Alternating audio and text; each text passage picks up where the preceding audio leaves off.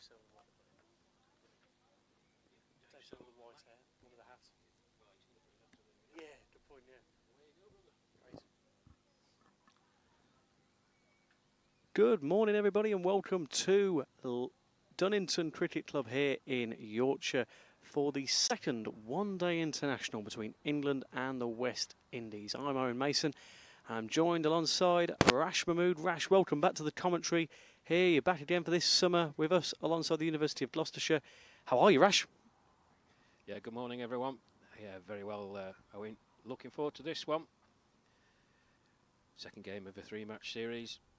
And as you saw in the pre-match broadcast that we did, the first match at Littleborough on Monday, very, very comprehensive victory for England, skittling the West Indies out for just 63 runs in 25.2 overs.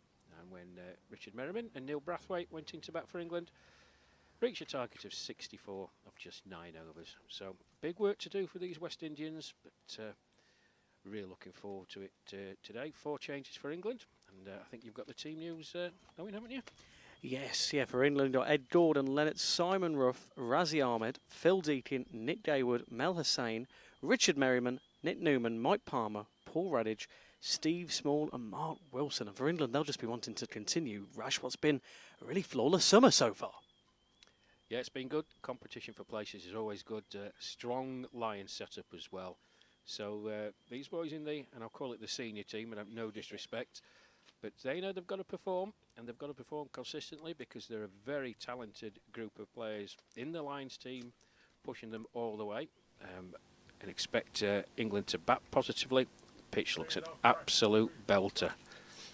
Yeah, because in terms of that 63 that the West Indies only managed on Monday, Rash, especially, we spoke about it before we came on air, in terms of, was that a one-off in terms of the travelling, and almost there was the game on the Sunday, wasn't it? Do you think it was all catching up with them? And of course, when it come to Monday, that was all they could really muster. Plus the hot weather, of course. It's all going to be, so many different factors, isn't there?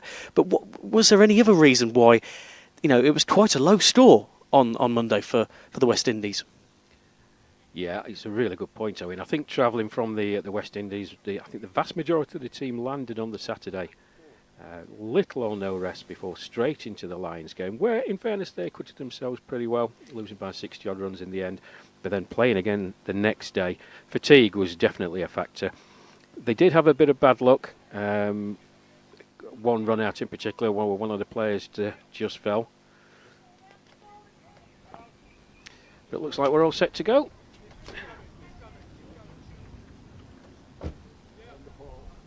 Richard Merriman and Paul Radage. It's going to be the former England skipper, Richard Merriman, to take the first delivery. Yeah, he'll be looking for another great return like he had in Newport last month against Wales. Here we go.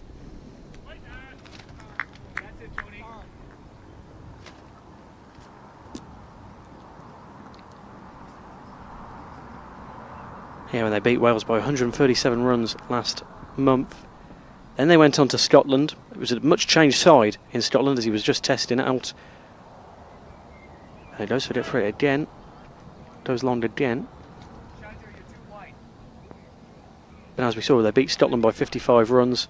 And as you said, Rash, the Lions have had a decent return as well, winning by 7 runs at the end of May against Scotland, and of course on Sunday, beating the West Indies by 60 runs. So good returns all round from England. Yeah, it's been positive for England. The home internationals against Scotland and Wales. Good experience for these Lions players as well. And we see the senior side, Tony Boycott operating from the far end. First 3 deliveries. Nice carry through to the keeper. Bit of bounce. This almost a chance. That could have been a short spell for Richard Merriman, couldn't it? Well, he does like to pull and hook Richard Merriman. That ball just climbed him in a bit of extra bounce. Really came off the sort of top edge of the bat. Great effort by the keeper. Just couldn't hold on. So a lifeline for Richard Merriman. Brings Paul Radage on strike.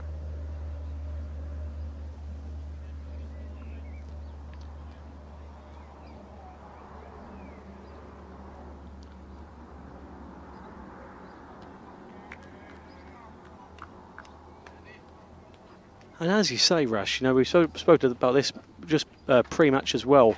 With England batting first, they'll be wanting a good run out on a good pitch like this because, ahead of these, quite a busy summer, as we've said, for the majority of this summer, right at the start, in Newport, in terms of it being, that's another good effort there. Only for the one, though, I believe. But say, with that point, Rash, of course, they wanted a good run out because, yes, Monday was good to only, to beat 64, that low target, but they want a good run out. That's the main thing, isn't it? In terms of these games, ahead of the games against the US and Australia later in the summer. Yeah, time out in the middle is absolutely crucial, I mean, all these boys play county cricket. The match is taking place on a Tuesday, and a lot of them still play club cricket. So even at their age 60 plus, some of them are playing 3 games a week. But when you step up to this level, and I know people may look at the result on Monday and say, well, West Indies for 63. I think we've alluded to some of the factors why they're a much better team than that. They certainly showed that in the World Cup. The only team, it's worth bearing in mind and mentioning, the only team to beat Australia in the World Cup. And it was a really good match and a good performance. A couple of their players in that who form the core of that team aren't able to travel this time for a variety of reasons. We accept that. But the first over from Tony Boyker from the far end. There's a good one. Chance given by Richard Merriman. Paul Radage just taking a single off the final ball of the over.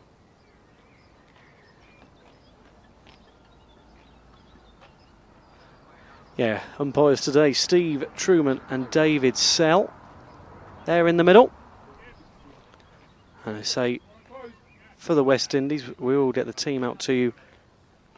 Zamin Amin, the captain, Roy Singh, Kifo Lawrence, Emerson Jordan, Chris Ramdat, Gerald Singh, Chandapal Singh, Tony Boyd, Keith Seal, Hafiz Hami Mohammed, Dave Debedin and Hafiz Ali. So they will be batting second this afternoon before England will be looking to muster quite a big target for the West Indies to catch. And as, especially with that Australian team coming up, it's going to be a big old test, that. One they're relishing, isn't it, really, in terms of that later in the summer. That's that big showpiece one, isn't it, in terms of they're all really good series to look forward to, but that Australian game is going to be one to look forward to later on this summer. It certainly is.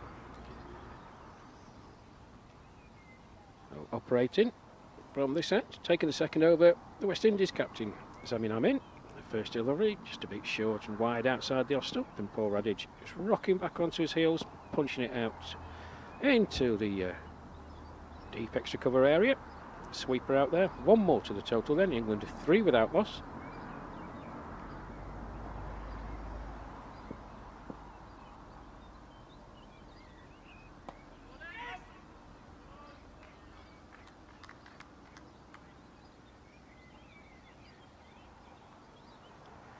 Now it was a feature that I saw watching the excellent coverage from Newport. Owen and Matt, who's on the camera today.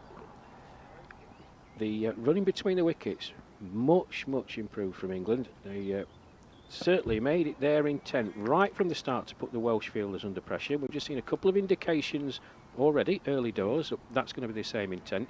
And it's something we've been talking about, isn't it? Progressing the score, rotating the strike. There's nothing that an opposing skipper hates more than single after single. Radage going for a big expansive sweep. Got there just a touch early, leg by signalled. Yeah, it was a great partnership by Merriman and Radage. I believe it was almost about 120 for the loss of one wicket in Newport. It was a really good. It was a shame that just short of 200 in the end. In Newport, but yeah, they were still a fantastic opening pairing. Just under a month ago.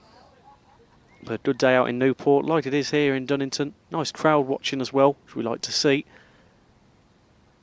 As it's just past midday here in York. Sits for the loss of no wickets now for England. That's another good effort.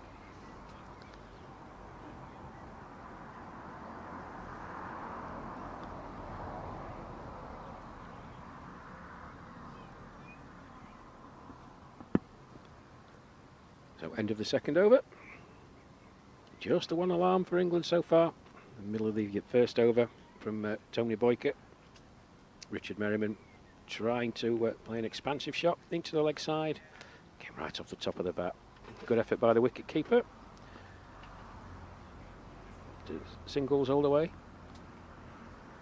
And one of the features of these two, of course, Owen, and you've seen them live, they're very busy, bustly players, aren't they? I mean, they're both tremendous strikers of the ball when they're feeling it, but they run between the wickets very, very well indeed. There's Boycott then, from the far end. Paul Radage, the man facing. It's a fuller delivery, beats him. And that looked like it just moved a touch in the air. Paul Radage indicating to his batting partner Richard Merriman. Bit of movement in the air inwards. Fuller delivery.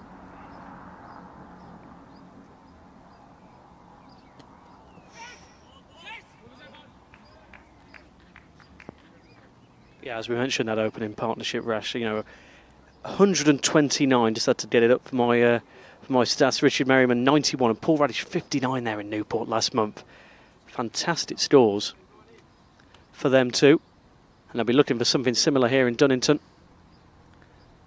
They will, but the Welsh boys fought back really well. They did. At one point, in the middle of that England innings, you were thinking a score north of 320. That's right, yeah. So the Welsh boys fought back really well, and if it starts going a bit pear-shaped for the West Indies early doors, we've just got to keep. That's a good delivery. Movement off the seam that time. Into Richard Merriman. Good delivery. And bounce. As I said in my pitch report, it's a good pitch this. Nice and true. With a few tinges of green. It's going to help the seamers early doors. It's certainly, I would have thought, help the West Indies spinners.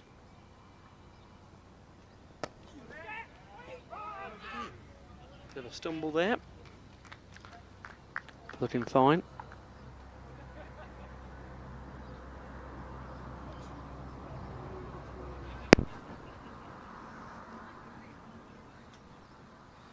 Titting over there, England. 8 for the loss of no wicket so far. As another delivery comes in from the West Indies. Ooh, crikey.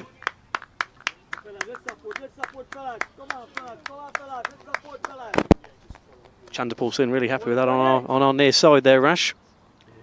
And so he should be. Spat up to Richard Merriman. He's playing it on the length. Tony Boycott, he'll be delighted to see that. Nicely played by Merriman. Very, very strong through there. That's good running. Really good running that. But he's exceptionally strong through the offside. Likes to just open the face of the bat. 2 more to the total then. It's to end the over. Yeah, 10 reach now for England.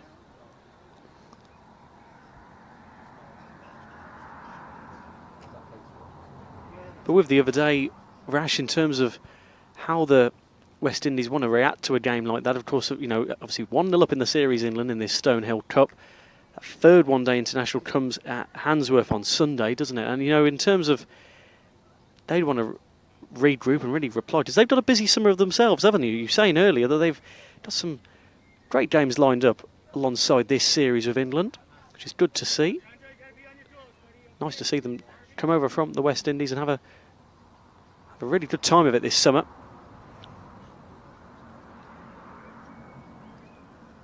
Yeah, they go from here. They've got a Lions game up in Martin in the northeast, and then, as you said, in the third one-day international at Handsworth in Birmingham on Sunday. If you're in and around the Birmingham area, folks, please do come along and support. And then the West Indies as a touring squad. They move down south for games against a number of counties and club sides. I think they've got 4 more games in total after the Handsworth game, so a busy schedule for them.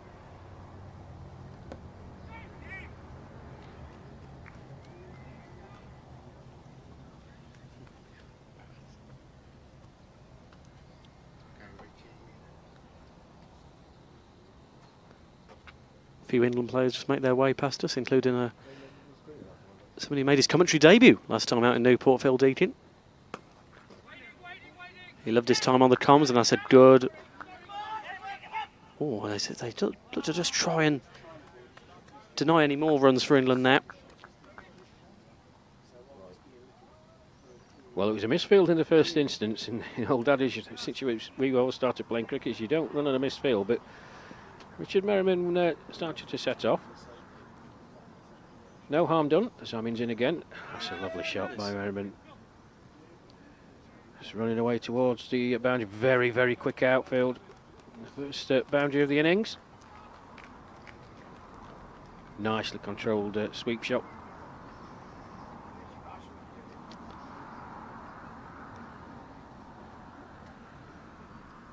Yeah, lovely shot there by Merriman. Great height on it. You know, right in the area where there was no fielders, so there was no risk there of that great shot being caught.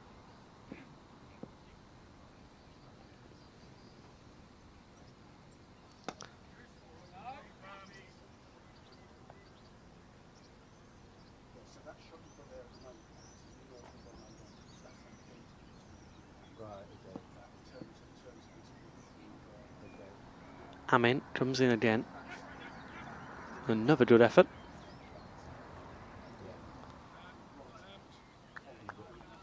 But denied a boundary through some good fielding.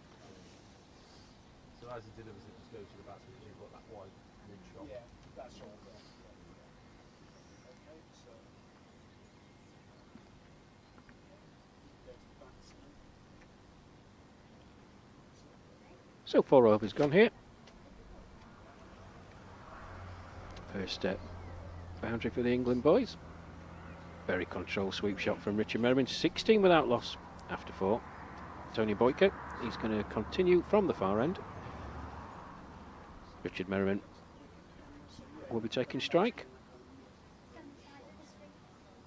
But I've got to say, Owen, first impressions, the body language from the West Indian boys, was so much more energetic. Oh, it's a good delivery.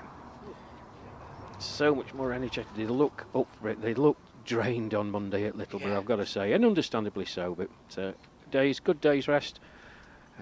They look energised. They look sharp. Let's hope that translates into their bowling effort and fielding effort, and make these England boys work for every single run. Yeah, that's the key thing, isn't it, Rash? When it comes to like looking, you know, much more energised and well up for it.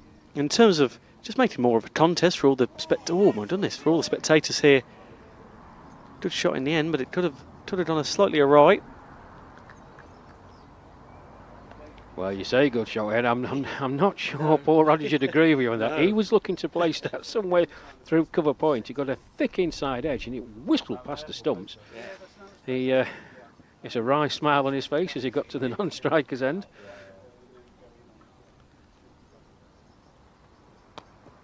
That's a better effort. That will be another boundary.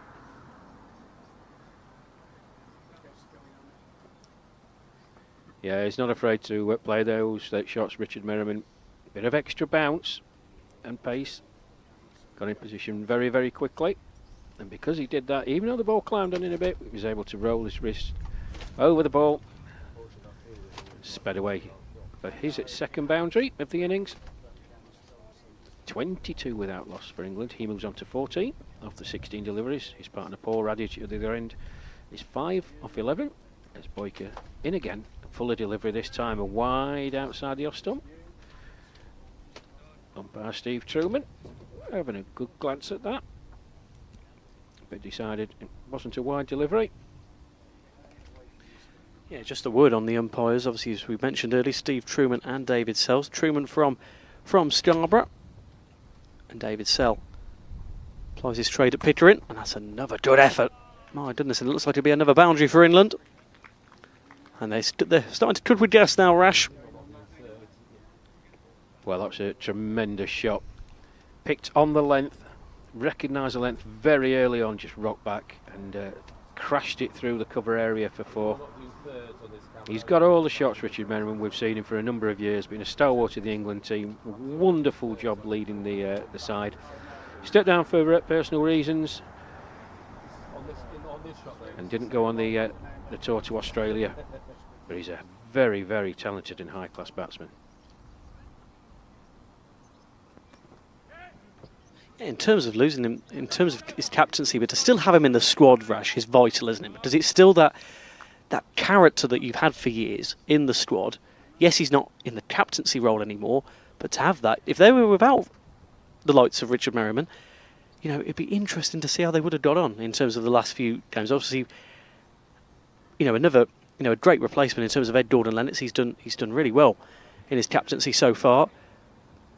But to have Merriman still in the fold is quite crucial, isn't it? It's vital.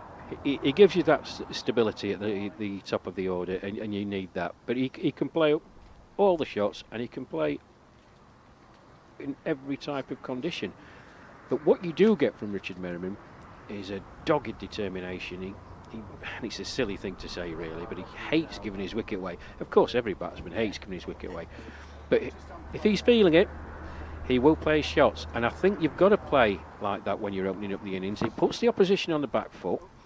Okay, he's had 3 boundaries now. I think he's still going to be looking to play his shots. There's big gaps on this leg side. Got a man at backward square leg. Just somebody going into a wideish mid-wicket. Mid-on, and there's nobody else in the leg side. But he's an experience opening the batting, and having been a captain and making all these decisions. With that burden removed from him, I think it probably frees him up a bit, Owen, if truth be told.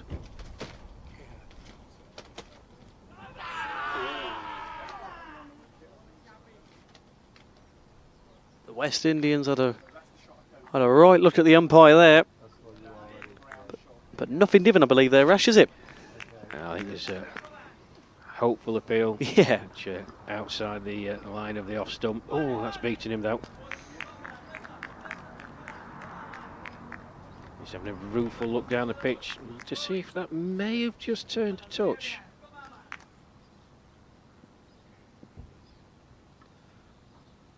Another 2 dangerous deliveries from Amin. But this time,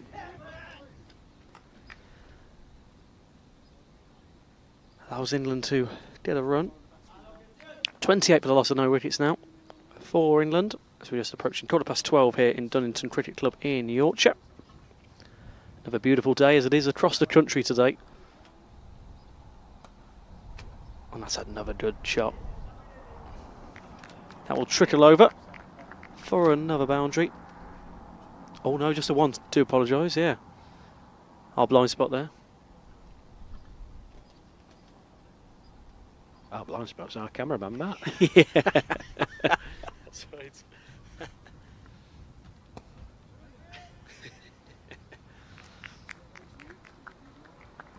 He's doing a great job, he's Matt. A couple of people short today, Nuala and Benny from Gloucester University.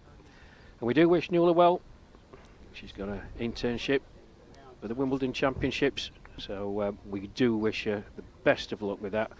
And it's worth noting that Owen and Matt have just finished their studies at Gloucester. Congratulations, boys. When do you get your results? Yeah, it's about mid-July for that, and we graduate quite late, actually, in November. So we've got a bit of time to graduate, but we're getting our results hopefully in the middle of next month. So hoping for a nice result there after 3 long years of studying. So it's been good fun, and being involved with the cricket again this summer is just a great opportunity to be involved with once again. Experience is vital, as we all know, in this game. Well, it's good to have you all along. And the guru, the master, Ivor behind us in the OB truck. This doesn't happen without him. So thank you all very much indeed for all your efforts. As Boyka in again from the far end, and another delivery that just spits off back of a length again. And I mentioned him in pitch report, tinges of green at both ends, just on that back of a length area. I still think it's a good pitch, but it is carrying through and the ball is coming onto the bat. But Paul Radish was just a bit watchful at that delivery. This time he's back into his crease, just nudges it out into the onside where the man at mid-wicket does the fielding, and there's no run. 29 without loss then, England. Richard Merriman on 20, Paul Radish on 6. Yeah, thanks for joining us on the YouTube stream. Got 45 viewers at the moment watching us along. Thank you for joining us here on this Wednesday afternoon, as we've just turned midday here in Dunnington. Ticking off some cricket grounds over the summer. As we mentioned, we'll be at Handsworth, near my neck of the woods in Birmingham, on Sunday for this third one-day international. It all depends really on that game, what we see this afternoon. Because if the West Indies were to level, it would make it a grandstand finish in Handsworth on Sunday. As another delivery comes in again. Oh, you have to be careful with that.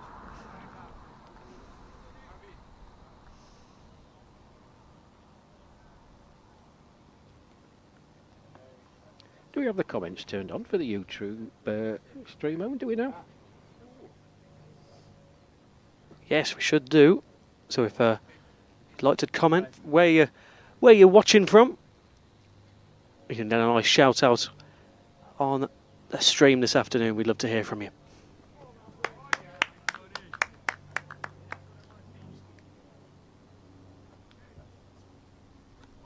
Yes, 31 for the loss of no wickets. A run rate of 4.54 as you can see on the screen, with about 38 overs remaining. For England, a positive start though in the second ODI against the West Indies this afternoon.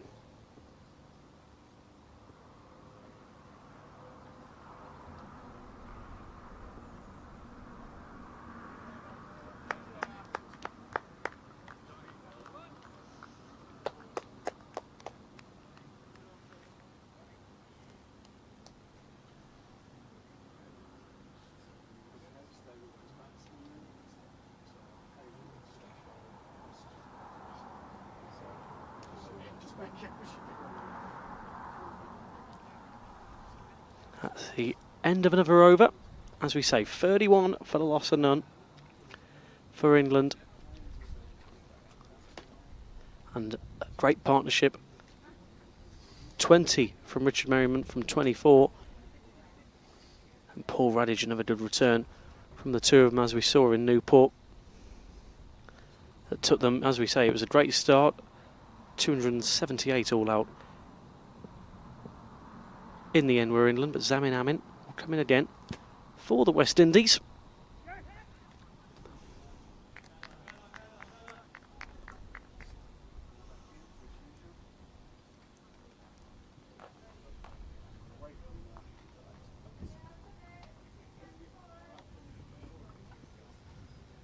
But as we say, Rash, it was a wise decision for England to, as they won the toss, elected to bat first.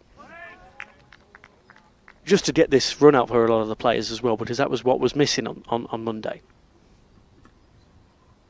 Yes, it was. It's all about building partnerships. It's all about people getting used to each other. But the most important thing, as you said, is time out in the middle. That's flighted. Oh. Well, he tempted him down there. I mean, good delivery. First one, he's really flighted. Already just, well, his eyes lit up. Took a couple of steps down. Just missed the off stump. It's flatter and quicker. Beats him. Oh, good bowling from Amin there.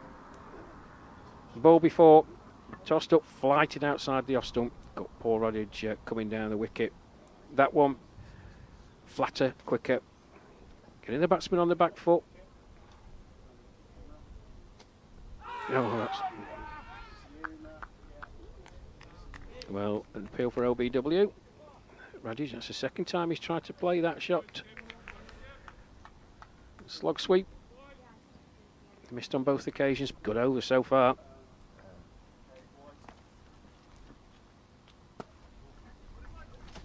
Yeah, well, this time, I mean, does pay the price. Flighted again. And Radic this time using his feet nicely to the pitch of the ball, very nicely controlled. Straight back down the ground for 4. Yeah, 36 now for England, and that was towards our end at the commentary desk. Yeah, another good boundary for England and Radic. And you can just see on the screens, folks, the beautiful ground here at Dunnington. Large expanse of crowd to the left of the screen. A very nicely appointed clubhouse. Beautiful day here. And you were telling me, Owen, at your part of the world down Cheltenham, it's 28 degrees today. Is that right? That's right. Yeah, we're about 5 degrees cooler. Would you believe? It's a lovely sunny day here, but it's only about 23 the high it will reach today. Around 27, 28 degrees, and from where I am in Bewdley, 29 in Bewdley today. So it's we're getting a lovely day. However, that's another lovely shot. But yes, it's a nice day, but we're not getting the hot ice weather of it today, Rash, would you believe? Must be because we're up north. Good luck getting out of Yorkshire with that comment. Great shot by Merriman again. Very, very quickly. The man who was at cover wasn't able to get down quick enough. He's been pushed right onto the cover boundary. Man at point. Yeah, 25 for Merriman now. Really good return as he's halfway to his half century.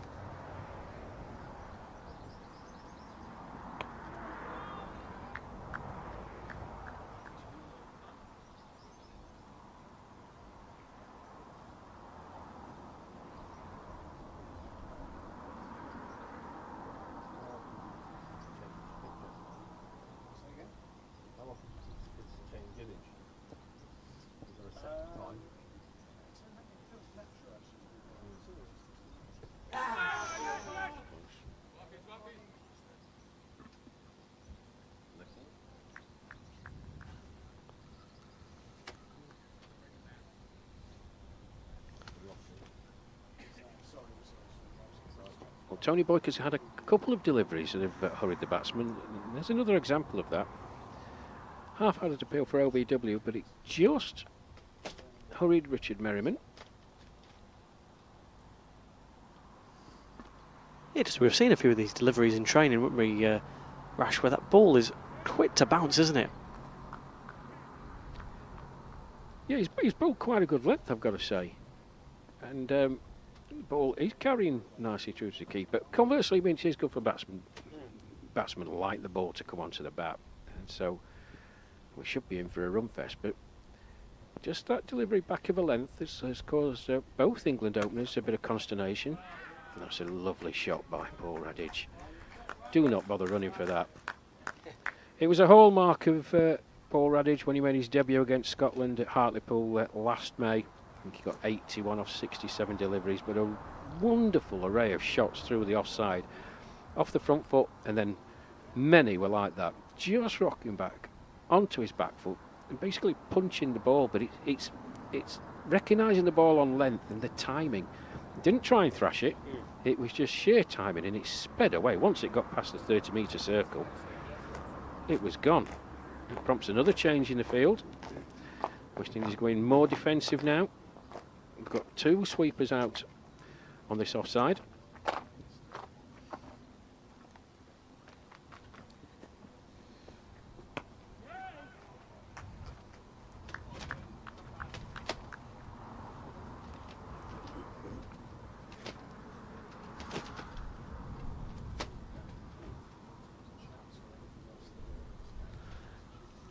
That's the end of another over. 36 to go for England if they are to do the maximum today, which going at this rate, a very healthy score at the moment. 45 for the loss of no wicket so far for England.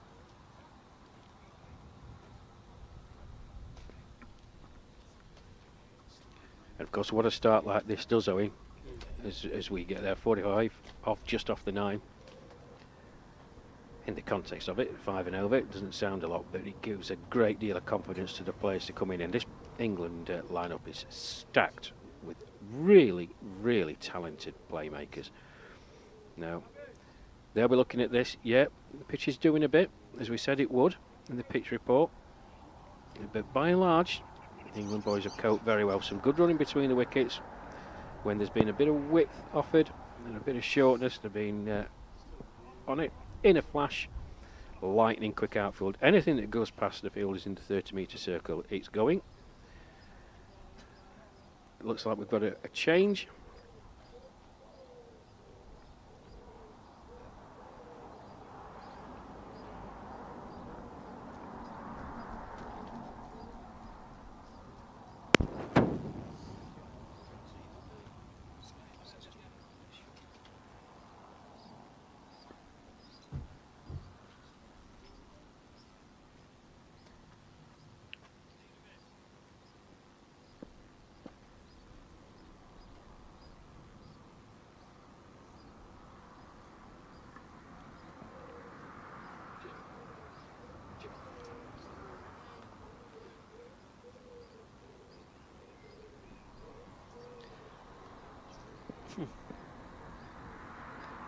Just approaching 12:30 as they go in. That's another good effort. Gathered hastily by Gerald's in there on the far side. Got a new bowler. We're just trying to work out. As West Indies, if they can get this first wicket, that's that confidence boost, isn't it, that they really need. And as Rash mentioned, they are looking a lot more upbeat than Monday. Obviously, all that travelling, plus that Lions game really did catch up with them ahead of Monday's game at Littleborough. As we mentioned, 63 all out, a bit of a nightmare innings for the West Indies side. England, after that lunch break, only had to muster 64. And after a start of midday, it was all done and dusted by just short of 3 o'clock on Monday afternoon.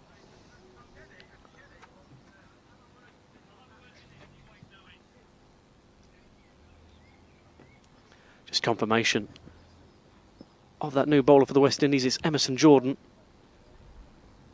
And here he comes again, Jordan, to try and catch someone out here.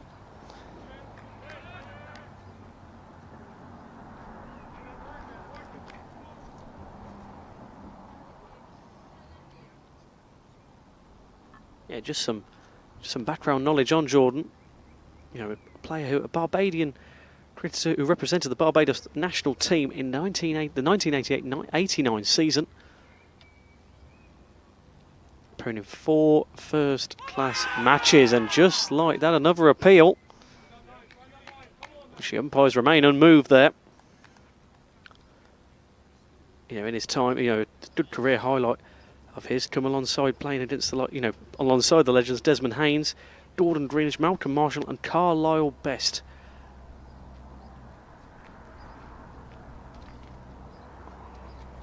Fantastic to see, as we see with all of these senior cricket games, some greats of years gone by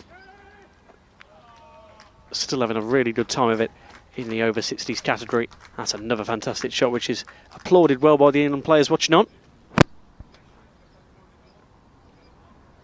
And with that, 50 up for England.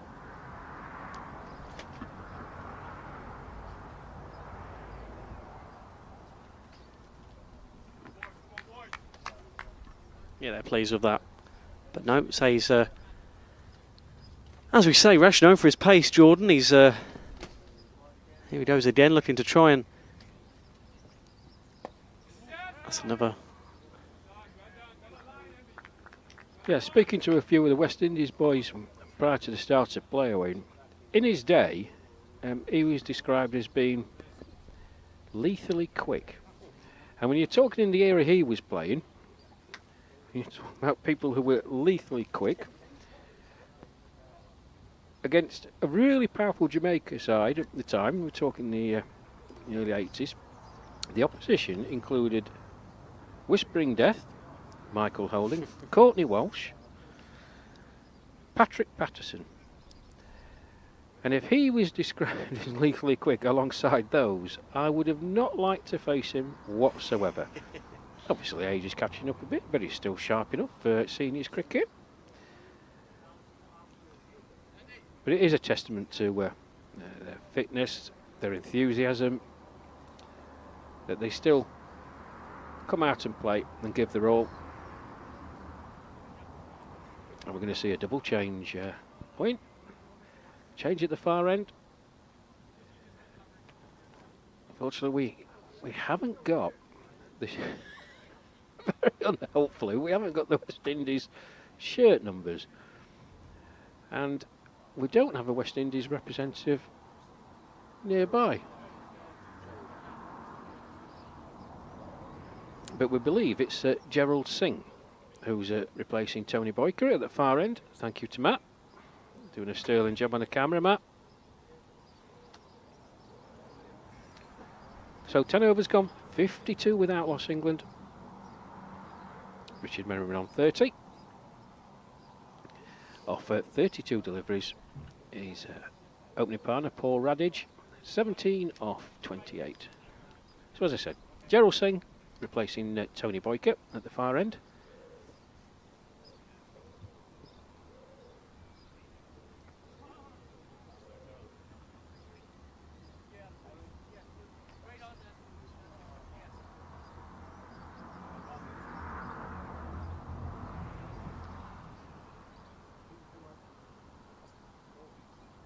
Another delivery comes in from Sindh, and that's a good effort.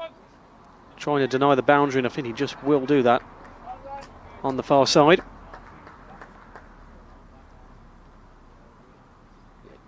Two runs to Paul Radage, but there is a little bit of a trap being set in this offside, folks. A man backwards a point on the 45, and a man at point, and a man at cover is only about 10 yards from the man at point. Radage has managed to find the gap, straight to the sweeper, out in the offside with misfields. That's good running, took advantage of the misfield, come back for another two. But they definitely want to try and encourage Radage to play those shots.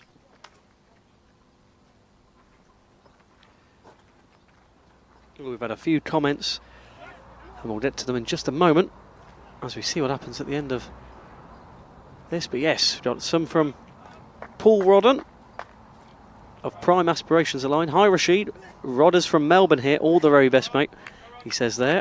We've also had one from Claude Orlando, Streaking Point Tasmania. Yeah, boundaries look small, Rash, he questions, yes. The big O, Claude Orlando. Thank you, Claude. Look forward to seeing you in a few weeks' time. And safe travels to majority of the Australian touring party. I know a few people here. Tony Panacasio and his wife Tracy have been here a few weeks, taking in various sites of Europe. Cheryl and Billy Blair are also here. Hope you enjoy your few days of freedom before the frenetic test, or the frenetic series against England starts, and you're up and down the country. But good to hear from you, Claude. That's a good shot, Radage. No, don't bother running for that. Well, the man at cover stood there, double teapot. I mean, he just watched it absolutely whiz by him, all along the ground. I mean, he's given a bit of a filthy look to his teammate who's out on the deep cover boundary. We had absolutely no chance of stopping that. Another 4 to Paul Radage.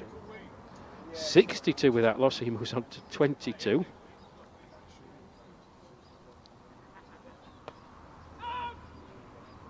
Yeah, 62 for the loss of none now for England, as these boundaries come in thick and fast. For Radage and Merriman, as we said, a sterling partnership, as seen in Newport, And as it looks to be seen here in Dunnington. Well, just to address Claude's point, I think that the boundaries are commensurate, to be honest. I think they're near enough on the side that Paul Radish was hitting to, the offside. They're probably in the region of 60 to 65 metres. The straight boundaries, yeah, a bit shorter.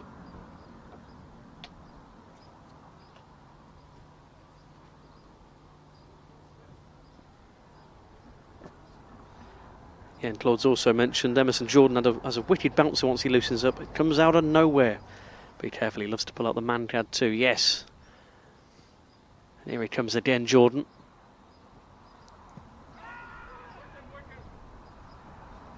Slight appeal there, but nothing given once again by the umpires. We've also had one more from Ramesh Bashad. Nice weather it is, yes, a lovely day here in Dunnington in Yorkshire. And a big hello to Rodders. Thanks for getting in touch, as Owen mentioned. Good to hear from you, my friend.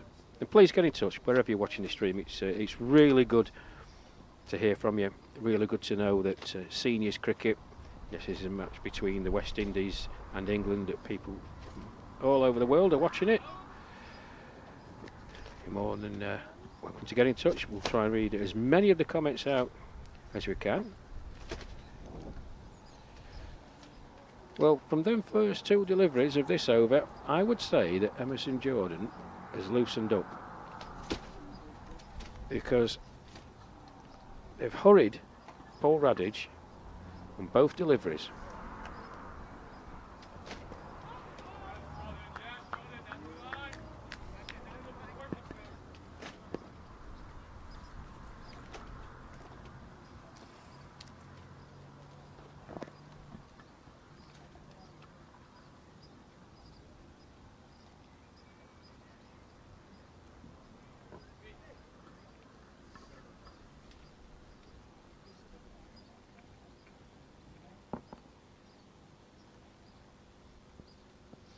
But yes, Emerson Jordan looking to have another nice delivery there.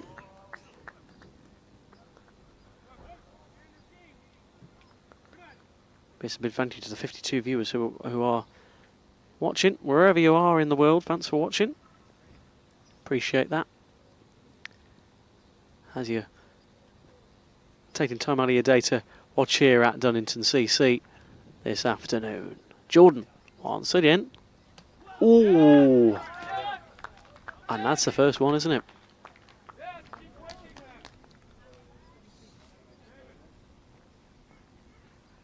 Yeah, well, I mentioned a couple of minutes ago it looked like Emerson Jordan had warmed up, and he certainly has. His second over, much more pacier than his first. First two deliveries of the over had Paul Radish hurrying, that time straight through. Good delivery from him. Paul Radish, he departs for 22. Jordan strikes. England at 62 for 1.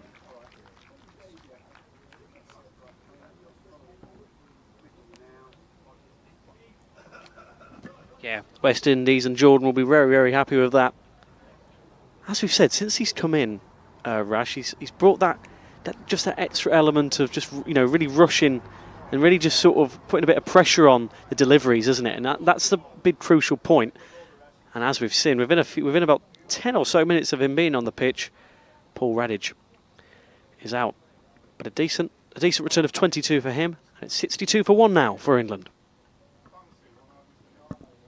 Yeah, I mean, it's a good start by the England pair, and Emerson Jordan at a different pace to Zamin Amin. But as I said, the first two deliveries went through, hurried Paul Radish up. You could see it with the naked eye. Very, very good delivery. As left-hander, Steve Small makes his way out into the middle. Decent bat, Steve. New into the side this year.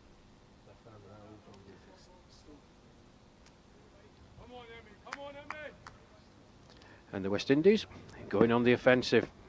Two slips. Backward point.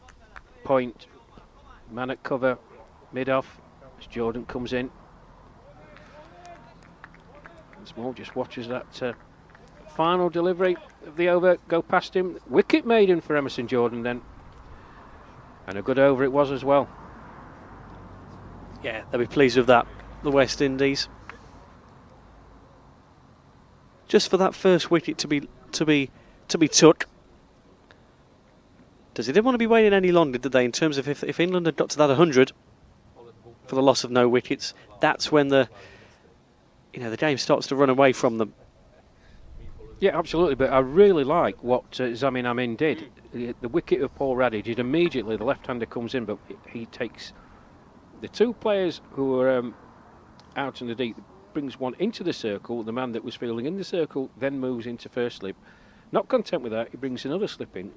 I like to see that. That's the captain. Right, OK, we've got one. Let's try and get another one out quickly. New batter coming in, of course. Takes some time to get used to the conditions. Good captaincy.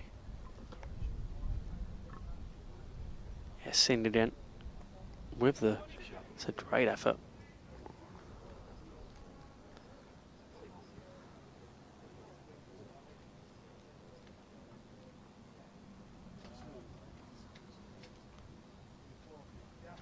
Yeah, lovely control shot from Richard Merriman. Always drifting down the leg side, just helped it on its way. Flick of the wrist, one bounce for 4. Singing again from the far end. Merriman goes for it again. Doesn't quite get hold of it this time. We'll wait for the umpire's signal. Yeah, signalled a wide. That's very interesting. Like it came off his pad. Never mind.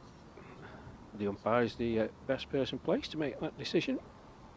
Brings Steve Small onto strike then.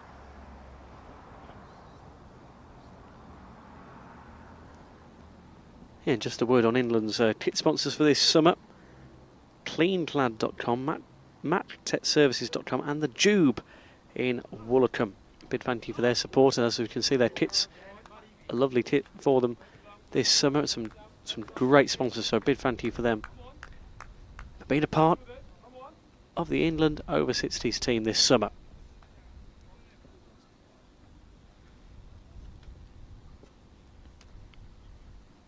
I know Cornwall quite well, so I've been past the Jube and it looks a lovely, lovely restaurant.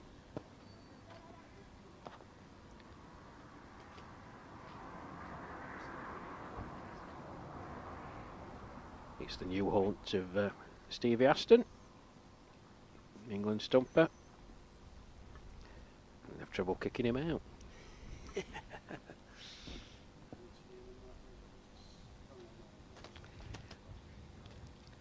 Yes.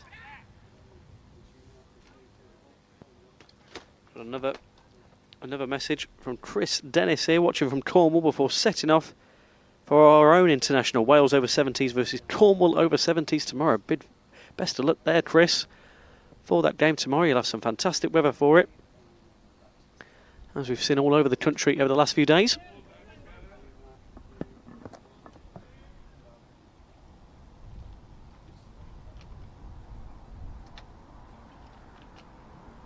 And another comment on the YouTube chat.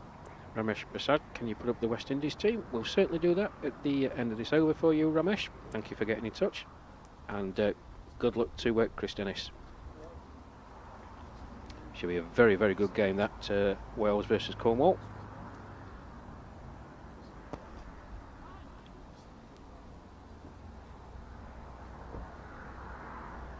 Yeah, we had some great words with some of the Welsh players and managers back in Newport, and you've got to say, throughout the country and over, as we've seen now with the West Indies across the world, really, the over 60s and over 70s game really flourishing worldwide, which is really what we love to see. It's a great day out for everyone here involved in Dunningon. A nice little crowd forming, as it's another 4 for England.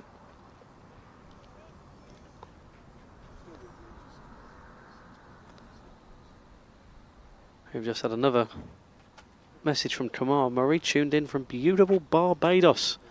Thank you for joining us. I'd hazard a guess it's warmer there than here, but not too much warmer, as we're having a lovely bit of a heat wave here in England at the moment. Thanks for joining us.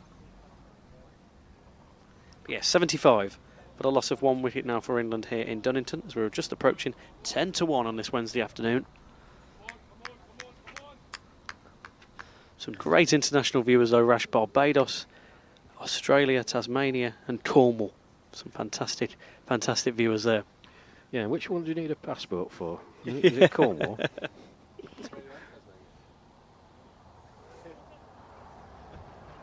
Yeah, you're more than welcome, Chris. Thank you to everyone.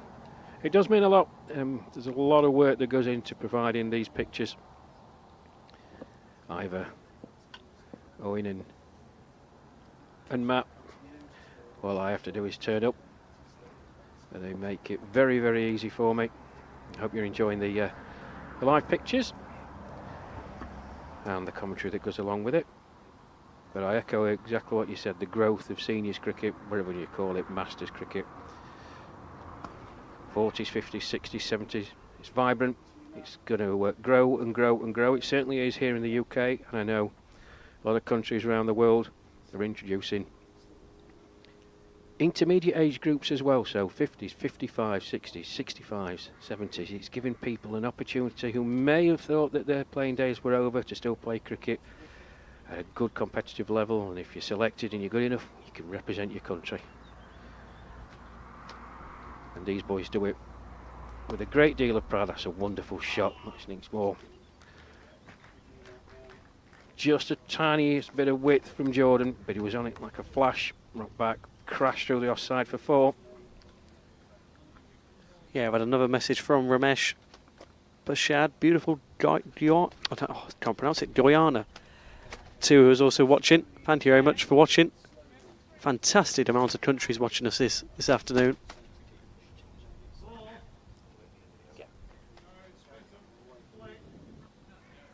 Guyana, there we go. Fantastic. I think that's where our own Monty Douglas is from, Guyana. I may be wrong. Monty, if you're tuning in, have a heap a load of praise on me, or don't bother. Oh, that's a good delivery. Jordan coming round the wicket to the left-handed Steve Small. Nice shape on that delivery, but Small was watchful. Watched it outside his off stump.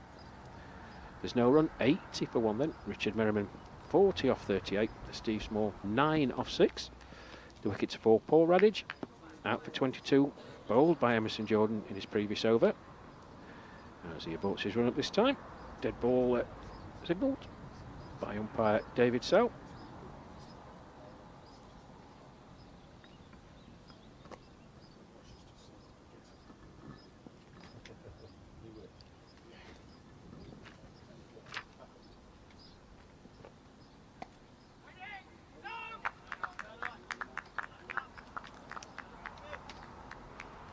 Another decent delivery from Douglas there.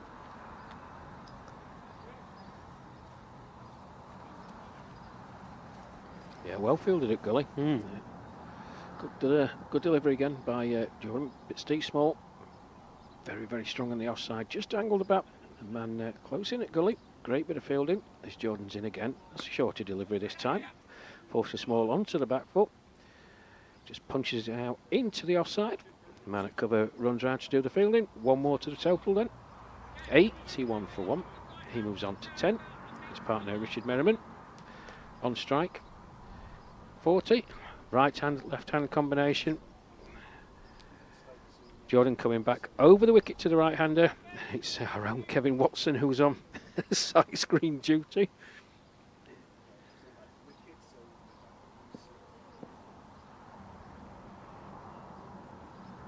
That's a good delivery.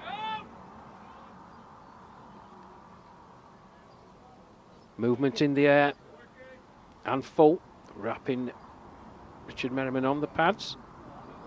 The ball squirts out into the offside, leg by signalled. 1 more to the total then, 82 for 1. Yeah, that run rate approaching 6 now for England. It's another good delivery. Just wide from from Emerson Jordan. Oh, yeah. And just for you, Ramesh, my colleague is putting the teams up. And you go on to mention some greats from Ghana, yeah. Rowan Kanai, Alvin Kalachiran, Monty Lynch. I actually played cricket with Rowan Kanai's son in the RAF, Russ Kanai. Wonderful, wonderful batsman he was. And Rowan Kanai, of course, famously captain of that wonderful West Indies team in the mid-70s. What a joy they were to watch. There was a rumour that former West Indian player Collis King was going to be paying his visit today. I hope he does. We'll try and get him on the mic, folks, because take you back to that 1979 World Cup final when he and Sir Vivian Richards absolutely smashed the life out of England. One of the finest innings you've seen at Lord's. It really was a great knock. 80 odd, I think he got a win. It was just wonderful to watch. I don't think you were a glint in the milkman's eye then. 1979. That's right.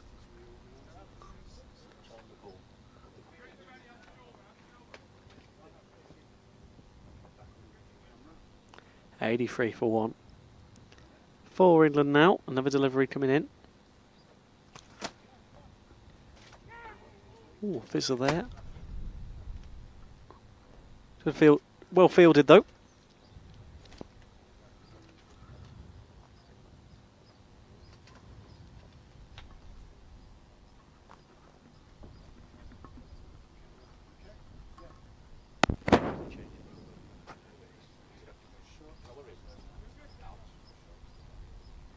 The bowler's name, please. Excuse me.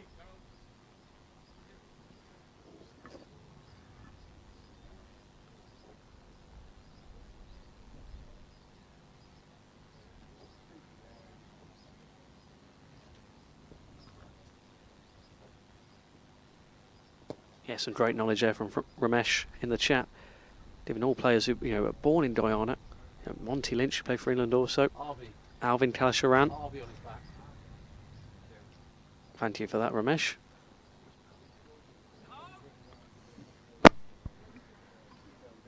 So change your bowling at the far end. Hafiz Mohammed.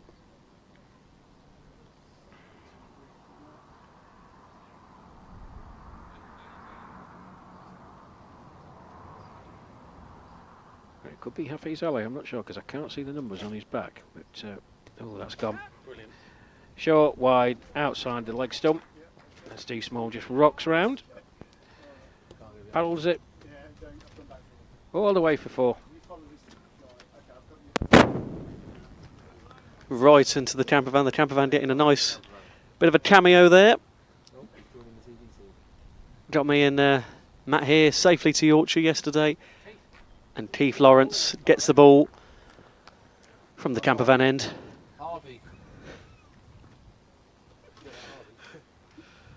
And yeah, just confirmation it was Hafiz Mohammed. Yeah, affectionately known as Harvey there. But he's bowling now for the West Indies.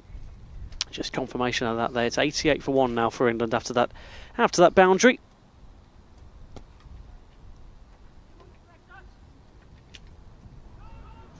And then one prevented there after some good fielding.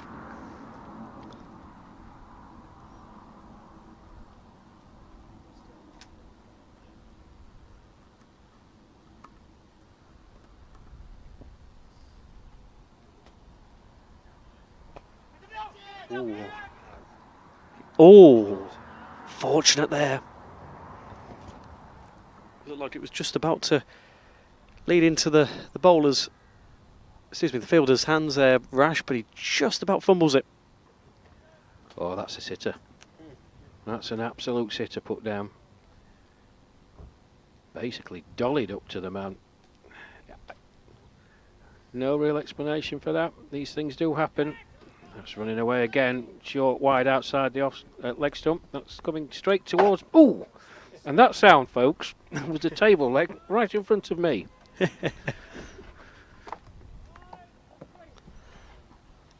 Yeah, 4 more to the total. 15 overs gone then, 90 for 1. But will the West Indies rue that drop catch? It really was as simple as a catch as you could ever wish to have as a fielder. In the covers, just popped up by Richard Merriman. The fielder really only had to move a couple of strides to his right, was right underneath it. And I can't really give you an explanation as to why or how he dropped that, Owen, I'm afraid. Yeah, that felt a bit of a turning point there, Rash, because if they were to get that second wicket there, it really does, with this, a third of the overs done now, 15 out of that 45. That would have been a crucial wicket to get, wouldn't it? Yeah, particularly with them taking drinks at the 15 over mark, because of the temperatures out here. Normally drinks are midway through the innings, about 22 overs, but it is a warm day. Yeah, crucial, particularly with a player of the calibre of Richard Merriman. You really don't want to be giving him too many lives, because invariably he will make you pay. Now, he's the type of player, oh, right, that's it. He won't go into his shell. It probably is him making more determined to think, right, well, I've been given a life, I might as well go on and try and produce and get a big score. That's just his mindset. From the West Indies point of view, yeah, look, these things happen in cricket. Catchers win matches. But 94 for 2 at 15 overs, I think the West Indies would have been fairly pleased. 94 for 1. Your main man still out there on 42, going out better than run a ball, 42 or 41. You can't give him opportunities to continue to play. Yeah, quite true, Rush. As we say, that drinks break coming at 15 overs because of, in terms of just hit 1 o'clock here in Dunnington. We're going to get you a bit of a temperature update here in Dunnington. So that sun's really beating down. Beautiful day. Really getting some nice weather at the moment. 22 degrees on my metric. It does, doesn't it? My goodness.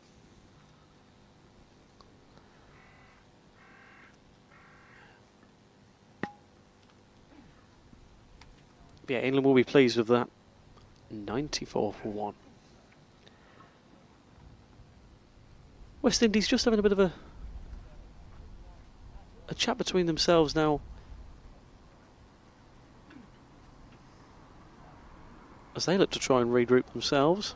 Not really, in terms of a target for England, of course we're a third of the way through now. Rash, what do you reckon England are trying to hope to get here? Well, it's a good pitch for a start. Yes, there is some bounce. Bit of movement in the air. There's been a bit of lateral movement as well. But to all intents and purposes, this is an absolute belter of a cricket pitch. Outfield lightning quick. 94 for 1, third of the way through. Well, if you double it to the next 15, you're looking at approaching 190, and then you've got another 15 to go. I mean, it's hard. I did say, and I put on the comments when you boys, yourself and Matt, were down there at Newport, when England was sitting on 130 odd for no wicket, that north of 320. I think England, they're going to be looking at certainly 280 plus, carrying on at this rate, and with the batting that they've got to come, and with the pitch playing pretty well, I'm going to nail my colours to the mast, and I'm going to say 345. I think they'll get up towards 350. That'd be a cracking total. Yeah, well, it would. I have been known to be wrong once or twice before.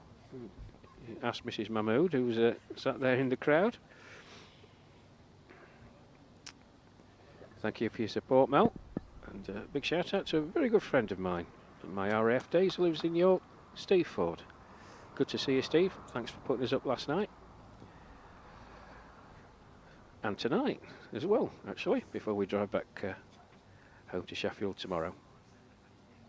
So, drinks break taken then, folks. 94 for 1.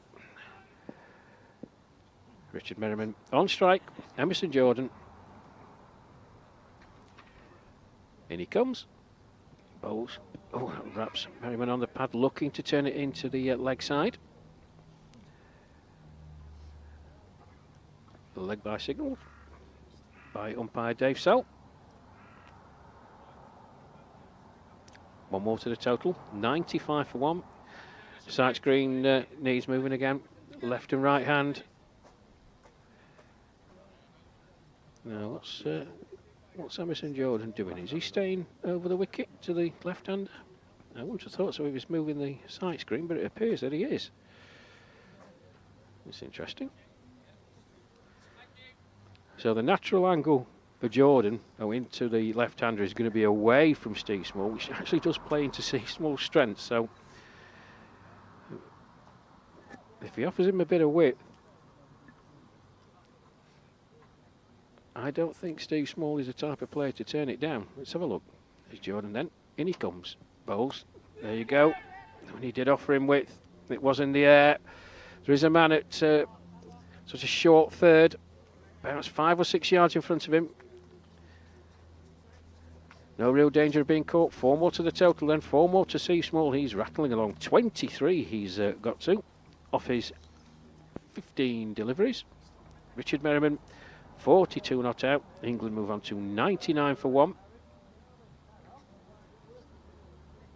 Yeah, we had a few more comments. Ramesh push out again. He said the boys need some strong beverage, something stronger than orange squash.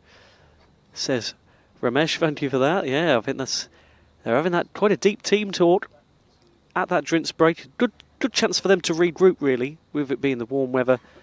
That added drinks break. Another chance for a bit more of a regroup there. We've also had one from Yorkshire Caviar. I've just tuned in from Ketsby in York. I'm a mile up the road, so I might have to pop over, watch in person and enjoy the afternoon. Yeah, it's lovely weather. So if you can make it from where you are, that'd be fantastic. Come along. It's turned out to be a lovely afternoon. A great crowd building up now, sunning themselves and watching a game of cricket as well. Can't ask for much else, can you really, Rash, on a Wednesday afternoon? Absolutely not. We're very, very fortunate.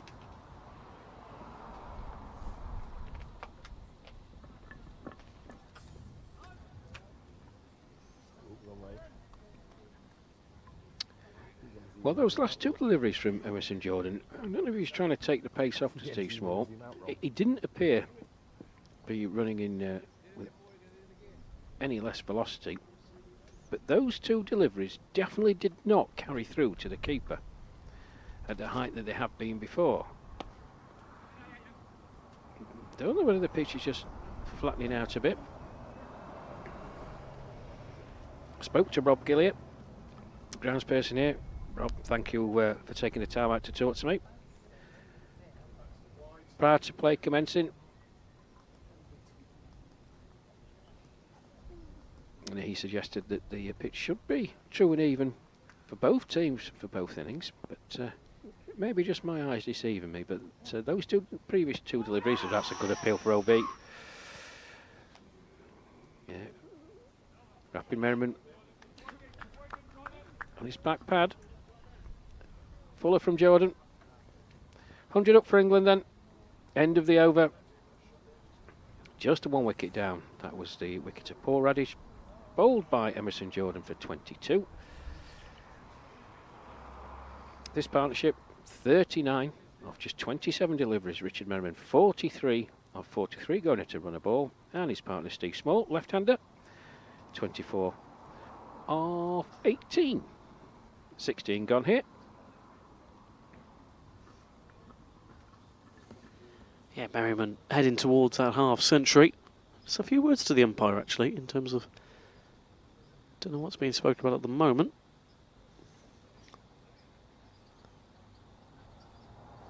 A few of the West Indies players chatting to the umpire.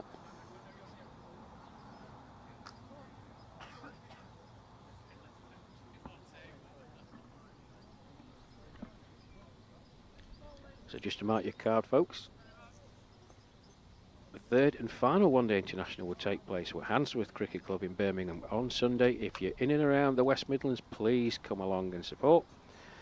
My very own Michael Fish next to me, and he's got no idea who Michael Fish is because he's a tadpole, aren't you? No idea. Has assured me the weather is going to be excellent in Birmingham on Sunday.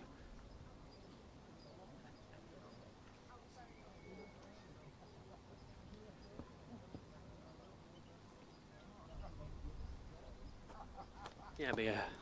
Let's just break off as another decent, and that'll be another boundary for England. Bowler's name. Bowler's name, please. You get 60, Rash. Nobody can hear you. Bowler's name, please. Seal. Thank you.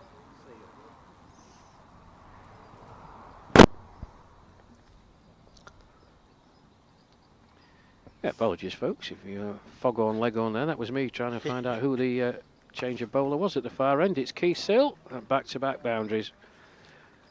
Sure, deserves some treatment, and it's certainly got it from Richard Merriman. Smacked it through the offside, another boundary to him.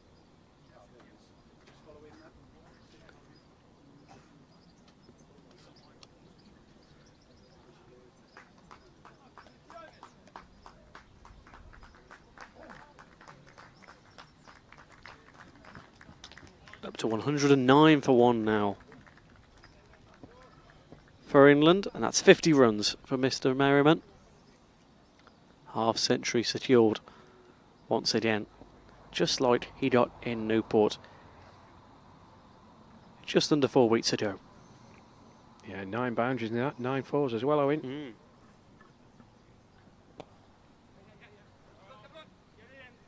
Looking for 2. No, fielding quicker this time. That's a good bit of fielding, actually. Prevents the second run being taken. So how costly will that drop catch be? Richard Merriman got his half century now. Landmark for him.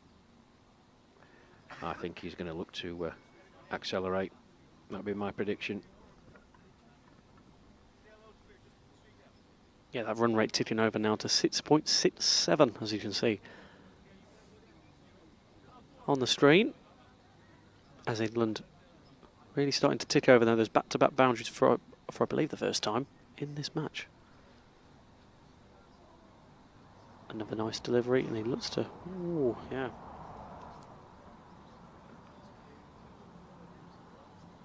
Yeah, Steve Truman, umpire at the far end, signalled a wide. Just remember this format, 45 overs per side. Anything that passes outside the line of the batter's leg stump should be called a wide. Nice push into the offside by Steve Small. 1 more to the total.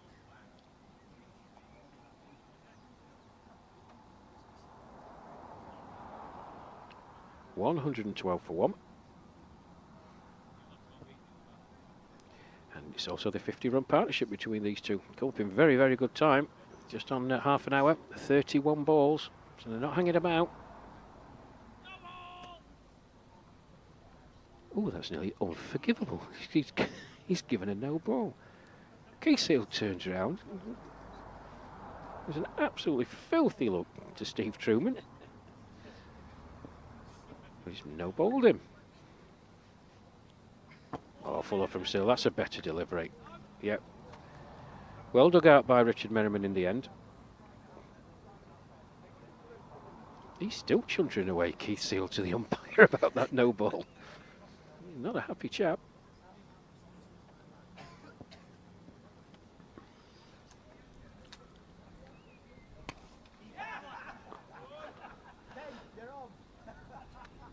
That's another good effort, but well fielded once again by the West Indies.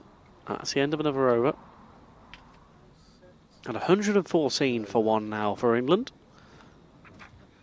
If you've just joined us, England's only wicket that they've lost this afternoon was Paul Radich, who was batted out by Jordan for 22 that he scored. But yes, that was at 62 for 1. We're now at 114 for 1, so a really good return since, as we've just mentioned, that partnership of Steve Small and Richard Merriman reaching that half century. And as Rash said, in just about half an hour, so really good going from them.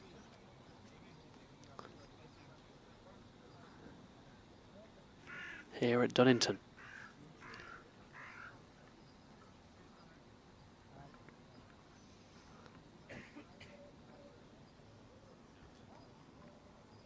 It's just worth mentioning, Owen, that every venue that we go to, we cannot thank the people enough at the respective clubs here at Dunnington. John Bailey, the chairman, Rob Gilliott, the groundsperson, everybody else connected with the club, gone out of the way to make sure that we have everything we need. Nice crowd building up here, lovely afternoon, and a wonderful, wonderful cricket ground. My first visit to Dunnington, I hope it's not going to be my last, because visited another wonderful ground on Monday, Littleborough, near Rochdale, and they will be hosting the first one-day international between England and Australia. Let's follow the England Over 60s Facebook page, folks, for details of all the fixtures and venues. It's a change of bowler. It's Chandapal Singh operating now, replacing Emerson Jordan. His first delivery just played out into the offside by Richard Merriman, fielded out in the deep. One more to the total, one more to him. 115 for one. He moves on to 54. His partner Steve Small, the left-hander, taking strike now. He's at 25 off 19. And I've been really impressed with Steve Small. The second time I've seen him. Very, very accomplished batsman indeed. Of course, left-right-hand combination.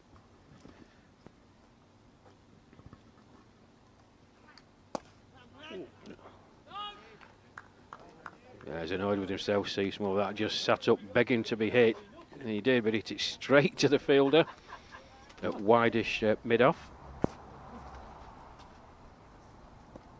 Yeah, you mentioned the good people here at Dunnington. Rash, me and Matt went for a cup of tea. Matt had a bacon roll. And the clubhouse earlier this morning. I've got to say, really friendly staff behind the bar there. As you say, you know, every person involved here at Dunnington giving us a warm welcome here this morning. That's what we like to see, really, is every ground we've been to, and every ground we'll continue to go to along the summer, across the summer. You know, we're going all across the country. For those, you know, the one-day internationals, a great series against Australia to come, and against the USA. Got him. Yeah, called there. And that's a second wicket loss for England. Yeah, Chandapal Singh, give that plenty of air. Richard Merriman coming down the pitch. Missed the ball completely.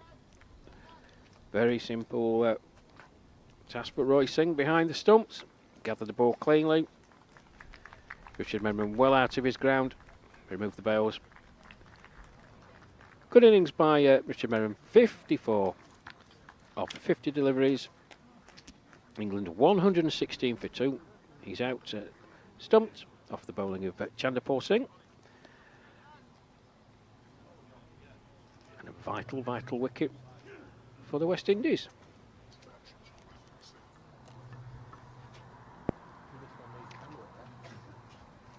Yeah, 116 for 2. Now it'll be Mel Hussain to come in now for England. Shame to lose Merriman when they have, but the West Indies will be happy with that. As we say, comes at quite a crucial time. That loss of the wicket, just as Steve Small and Merriman were really starting to cook with gas in that partnership, just reaching that half century. Yes, Mel Hussain is in. Now.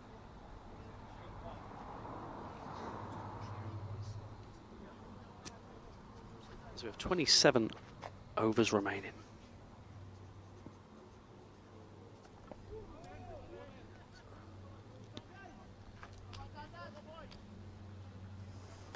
It's always that domino effect in cricket. You know, if the West Indies were to gain another wicket within the next few minutes, Rash, within the next over, my goodness, that's, you know, the mentality of both sides really does shift.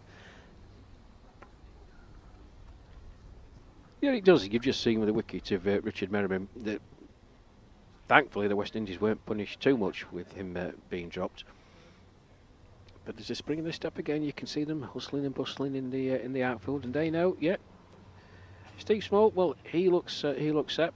That Mel is saying, going to take him a few deliveries to get used to the pace of the pitch. can the West Indies wheedle another one out? And suddenly that score of 3-4-5 is pushed further down the line. With those who have followed cricket for a number of years, like I have, watched it, played it, you know how things can change in an instant.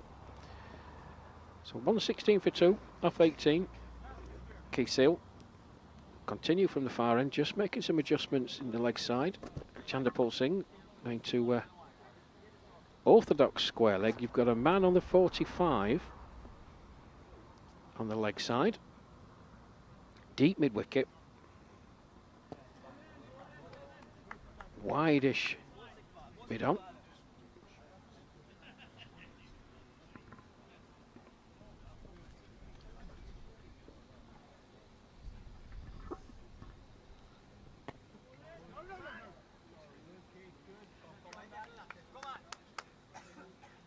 Decides against running there. Steve Small. So another delivery will come in.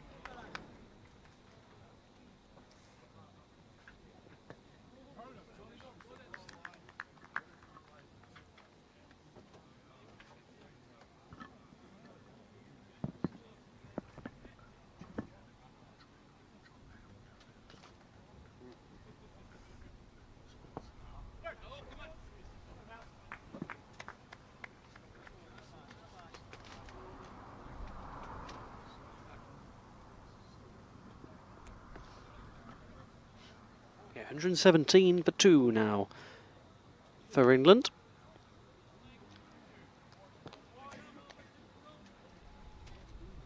As Hussain and Small to continue what we saw with those 2 early partnerships of Merriman and Paul Radage, and of course Merriman along with Steve Small. Another nice delivery in. Oh! As I say, it's that commentator's curse. And that's another wicket lost and not. Great camera work. I got that catch on camera. And that's another wicket lost, Rash. And you've got to say, that's that domino effect now, and that's how this game of cricket can change. And that's quite a short return there. And it will be. Is that the captain coming on? Well, Ed Gordon-Lennox walking out, but Melisane will be absolutely livid. A 2-ball duck for him. It was there to be hit. There was nothing particularly terrifying in the delivery, and he slapped it straight to the man at cover. I have to say, though, very, very well taken and well judged catch. Low down. Well, 1 brings 2. 2 quick wickets for the West Indies then.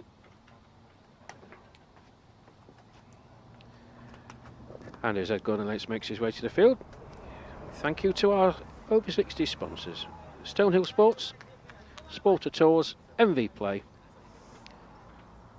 MacTech, The Jube, and Keenclad. We couldn't do this without your help and support, so thank you very much indeed. And anybody else who wants to get involved with sponsoring the England team, get in touch.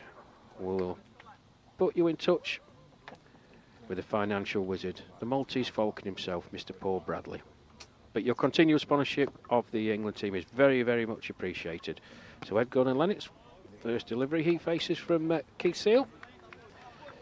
Pushes it back down the pitch, good over from him. Just the one from it, but that vital wicket of Mel Hussain. 117 for 3 then. 19 overs gone here. West Indies right back in it, Owen. Definitely so, Rash. And speaking of people who be wanting a better return, none more so than Ed Gordon-Lennox. You look at the like of Newport.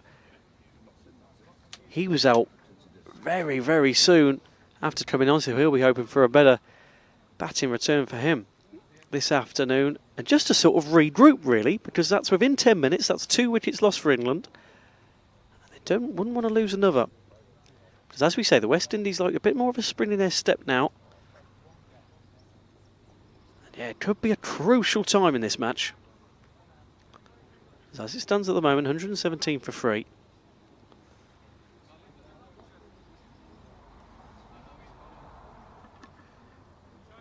Well, Chandapal Singh to continue.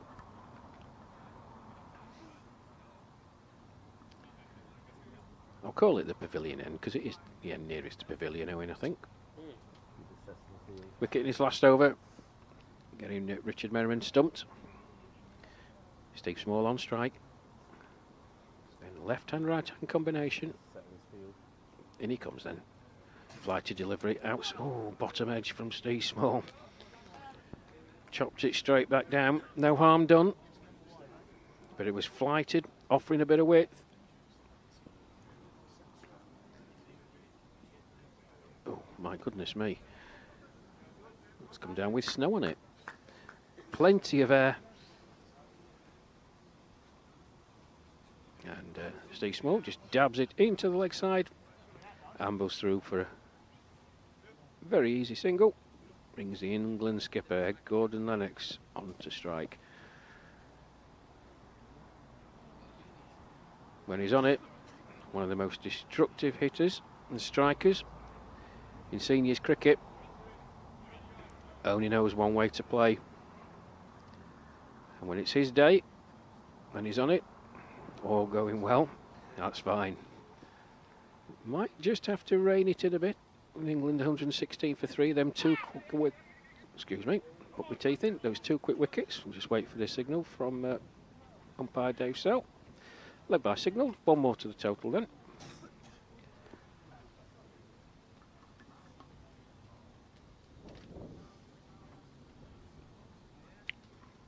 And Ramesh, thank you for your comments. Yeah, well, you suggested something stronger than squash at the drinks break at 15 overs. There must be something special in the drinks had at 15.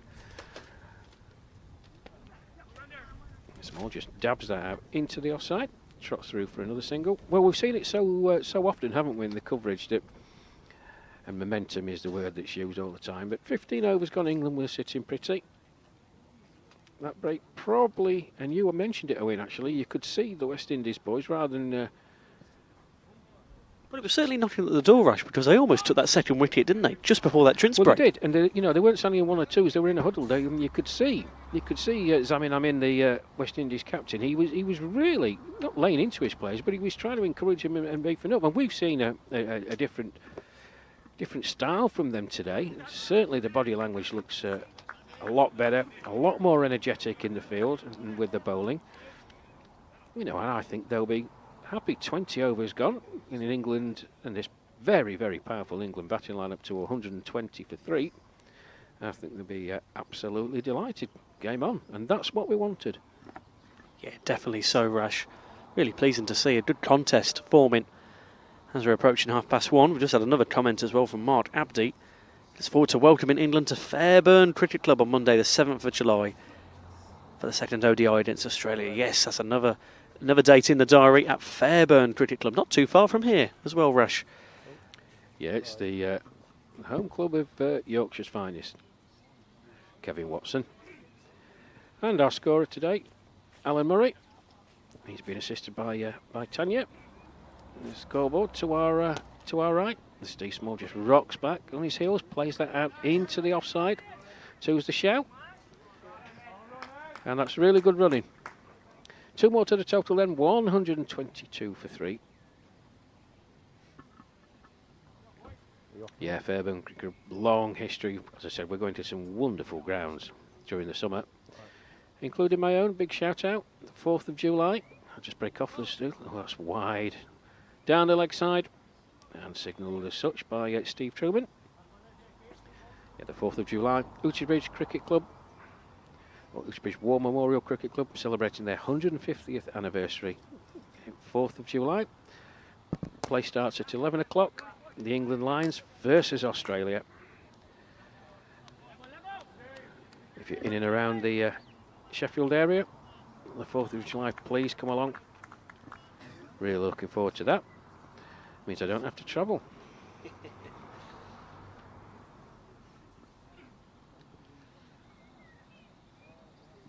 Yeah, 125 for 3 now for England. It's another delivery will come in to Steve Small. Oh, and he had to be ever so slightly careful there. We got another wide.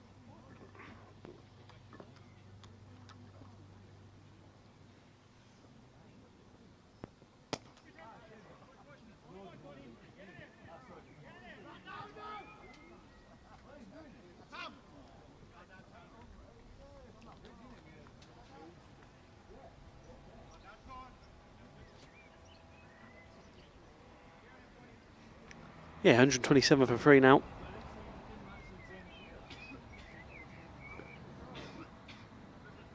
Has another delivery.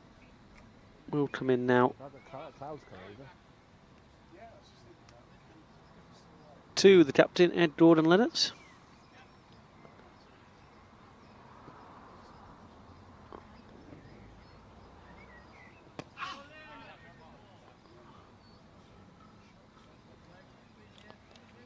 He'll be looking to break his duck. Something he hasn't actually, something he didn't do at Newport. He wasn't best pleased in that post-match interview. Pleased with the result against the Welsh.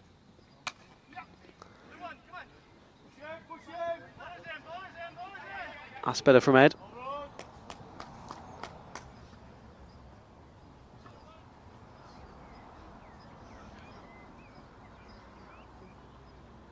And that's a 2 for him. 129 for free.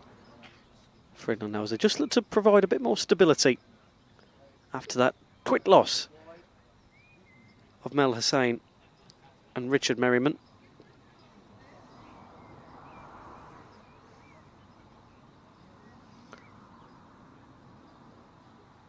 Still got plenty of overs, and they would love to be able to play out to the 45 overs without losing all of their wickets. That's the main goal for them. The West Indies, we're looking to build on what was a really, really good spell for them. Within about 10 minutes, as we say. 2 crucial wickets there. Loss of Merriman and Hussain.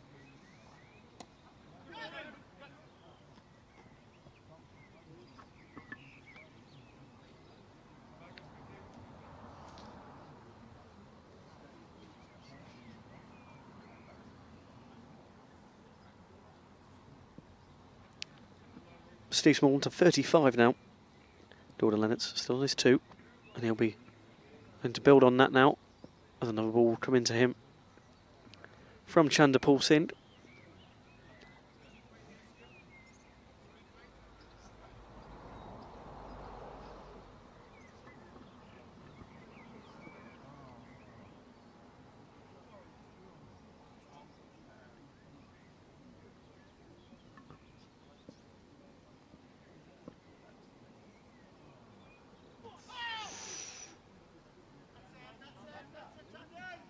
An interesting delivery, isn't it, Rush? You know, it's a few times now that it's almost been.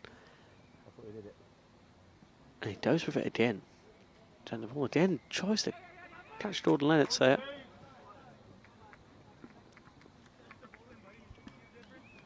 Well, it was flighted, and Ed Gordon-Lennox is not the type of player who's going to shy away from a flighted delivery. A bit more watchful on the previous one. Dabbed it out into the offside. One more to the total. 131 for 3. He moves on to 3. His partner Steve Small on strike on 35. That's a nice shot. That's nicely placed as well. Player running round. 2 more to the total.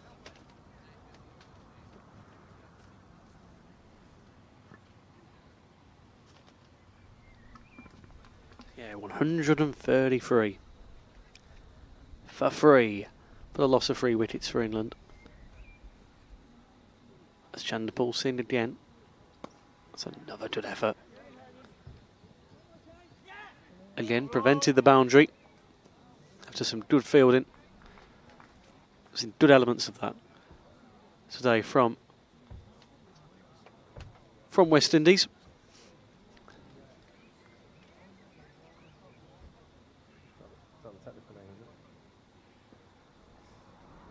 That's 135 now for them. Ooh.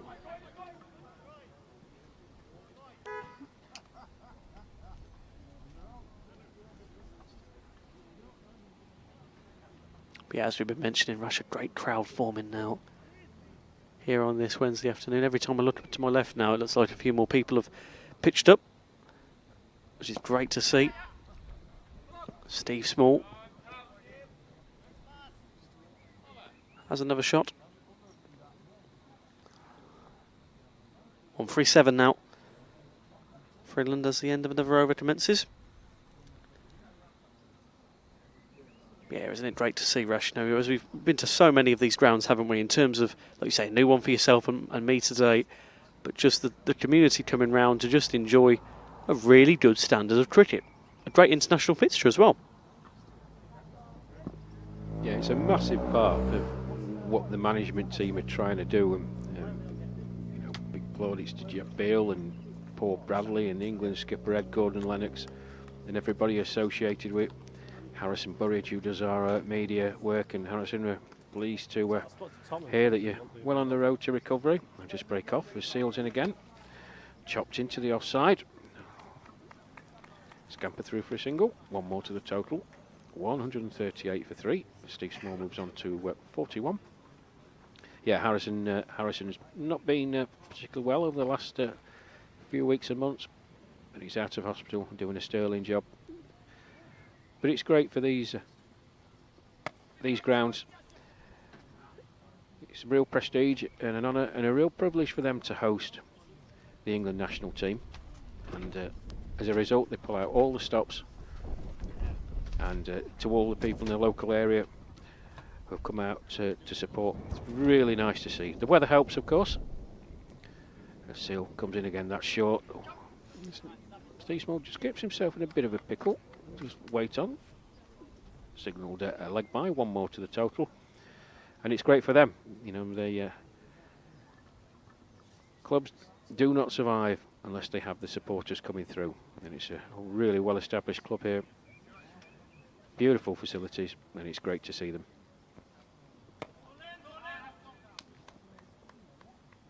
And we will have that up and down the country. Please visit the Facebook page of England Over 60s Cricket with all the social media details there, a list of all the venues and fixtures for what is a very, very busy summer for the England team and the England Lions. This series against the West Indies. And I think a 16-match tour schedule for Australia, taking in all parts of the country, including Wales and Scotland. And of course, in that 16-match series, 5 one-day internationals for the Grey Ashes. Australia, the current holders, having beaten England in November and December in Australia, 3 games to 2. It was a great privilege to be out there, to be able to commentate. And to end the English summer in August, we have a 3-match one-day international series against the USA before the Tri-Nation series. England, Lions, Wales and Scotland in September. So all the details can be found on the England Over 60s Facebook page, folks. Please go and visit. If there's a game near you and you're able to come down and support, you'll be more than welcome. Yeah, we keep mentioning that those, you know, the Grey Ashes games against Australia. We were speaking to Phil Deaton, as you remember, on the commentary at Newport, and he was just relishing the chance to retake that urn after, like, quite as you say, Rash. You know, you're out there, you saw it. You know, but you know the team were gutted to lose that series. You know, only three games to 2. They'll be wanting to just turn that series around. Because every time England and Australia have played, it's been one hell of a contest, hasn't it? Oh, got to be careful with that one. Yeah, air again from Singh. Ed Gordon-Lennox did it the previous over. Not the most convincing of shots. He's normally a very, very good striker of the ball. Hits it immensely hard. Probably just got there a bit early. But probably just held back by Singh. A bit of bowling. That's a nice shot by Steve Small. Just plays it out. Oh, misfield allows them to come back for 2.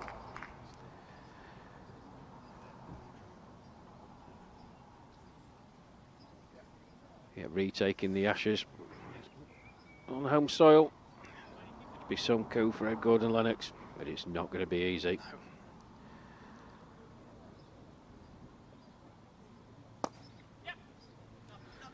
Just slapped into the offside by Small. Fielded the man at widest cover. 1 more to the total.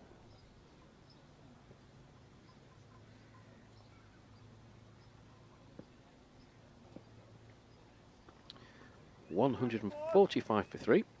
Small moves on to 44 or 41 deliveries. Singh comes in again.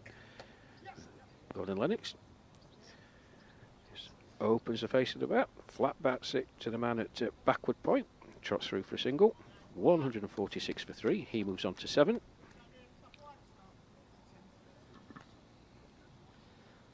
Yeah, there've always been some fantastic contests. You look back at the World Cup, Rash, as well.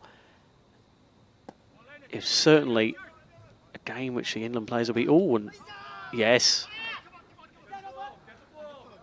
Well, it's a really good bit of fielding by Chandimal Yeah. Singh. Fielding off his own bowling. Turn, shout the stumps, hit the stumps. Batsman was home, cannoned off. Ball out into the deep, allowed them to come back for another single.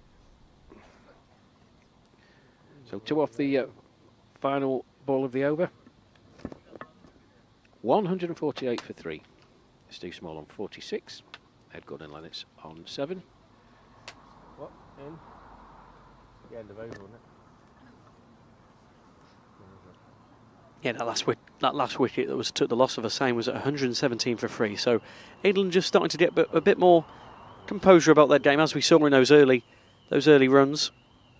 That's what they needed, really, because they didn't want to lose any more in that short space of time, because it really could have prevented them from reaching quite a big total this afternoon. Yeah, partnership of 31. Oh, nice. Coming to the runner ball. Ground shot, look. Vast majority of it being done by Steve Small. Going to be a change at the far end. Looks like the skipper's coming on. I'll try and confirm that for you. Looks like Zamin Amin.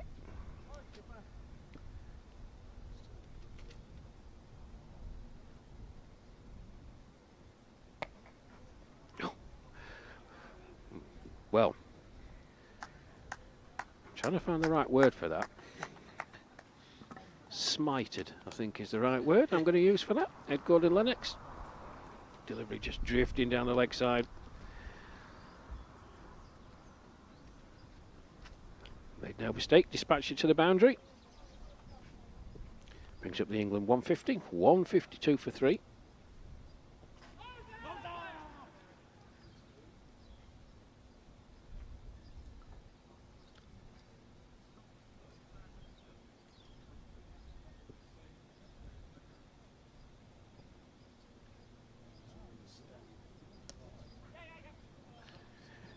That's nicely played by Gordon Lennox, just jabbing it into the offside. Fielded at backward point. 1 more to the total, 153 for 3.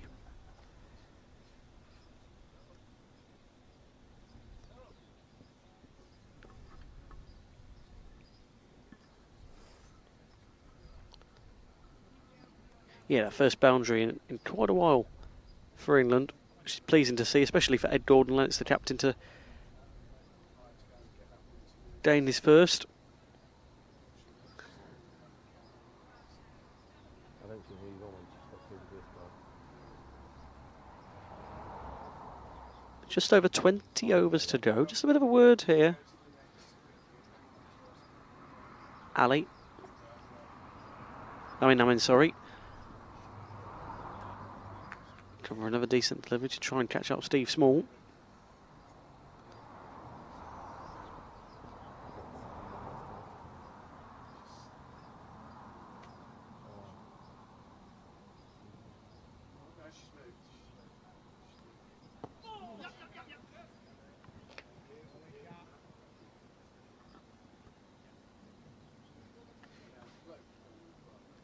Yeah. That's a dickhead that did this thing.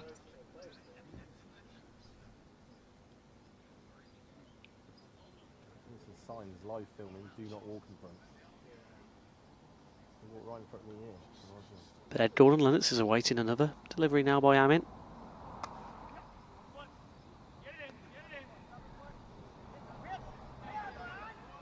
And that's good for the captain.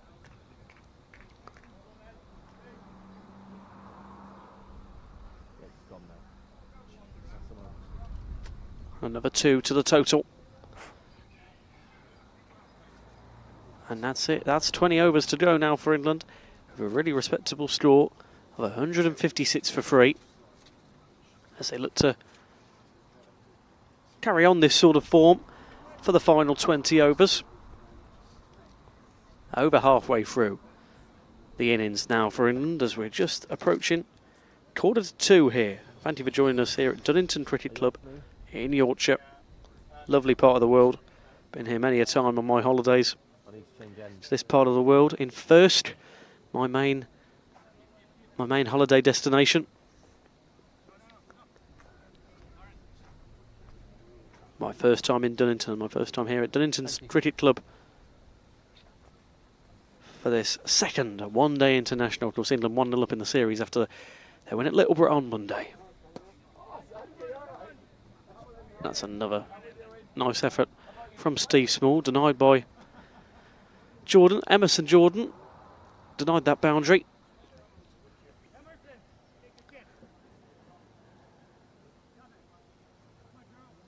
$157 for 3. For England now. 14 off 19 for Jordan Lennox. 48 out of 45 for Steve Small as he's fast approaching his half century. Would be the second player to do so after Richard Merriman. Earlier in the day, he was out at 116 for 2. England just calming down after that loss of those 2 wickets in quick succession. Richard Merriman and Mel Hussain.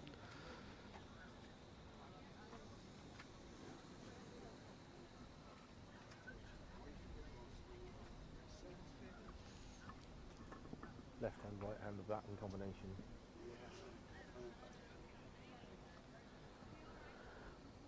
Oh, this is going. Delivery by Singh. Put away by Steve Small. Front of it. 159 for 3 now. Another Sindel there. As he's 1 away now from that half century, Steve Small. Oh, he just fed into the batsman beautifully. Look at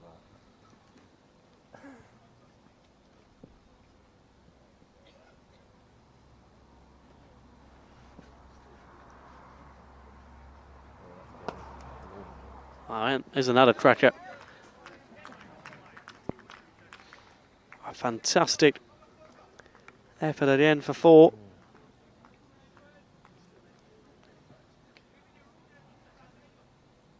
Yes, EGL. Going Lennox. And she's warming up.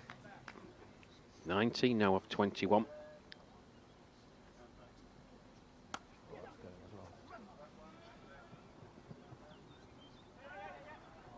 Oh, that's another 4, I think. Misfield out there in the deep. Hit very powerfully. I think it's Tony Sale out there. Good effort. But in the act of trying to stop the ball, he's just nudged it over the boundary, and he has 4 more to the England skipper then. 50 partnership for these two. It's going to be a rapid time. 26 minutes, 42 balls. It's Chanderpaul Singh. In again then. Oh, that's flighted. Didn't quite get all of it, Ed Gordon Lennox, but that's going racing across this lightning quick outfield. 4 more to him. Just what England needed there, I think. That's 3 boundaries in a row now. Chanderpaul Singh not best pleased with that. But it's 171 for 3 now for England. And as we say, Rash, within an over, just how quickly can that shift? And that's a really good return there from Ed Gordon Lennox now. Yeah, well, there's 2 things. 15 off the over. Chanderpaul Singh, I think he'd been bowling particularly badly. But Ed Gordon Lennox, and he's a match winner. He's starting to play his shots. 27 off 23 now. It's partly Steve Small. 1 away from a very, very good 50. We've got royalty to my left. I'll introduce you shortly. Not you, Mr. Bradley. Proper royalty. Cricketing royalty.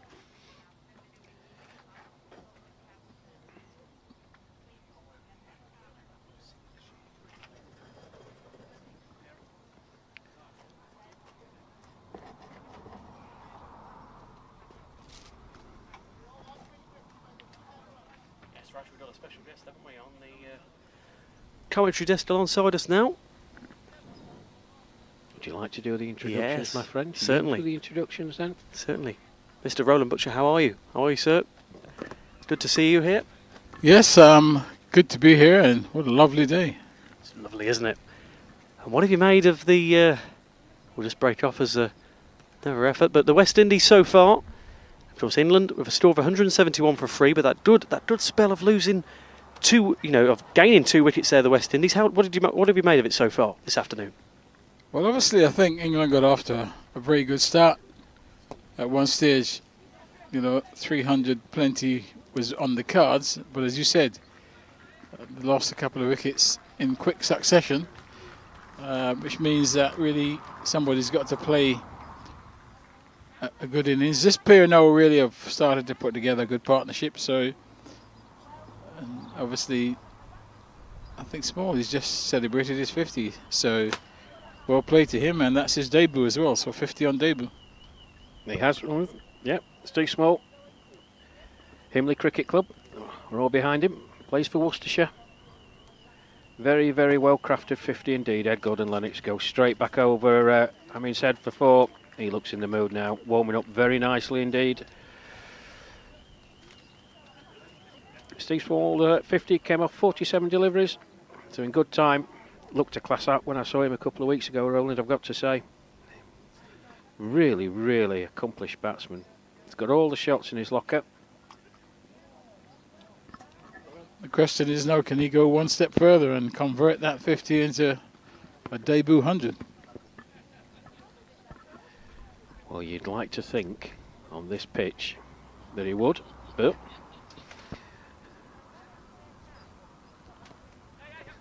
and Gordon Lennox just dabs that to the man at backward point. Trots through for a single, one more to the total, one more to him. Well, as I said a few minutes ago, we are with cricketing royalty. So not Mr. Bradley, although he thinks he's a legend in his own lunchtime. He probably is in Malta, the Maltese Falcon. But Roland's stellar cricketing career, representing England. And of course Middlesex.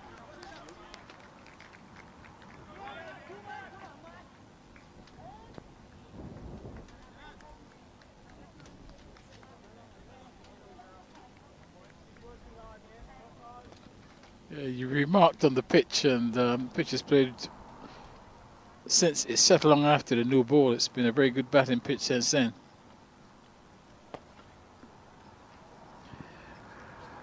A slog sweep from Steve Small, but there's no one out there in the deep on the leg side. Another 4 for him. So while we've got you, we're very grateful for you giving up your time. As I said, a stellar cricketing career. We've got your bio in front. Look, we've got all our research here. We're done. There's a few things I want to touch on, but I first want to touch on, and we might get this through the course of the next couple of overs. You've got a book out. Yes. Breaking Barriers, Barbados to England and back. Yeah, that's correct. Yes, it was originally launched in the Caribbean in Barbados on the 9th of April. Then that was followed by a launch in Trinidad at Queen's Park Oval on the 29th of April. But the UK launch took place May 14th. So since then, really, I've been promoting it, and it's good to finally get it all sorted.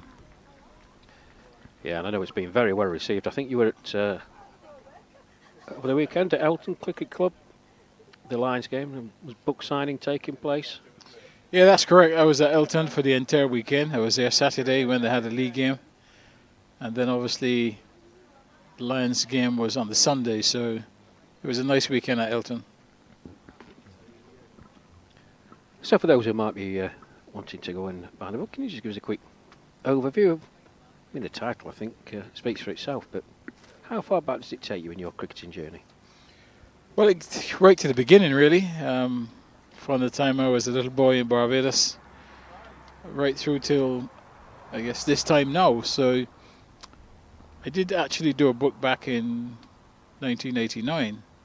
I did a biography in 1989, which really captured up to that point, but quite a lot has happened since 1989. So this new book really captures not just what happened from 1989, but it goes into more detail the period before that. So I don't believe that I will be doing another one. So as much as possible is in this one. Yeah, and of course, Roland, of course, some fantastic achievements in your story career. Of course, being the first black cricketer to play for England, in 1980-81, county championship victories with Middlesex 3 times, 1980, 1982 and 1985. Just for being a part of history like that, and in terms of having 3 great victories in Middlesex, you had a fantastic career. Yes, sits in the end. Apologies, yes, but yes, the NatWest Trophy and Benson Hedges Cup in the 80s and the Walter Lawrence Trophy as well. Yeah, but I've got to say that's a hell of a career and some fantastic achievements along the way. Yeah, thank you. It was a great club to play for at that time, Middlesex. I joined in '72, finished at the end of '90, so I spent 18 years with the club. Yeah, we were extremely successful, I think, in my time there. 6 county championships and 7 one-day cups.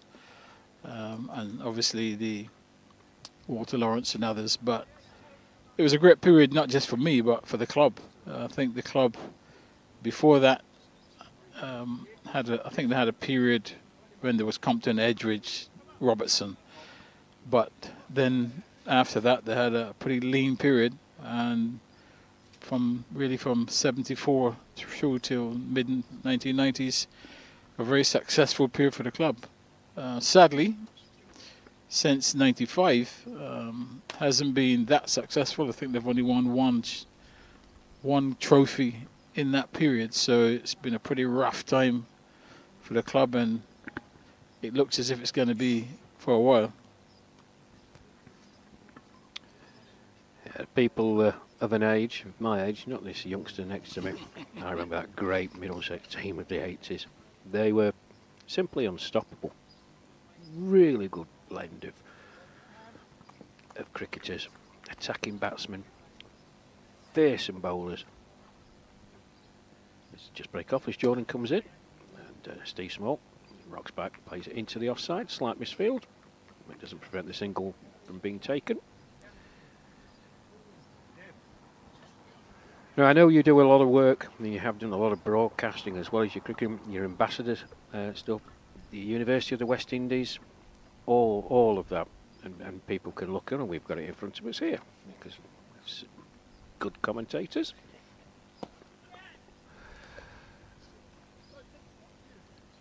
But you've done so much since you stopped playing professional cricket, Roland. I think that's the thing that amazed me when I was going through. Just highlight some of the things if you can, and particularly I'd like to focus on when it's the pathway to the selection for the West Indies. I know there have been issues about West Indies selection over the years. The board, just break off, Jordan's in again, swing and a miss by Steve Small. But they seem to be getting it back on track. You've been an integral part on that, trying to change the culture there, and it's working. Well, it worked until we were relieved, which was a bit disappointing because for the period 2023, as a selection panel as a team, the West Indies team had a stellar season, really. That a stellar year. 2023 was exceptional. We won 5 series in that summer. That year included winning series in Zimbabwe, South Africa, India. Won a series against India. Won both T20 and 50 over against England. Drew in Australia. You would say that we were on the right path, but Cricket West Indies decided at that point that they wanted to move to a one coach, one selector system. Sadly, since then, the results have not been too good since that's come into play. But I guess we'll see what happens over time. I'm not in favour of that system. I would say here right now, I'm not a favour of that system. Not because I'm no longer a selector, but I think it places too much pressure on a coach to be a coach of 3 formats, and then to be the only selector of those 3 formats. I think it's conflicting. As you know, as a coach, you've got to be one of the boys, you've got to be the father figure. Those guys got to look up to you, and then on the other hand, you're the ones making the decisions on their futures. I don't think it's it is not putting the coach in a good light, because anytime player gets dropped, who's he going to blame?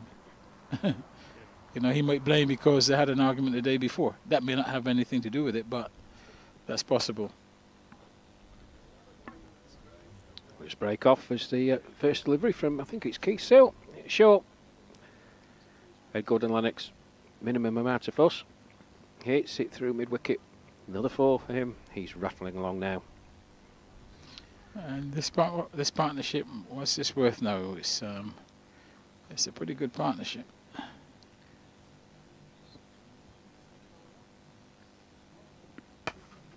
Oh, almost a fantastic catch there. Similar to that one right at the very start of the match, Rash. Well, slapped back. Great amount of force by Ed Gordon Lennox. Keith Hill, he did really well to get his hand to it. I wouldn't class that as a chance. I think that was just a fabulous effort. Yeah. He'd be wringing his hands at the end of the over. But 198 for 3 then. Ed Gordon Lennox, the England skipper, 37 not out of 29. Oh, that's short. And that's got the treatment as well. Wide through mid-wicket for another 4. You can't bowl short to Ed Gordon Lennox. On it like a flash. Nicely controlled, all along the ground for 4. 200 up for England, 202 for 3. The skipper moving on to 41 not out off 31. His partner, Steve Small. He's on at 63 off 54 deliveries. Big total. In the offing, all that short again. Same result. Another 4.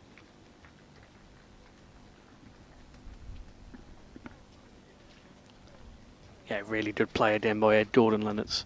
206 for 3 now.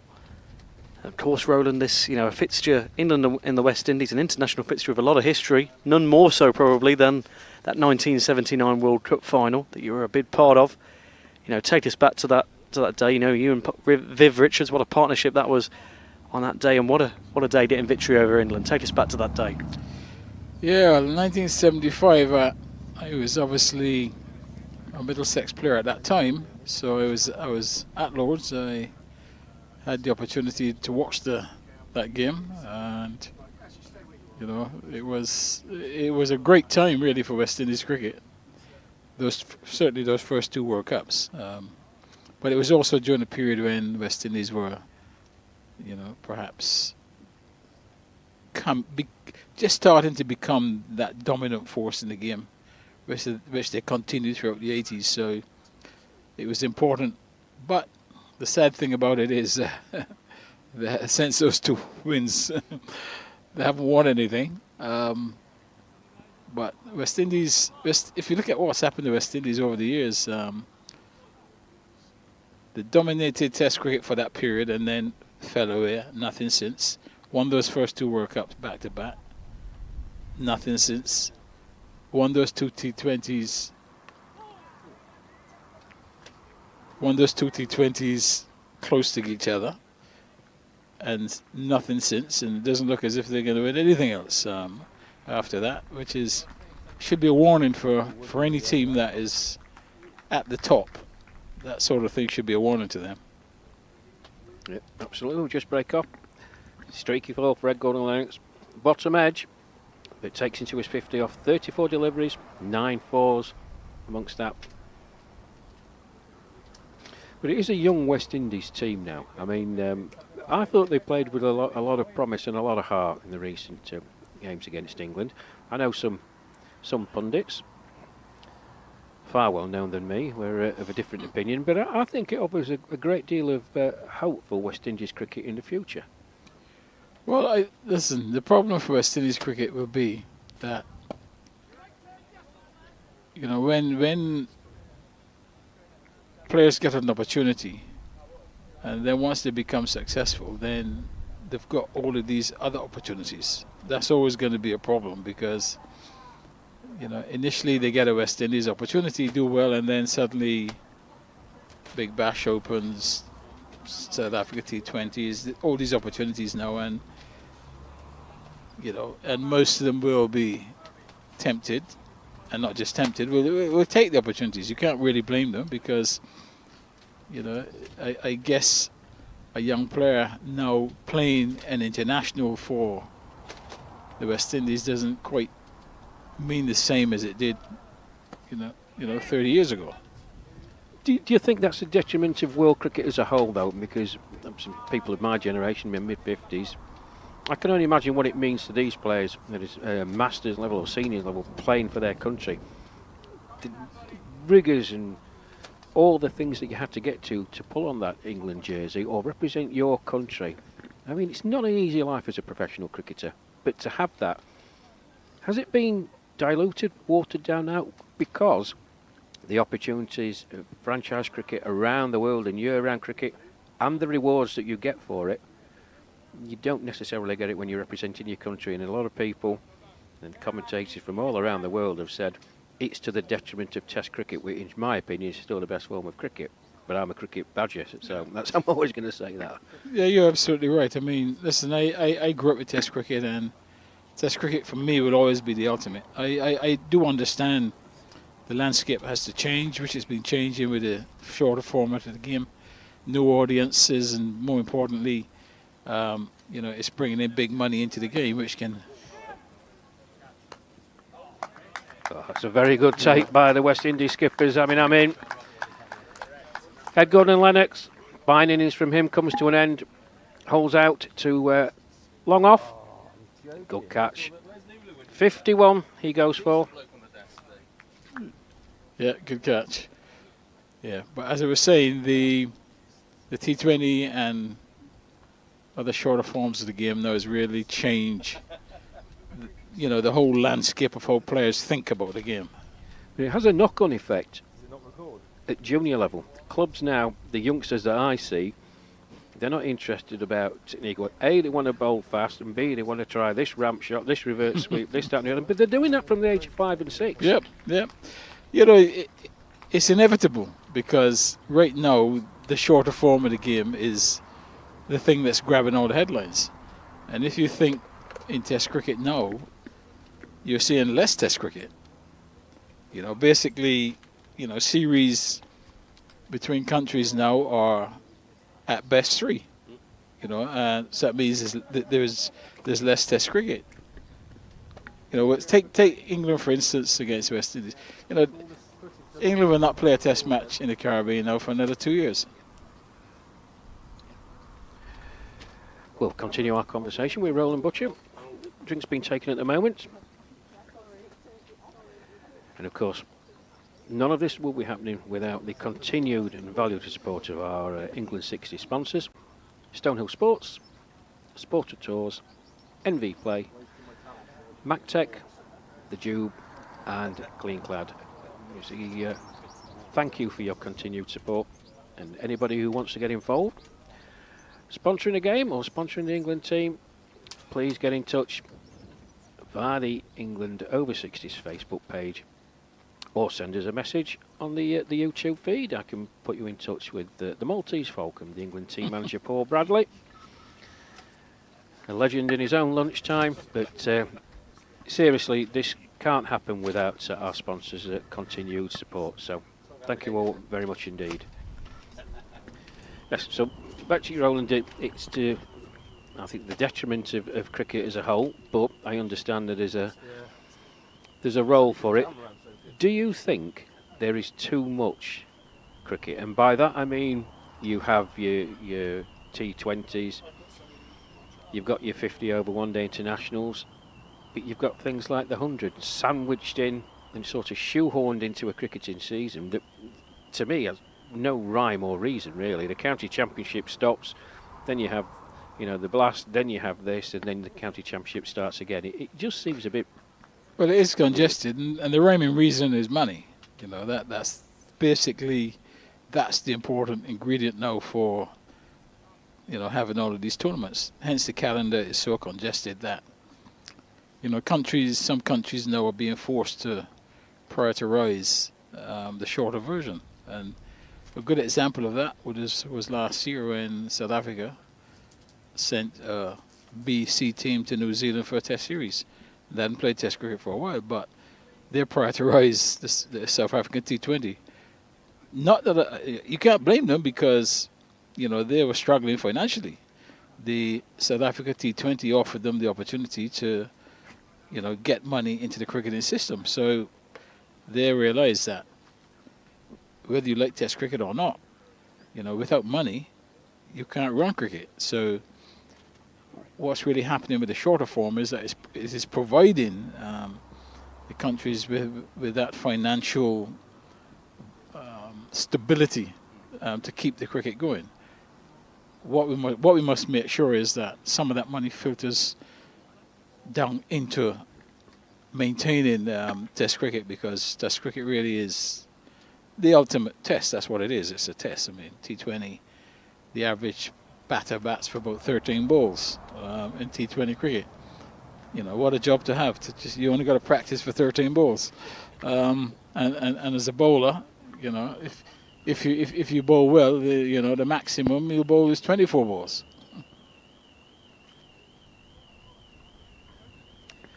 Yep, franchise cricket growing day by day. Well, with the dismissal of the England skipper Ed Gordon-Lennox, elegant Nick Gaywood. So 2 left-handers at the crease. Nick, normally an opener, but as we saw in the series down under last winter, dropped down to number 6 on his day. One of the most elegant players in this England team. Just stroked that.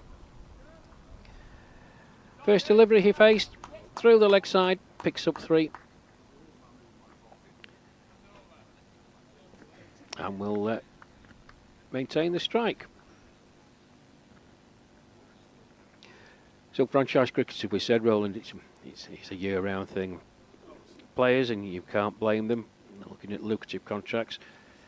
I don't know what your experiences are or how many times you've seen, but what is your view of the franchise cricket aspect in the United States? Because that's something that if it does catch on, and with the market that they have, I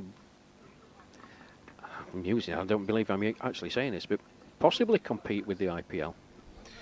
Yeah, I mean, that's the possibility. But if you notice that those same IPL teams are positioning themselves, to be part of that. They see it as an extension of the circuit they've already built up, because most of those IPL teams own not just IPL teams, they own the teams in the South Africa T20, they own teams in UAE, they own teams in the Caribbean, they own teams in USA. So it is very clear what their plans are. They're going to have a circuit. And the next thing likely to happen is that, and it started to happen, is that they will contract players, and their job will be to play in all of those different tournaments. Now that is going to affect cricket in the rest of the world, because what they can get paid to play T20s in USA, South Africa, India, UAE, etc., etc. I mean, why would somebody want to take on a plane literally for a whole season when they can go and play a week here, week there, and get flown first class everywhere, well looked after, their families and everything? And we saw a glimpse of that last year when Jason Roy brought his contract out. I mean, that's a glimpse into the future of what's going to happen. Well, I don't think it's going to diminish any time soon, Roland, as you've said, and it's just going to grow and grow. And with that growth and development, and obviously the TV money and the advertising that's coming through it, can you see cricket forcing its way into the Olympics, or having a sort of separate World Championships over and above the competitions that are globally? So we have the T20 and the 50 over World Cup. But can you see a breakaway forming? Well, the interesting thing is that obviously cricket is now part of the Los Angeles Olympics. Now, what that will do is suddenly countries now will get, particularly the smaller countries as well, will get Olympic funding through the Olympic associations. Now, that can only be a good incentive, for the game of cricket. What I think really needs to happen is that ICC clearly have lost control of franchise cricket, right? Because there are too many popping up. Too many popping up unregulated. And when I say unregulated, I mean ICC as a governing body should have a certain window of opportunity built around the rest of the cricket, the Test cricket, the T20, the 50 over, and say in this period we can have T20s in these 2 or 3 months, right? But that's not happening. What is really happening is that T20s are just popping up here. Last year one in Ghana suddenly just appeared, right? And that is competing with. That's even competing with international West Indies cricket. So, if that continues to happen, you're going to now ask players to make a decision where their loyalty lies, and you can't blame them for making those decisions. Yeah, because that'll be the first time for cricket at the Olympics in, I just had to search it up, I knew it was over 100 years, but 128 years. 1900 the last time that cricket was involved. And similar to golf in a way, where that hasn't been seen for about 100 years. And how seismic, really, you touched on it there, but how seismic is that going to be for so many nations, for cricket to be really, truly on that world stage? Yeah, it provides a good opportunity, because if you don't have to rely solely on your cricket association, you now become like to the Olympic Committee, you now become another sport to the Olympic Committee. So track and field normally gets whatever Olympic funding, table tennis, swimming, etc. Now cricket is getting that, and if they're getting support from the association as well, that should be good for a lot of countries. Will it be good for West Indies? I am not sure, because West Indies, as you know, compete as a collection of islands into one team internationally. Can they do that in the Olympics? I don't think they will be able to, because if I was a country like Jamaica that has a proud Olympic history, I will not be competing in the Olympics as the West Indies. No. I'm competing as Jamaica. And it wouldn't be sanctioned as well, Ron, because there isn't a West Indies International Olympic Committee. No, there isn't. Each island has its own Olympic committee. Exactly. So it's in the interest of all of those smaller countries, but to actually represent their country. I don't know how West Indies are going to solve this, and whether the IOC will accept a West Indies team. I doubt it, but it'd be interesting to see how it develops. But good to see cricket back in the Olympics. Certainly is. Oh dear. So whilst we've been chatting with our guest Roland Butcher, England are going along their merry way. Steve Small, Nick Gayward, 15 off the last over. Emerson Jordan returning from the pavilion end. The first delivery just helped round the corner by Nick Gayward. He moves on to 10. Off his 5 deliveries, Steve Small, 72 not out off 59. 7.44 runs per over. 13 overs to go. Slower delivery from Jordan, missed by the keeper Roy Singh. That's running away towards the boundary. Will it get there? No, just held up. Wait for the signal. By signal by the umpire. 2 more to the total. That loss of Gordon Lennox, Rash, hasn't really affected England very much. They've sort of gone into another gear, haven't they, since then? Well, like I said, this is the second time I've seen Steve Small, and I'm very, very impressed with him. He's got all the shots. He's a good man to have coming in that position. When you've got someone like Nick Gaywood,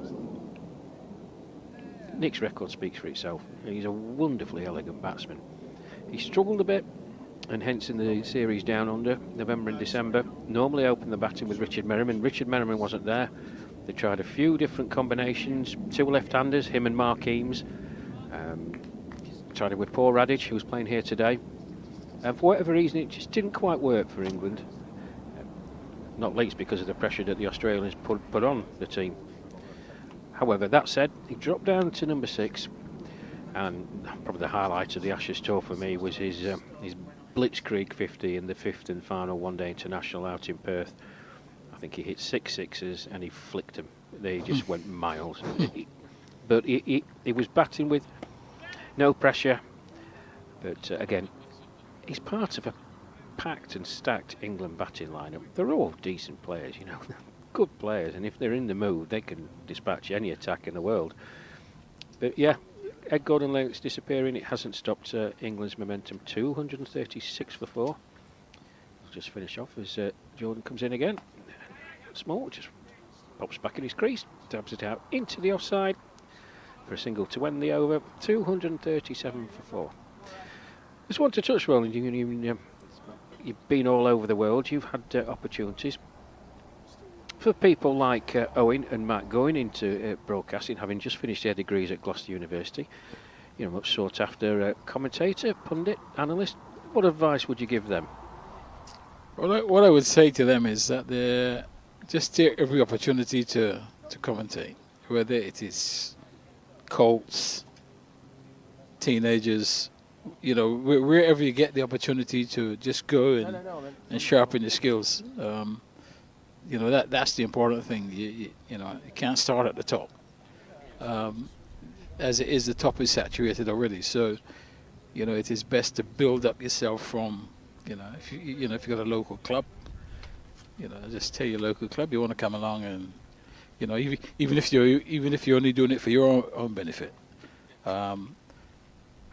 record yourself while you're doing it, so that you can go back in your spare time, listen to it, and, you know, and then make a decision in your mind. Was that good? Was it bad? How does that stack up? But the thing is practice. That's the important thing, is to practice. And I think also listen to good commentators.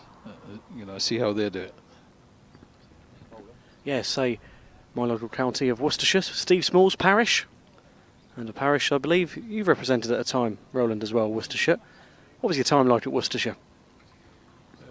Well, I played at Worcestershire. Don't forget I was a Middlesex man. Yes, I mean, but obviously, you know, Worcestershire would be no different to Middlesex in terms of being a county side. Actually, I've just come from there because I had an event at Worcester County Ground yesterday. So today's Wednesday, is it Monday? So I stayed down yesterday and came up last night. But you know, Worcestershire Ground, you know, it's a place I always enjoyed, you know, playing there. I didn't enjoy too much when Graham Hick was in form, but you know, and they've had some good players there over the years at Worcester. I mean, if you go back as far as Glenn Turner, Capel Dev, and people like that, you know, they've done their bit for the game. And what does the rest of the year have in store for you then, Roland? You've got any more broadcasting commitments? So obviously you're promoting your book, and we wish you all the very best with that. But what else is in the pipeline for the rest of the year? Yeah, thank you very much. Yeah, I've got a pretty full rest of the year. I'm doing lots of book tours. You're really up and down the country. You know, I head back down south today. Then the next couple of days I'm back on the road again. I've got obviously lots of commentary, BBC County Championship. So it's really a packed summer of book launches up and down the country. So I'm looking forward to it. I'm enjoying it. If the weather stays like this, I mean, that would make it even better. But it's going to be a busy year, and you know, I would certainly enjoy it. So I would say I would probably take a break around end of December probably for a couple of months, and then back on the road again. Well, it's been absolutely wonderful having you here alongside us in the commentary area, and I know there's a lot of people watching the streams. Really pleased to hear your voice. One, but your views, you've always spoke very truthfully and with a great deal of clarity about your thoughts on cricket, which is, I think, in this day and age, quite refreshing. Obviously, with the broadcaster was contracted, they have to abide by certain rules and regulations, and we accept that. But you have always done it with the utmost honesty and integrity as you conducted yourself in your cricketing career. So for me, thank you ever so much for taking the time out to join us. No, it's a great pleasure. Listen, cricket has been my life, entire life, really. I see it still being an integral part of my life right through till I can no longer do it anymore. But, I watch all types of cricket. Whether it's, if I pass and see kids playing, I'll stop and watch. It's a game that I still very much in love with, and, it's a great pleasure to come and chat with you. Yeah, thank you. I've learnt a lot just in the 10-15 minutes you've been alongside. It's been great. I know Owen and Matt will take a great deal from it, as will our viewing audience. Just to have Roland Butcher as of his stature, broke down so many barriers in the 1980s, not just with his cricketing talent, but the way he conducted himself. Great to have him alongside us. Roland, thank you ever so much. Great pleasure. Thank you.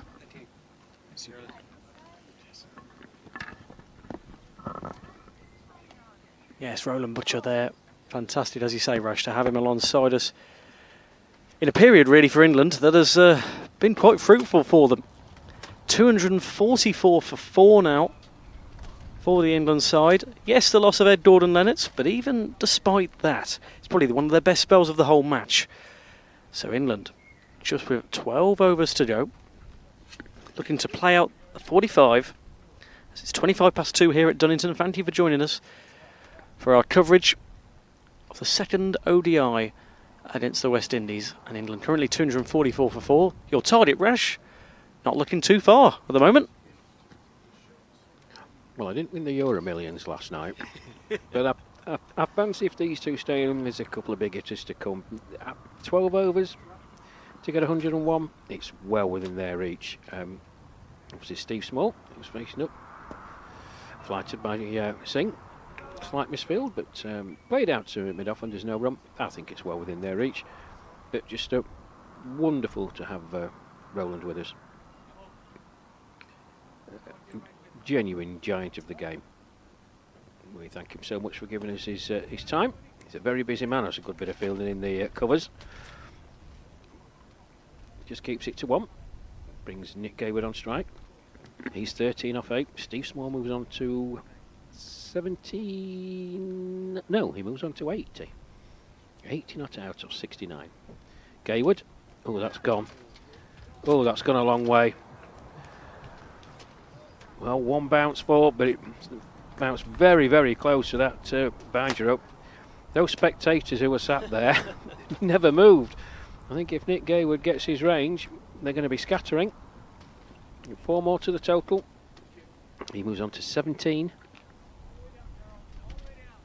Yeah, really good return now for England. Gayward on, as you say, 17. Steve Small on 80. But yeah, to have an insight from a legend of the game such as Roland Butcher, it was fantastic to see. It's fantastic to hear his views on the sport from his time to where we are now in the world of cricket, and where it will soon be in a few years' time at the Olympics for the first time in over 125 years. Great to see that back at the games, and it'll be very interesting to see how that does in LA in 3 years' time. It will. 250 up for England then.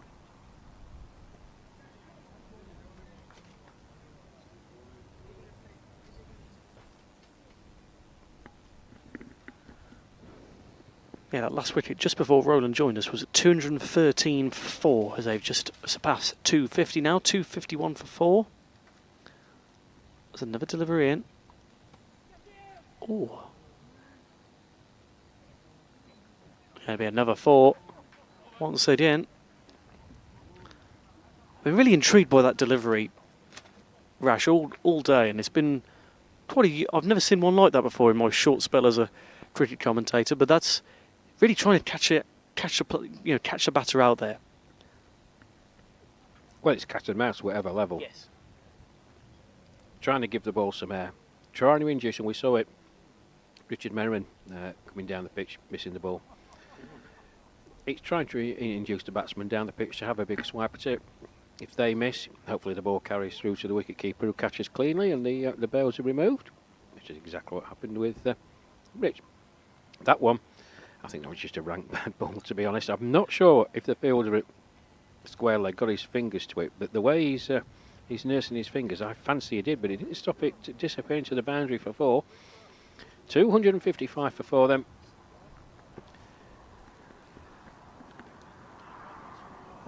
Fancy that's Keith Lawrence at the far end. No, Tony Boycott. Apologies again, folks. We've got no West Indies representatives near us, so we can't obviously see the numbers on the shirts with them up that edge of the field.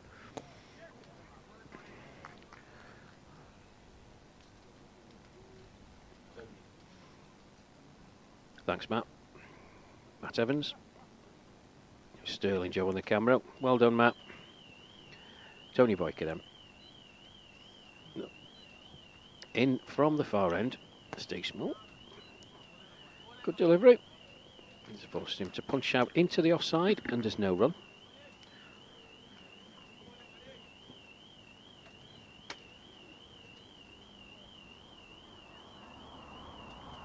Just over 10 overs to go. As another delivery comes in. Ooh.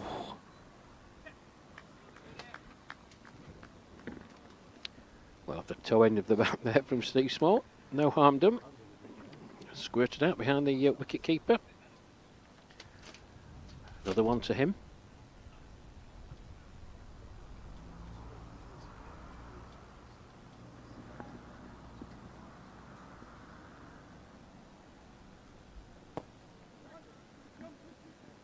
Well, 2 is a shout. Nick Gaywood just pushing it out into the offside.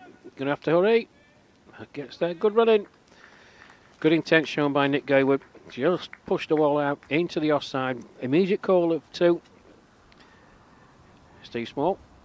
No slouch between the wickets. Good hard running. 2 more to the total. Gaywood moves on to 24 from just 12.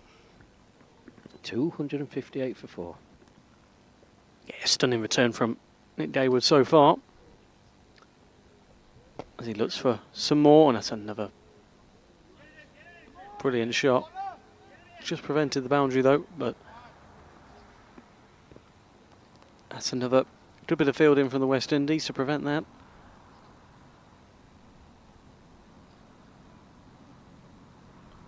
One added to the total, 259 for 4. As we've just gone past half 2 here at Dunningon Cricket Club, the sun beaming down as it has been all day. A really good standard of cricket being played in front of that ever-growing crowd here in Dunnington. A few parasols up. There's bound to have been some sun cream applied, I tell you, as it's a warm old day in Dunnington, as we've seen. But yes, 10 overs remain now for England as they look to play out their allocated 45 overs.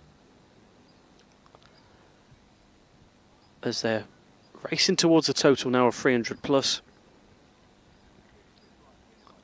West Indies would like to prevent that, but the way England are going at the moment, the way the likes of Steve Small and the way the likes of Nick Gaywood are going, and that 300 is looking ever likely.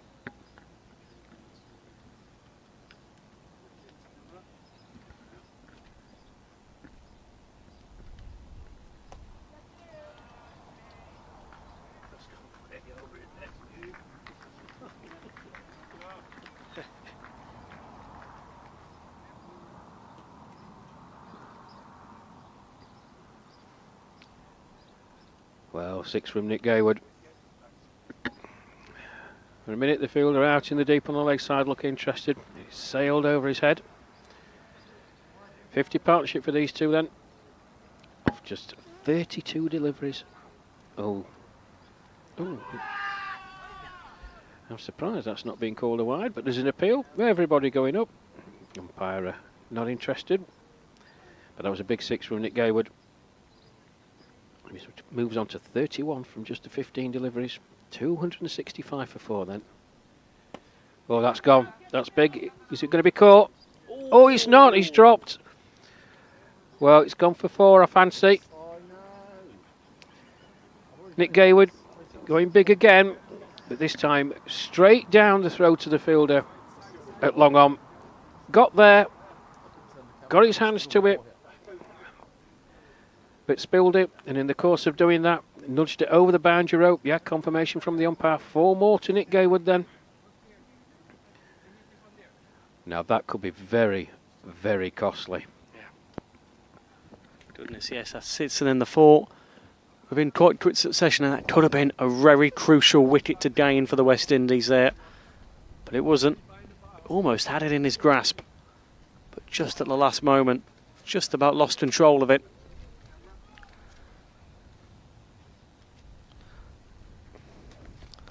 Another few comments on the chat. Elliot Small, Steve Small, you can fant me later. Sure, that is a relative of Steve Small. He's having a cracking day of it so far. And just as I say that, just as I say that, what a day! That's another sit. And what a day Gayward and Small are having now. This partnership really, really coming together now. So they're racing towards that 300. 275 for 4 now. Within the last few overs, you know, England really punishing the West Indies now for not taking that wicket. Yeah, absolutely. I mean, I mentioned the innings that Nick Gayward played in Perth in the 5th and final one-day international against Australia in December. This isn't quite as brutal, but he's 42 off just 19 deliveries. 17 off that over. Wow. And this partnership is now 63 in just about half an hour. Oh, there's a picture of my wife on the screen. Hello, wife.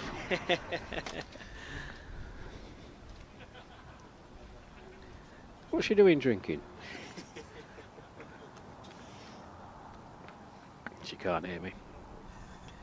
Thank goodness. But these are going to be a dangerous few overs now for the West Indies. 9 to go. 276 for 4. Yeah, I would say score obviously north of 300. I think that's almost guaranteed. Is it damage limitation time? With Nick Gayward at the crease.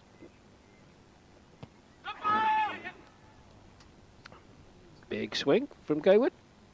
I don't think there was a bat involved. No, just a leg by 1 more to the total. 277 for 4. Yeah, this could a score of 270 plus in any form of cricket at 45 overs is not bad going, but you're getting up to 320, 330, 340. The game's almost gone before you even start. Puts immense pressure on the West Indies batsmen when they come in. Certainly so. We've just had a break off once this shot's been delivered. And Steve Small, who's having a hell of a day. He's looking to reach his century.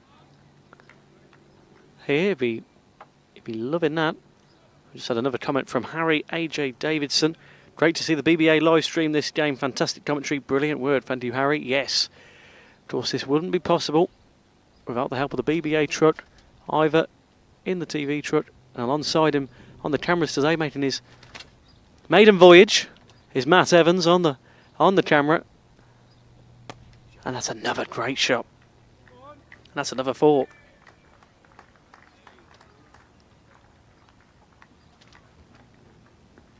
Well, for all the crash bang wallop that Nick Gayward can produce, that's the shot of the day for me. Yeah, fantastic. Beautifully timed. Everything about that shot was right out of the top drawer. Steve Small moves on to 88. 283 for 4 then. Yeah, that run rate racing up now to 7.75 now. The way England are going, he wouldn't put it past them to see that shooting past up 8 in these next few overs. Over 100 viewers now, live viewers of the live stream. Thank you very much for joining us. Range of different countries viewing us as well, which is what we love to see. Real global feel to a great international fixture that's seen so much history over the years. England and the West Indies here at Dunningon Cricket Club.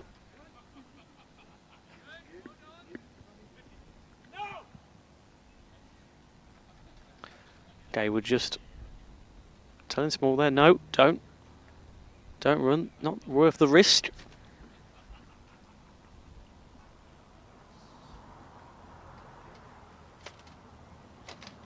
Yeah, please get in touch with us. You're following on the YouTube stream. Send us your comments in. We will do our best to get... Oh, it's a lovely shot as well. That's a great bit of fielding. Magnificent piece of work. Backwards a point, hit very, very hard by Steve Small. The fielder there, diving one-handed to his right, prevents a certain boundary. End of the over then. 37 gone here at Dunningon Cricket Club. England 286 for 4 in the second one-day international between the two sides. England having won the first match on Monday at Littleborough.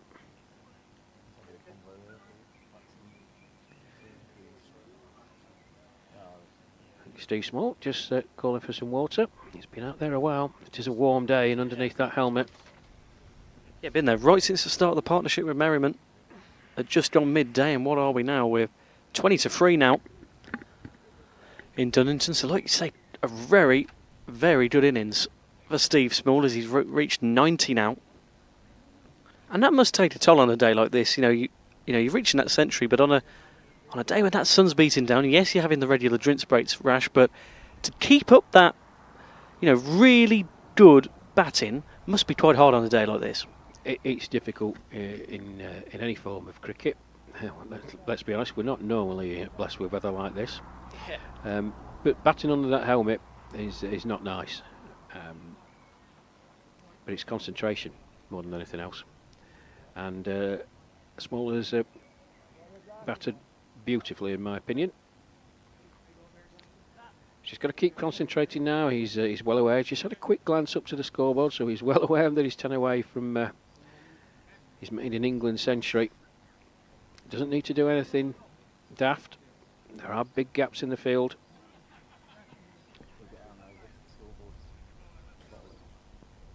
But you've also got to factor in that these players are 60 plus, no detriment, extremely fit, but he'll be feeling a bit more than he would have done if he was 25 years old, that's for certain.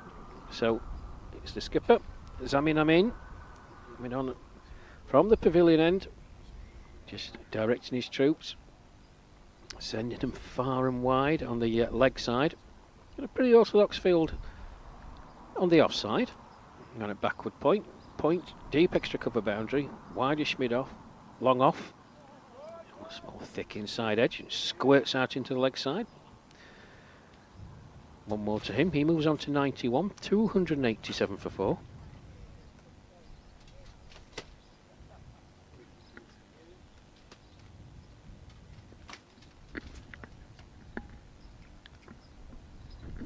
Steve Small will be itching to get that first 100, first century for him. As they keep ticking away with 7.5 overs left.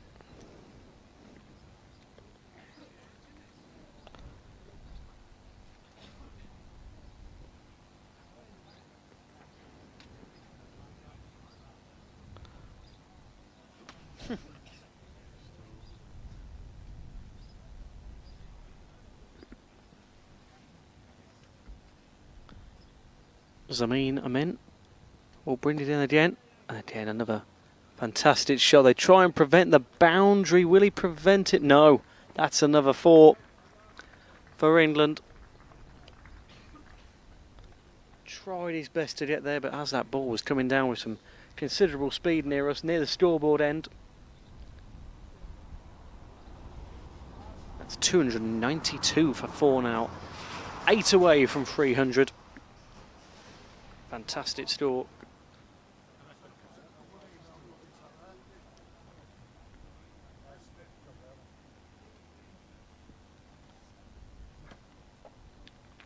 Be the first time this summer that England would have reached 300. A very, very good score at Scotland. 3 weeks ago, just short of 300, I believe it was about 278. Another similar score in Newport as well.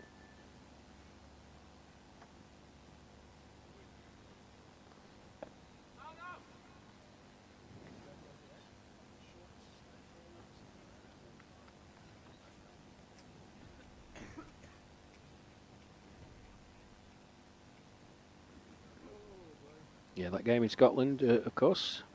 So the return of... oh, my goodness me. Straight down the field stroke. One bounce. Wideish deep mid wicket from Gayward there. Pinches a single off the last ball. 294 for 4.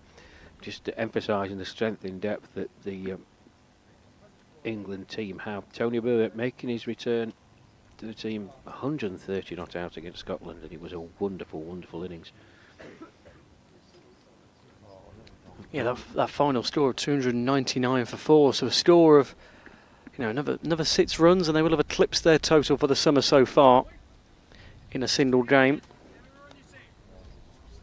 Quite a competitive game, wasn't it, against the Scots at Saltburn? 240 for 7, Scotland mustered. Yeah, they battled really well.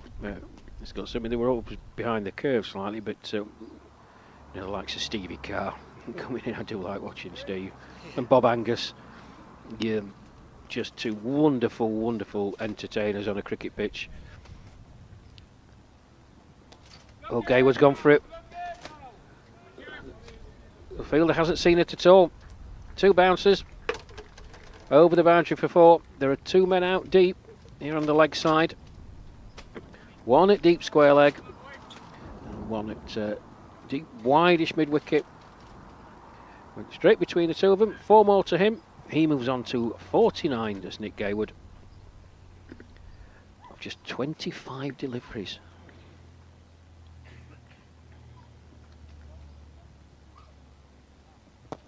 And there it is. Just pushes out into the offside. Brings up a very, very fine 50 for Nick Gayward off 26 deliveries. Raises back to the crowd. 5 4s and 2 6s. A strike rate of 192.31. Wow. And the 50-run partnership. Correct. And 50 runs for Nick Gayward. Just 39 minutes. Goodness me. It's a great return, isn't it? Oh, goodness.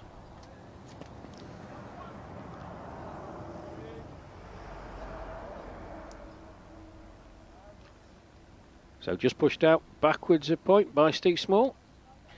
England reach 300 for the loss of 4 wickets. This partnership worth 87 now, and it's coming good time as well.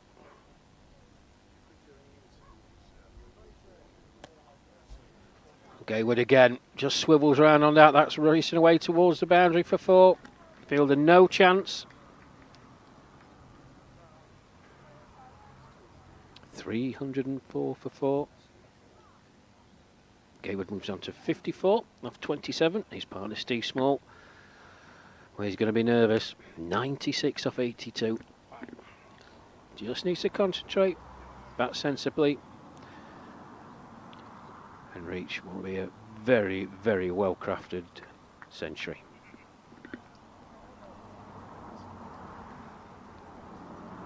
Yeah, 304 for 4 now as they look to go again with Gayward. Oh my goodness me.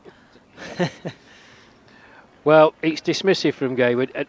When you watch him, as I've watched him over the last couple of years, he does that. It's the ability to do that. That's just such an elegant stroke. He's not trying to smash that. It's pure timing. Full follow through of the bat. Over the man at cover. Another 4 for him. He moves on to 58. England 308 for 4.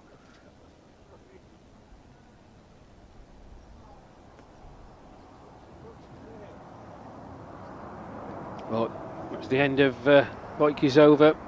14 from it. No wicket for 58, his figures. Off 9 overs. 7.9 that run rate now. Really trickling up towards 8 runs. 39 overs gone, 308 for 4.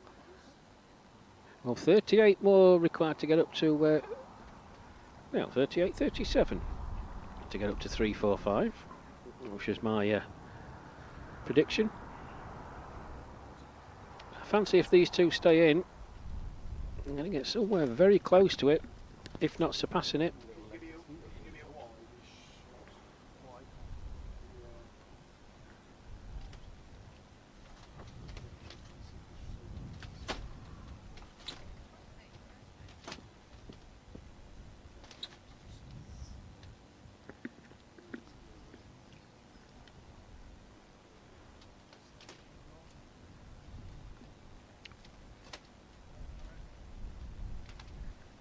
So yes, 6 overs remain here as we're fast approaching 3 o'clock. 10 to 3.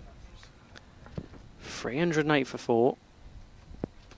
Gayward on 58 off 29. Steve Small 96 off 82.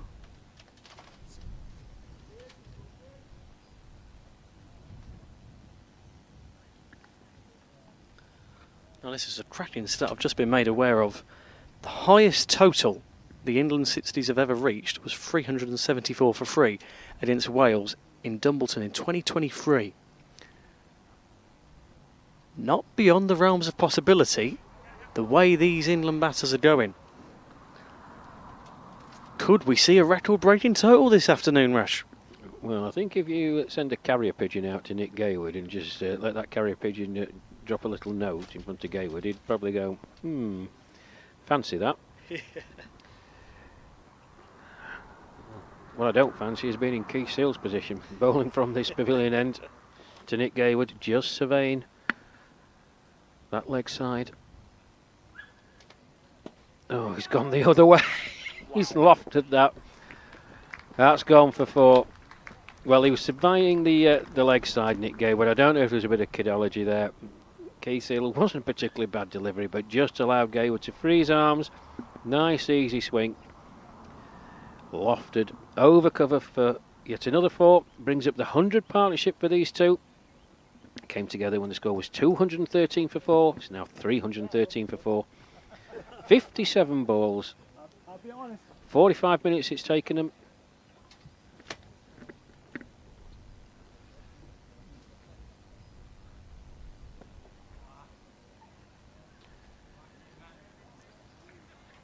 Well, that's gone again. 4 more. Keith Seale just dropping that short. Nick Gayward, all the time in the world. The ball sat up nicely for him. Another 4 for him. He moves on to 66. Back-to-back boundaries. That's driven powerfully. Cut off by the man. It's the wideish mid-on. 1 more to the total then. 10 off the over so far.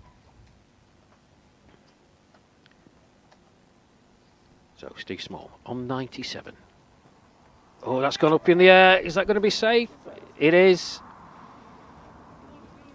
Top edge. Ooh. Small moves on to 98.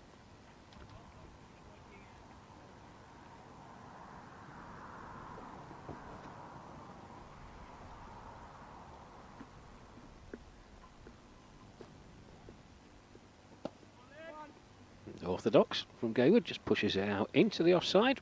Fielded it mid-off, and there's 1 run. Brings the end of that Keith Seale over. 320 for 4 then. 40 overs gone. 107 run partnership. What you got in your sandwiches, Owen? Yes. Hoisin duck. Hoisin duck. You were a poor student. What's going on here? Hoisin duck. You students today. When I were a lad. It smells very nice. Lovely, yeah, very nice.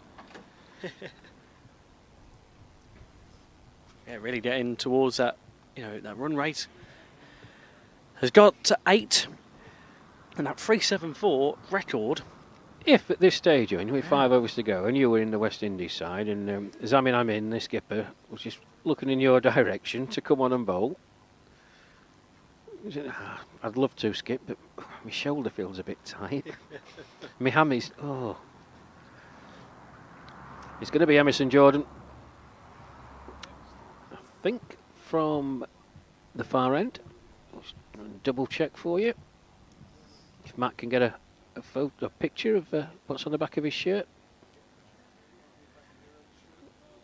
I think it's Emerson Jordan. Go on, Matt. Go on, Matt. Oh, good lad. Well done. Well done, Matt Evans. I think he's bowled pretty well, Emerson Jordan. Good pace show. Obviously, you're going to wick your Paul Rogers his first over. Bit of a loosener, but he certainly increased his pace and hurried Paul Radish up and got deserved wicket 2 for 36 so far. As he comes in then, Nick Gayward on strike. No, he doesn't come in. Decides to abort his delivery. So 320 for 4.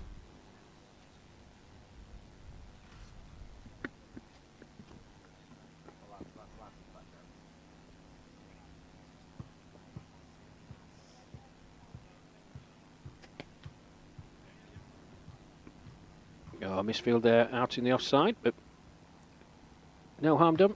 Just the one then. 321 for 4. Steve Small on to strike. 98.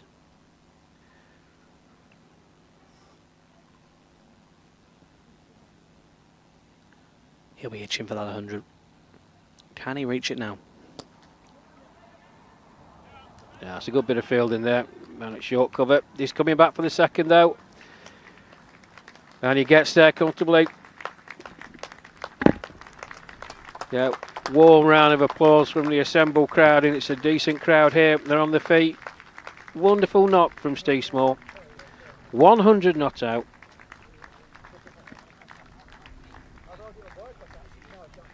Eleven fours in that. 85 deliveries it's taken him. Strike rate of 117.65. Congratulations.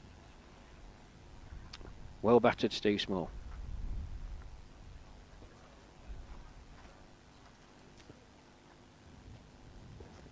Yeah, that'll give him so much confidence. And look at that from Small as he looks to try and reach an even higher target. No.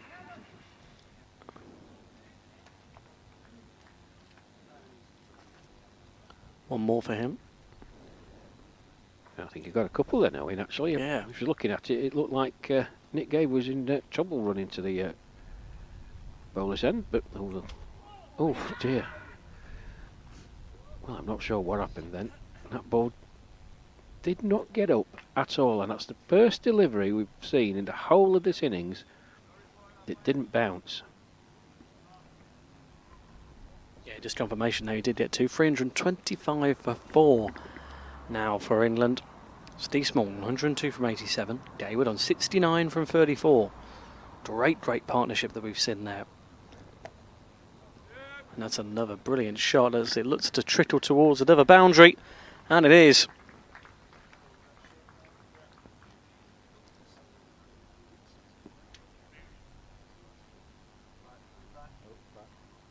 Yeah, Chanderpaul Singh's out here in the deep on the leg side. Only had about 10 yards to make up to get to that ball. Such is the pace of this outfield. Once it went over that 30-metre circle, just raced away. He had absolutely no chance.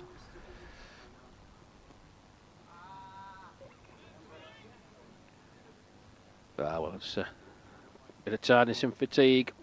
Small coming down the wicket, chasing a wide delivery. Not gathered cleanly by the keeper.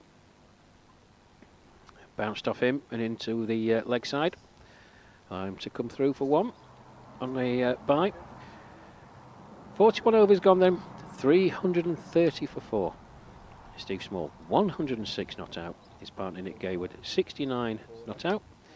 They came together when the score was up 213 for 4.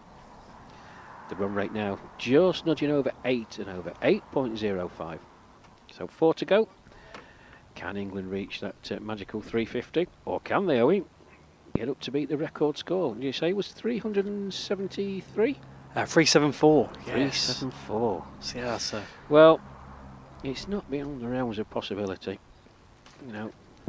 44 in 4 overs. The likes of Steve Small out there, and particularly Nick Gaywood. Let's see. It's the skipper. I'm in.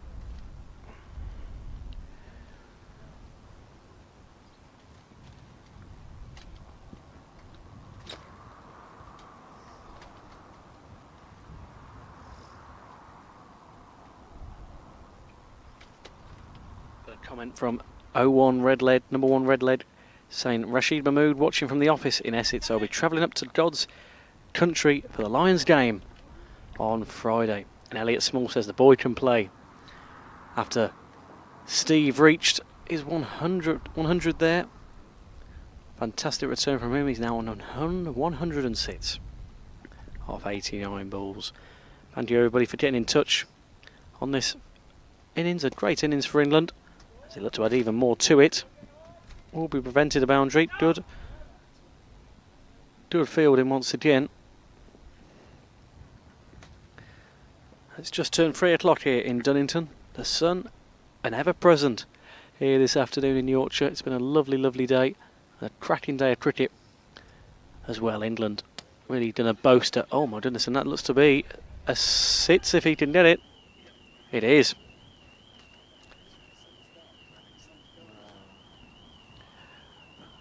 Well, ordinarily I wouldn't offer advice to the West Indies skipper, Zamin Aman. But on this occasion, I would probably say don't bowl a full toss to Nick Gaywood. He's hit that a long way. That got the crowd scattering. There's some shouts of catch it. By some wagging the crowd. But 75 Nick Gaywood moves on to. Ooh, has a little nibble to one just outside the off stump.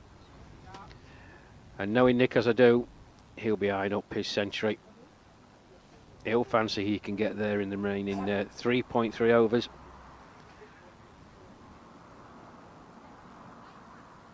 Oh, reverse, and it's gone for 4. Well shown his versatility. It's gone for 4.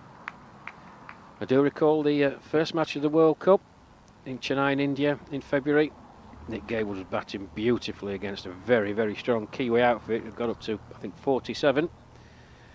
Tried a reverse sweep off Andy Nuttall. It was out LBW, but that time got everything in the right position. Good body position. Decided early on. It raced away the boundary for 4. 79 to Nick Gaywood now. 343 for 4. Oh, swing and a miss. To end the over, but another productive over for England. 13 from it.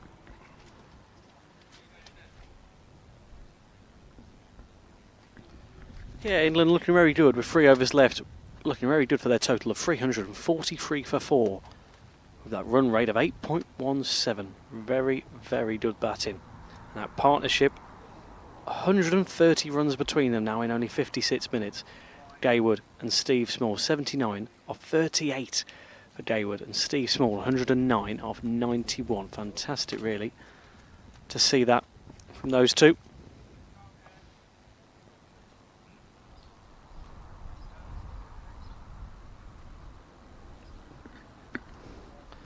As we say, 3 overs to go until the innings is done for England, and then it'll be the turn of Sri Lanka. I was going to say Sri Lanka, I don't know where that came from at all. My goodness, the West Indies. God, I was in all different nations in my head there. That is due to your hoisin duck. Yes.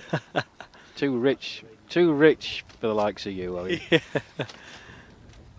You need to get some potted meat down here, lad. Yeah.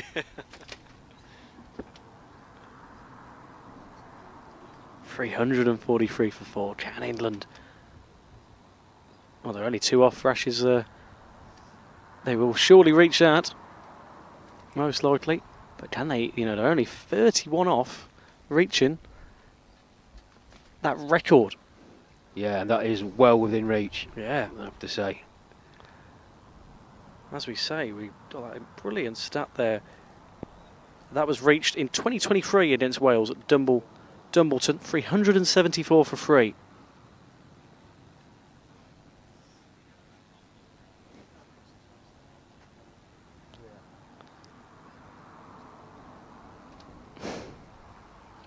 Yeah, a bit of a hold up here, Rash. Not sure why.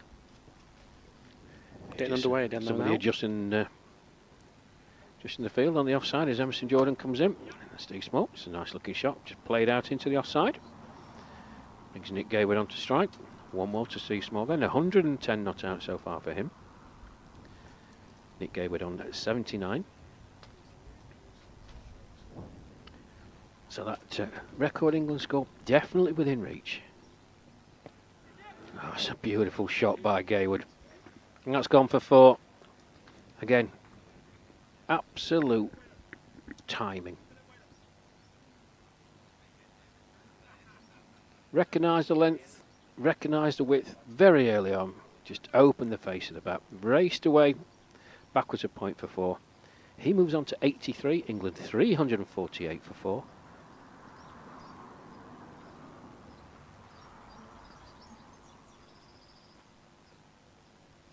Yeah, that run rate tricking over now to 8.22. Oh, and all that's up in the air.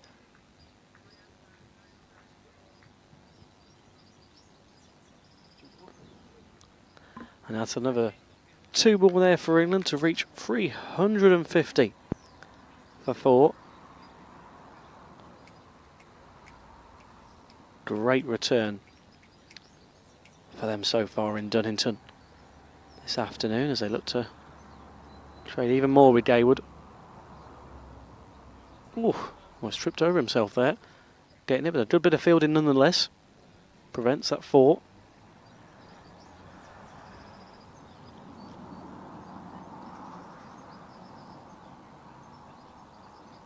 One more added to the total, 351 for 4 with 2.2 overs to go.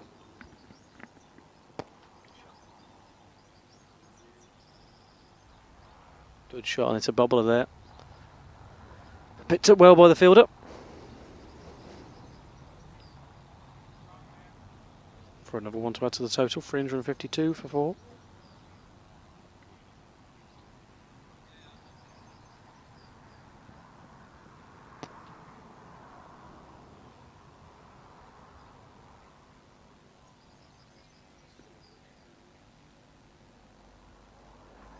Well, we mentioned the body language of the West Indies players earlier in the broadcast, Owen, and they certainly had a spring in the step. Came out with a lot of vim, a lot of vigour, a lot of enthusiasm. If I was to use a couple of words to describe them now, they're looking a bit frazzled and a bit bedraggled with this onslaught from Nick Gayward and Steve Small. But they've got to keep battling. Proud cricketers. Yes, it's a big score that they know they're going to have to chase, but got to keep going to the end. Yeah, as we're just looking again at the great crowds that are forming along here now, on both sides of the pitch actually now. Cracking cricket ground here in Dunningon, and the local community just having a lovely day of it, watching some top quality action between England and the West Indies.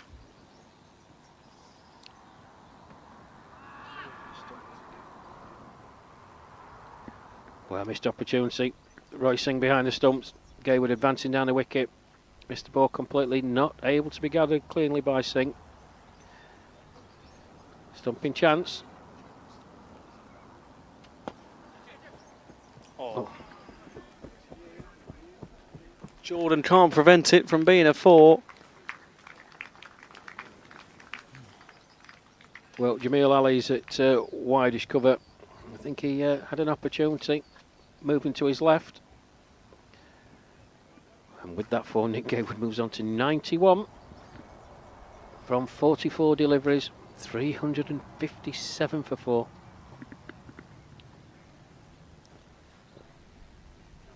Now only 17 off that record total.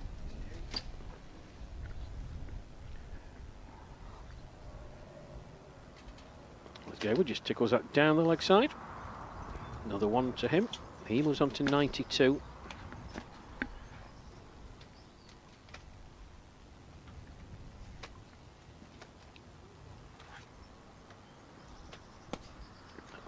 Wow.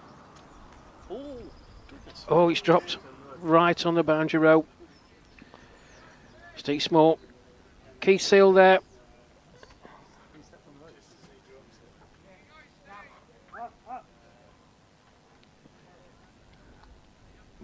Straight to him. And I think he's injured his fingers in doing that. It was very, very hard to him, but he got there, caught it, and dropped it. I don't know whether he stepped over the boundary marker, Owen, as he was attempting that catch. We're waiting for the signal from the umpire. 6 runs. Yeah.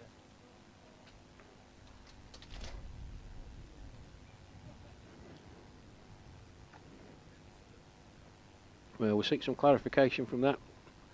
I didn't see the 6 signal by the umpire. No. Dave Sell. Oh.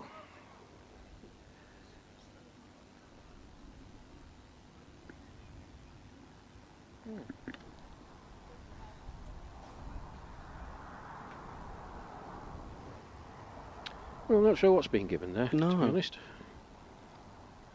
Well, Emerson Jordan was sure on our near side that it was the 6 runs. But like you say, Rash, we didn't actually see that from the umpire. No, and if that's the case, in the context of the onslaught that the West Indies boys have been facing, to go for 5 off that over is a pretty good result. Yeah. 44 gone then, 358 for 4. Nick Gaywood, 92 not out. And his partner, Steve Small, on Nelson, 111, 111.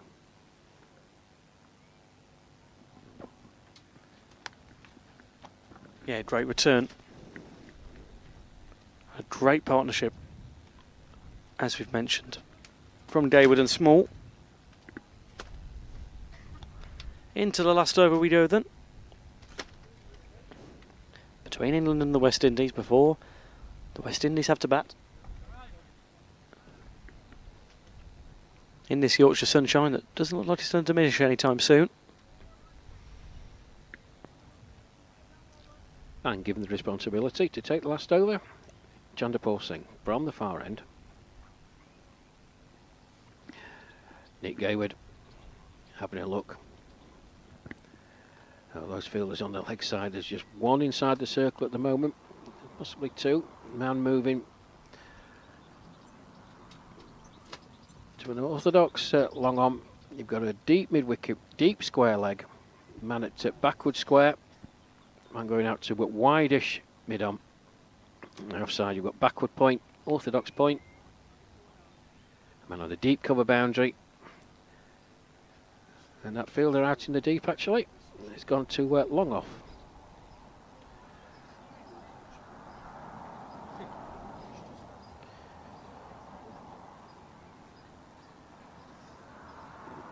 And the man at deep square leg, Tony Boyker, just been moved a bit squarer. Sings in. And that's 4.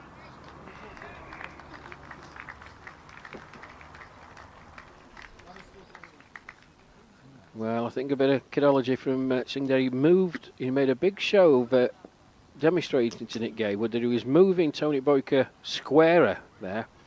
Dropped it into the leg side, hoping he was going to hit it somewhere in his direction, but Gaywood, canny that he is, stepped inside and whipped it away for 4.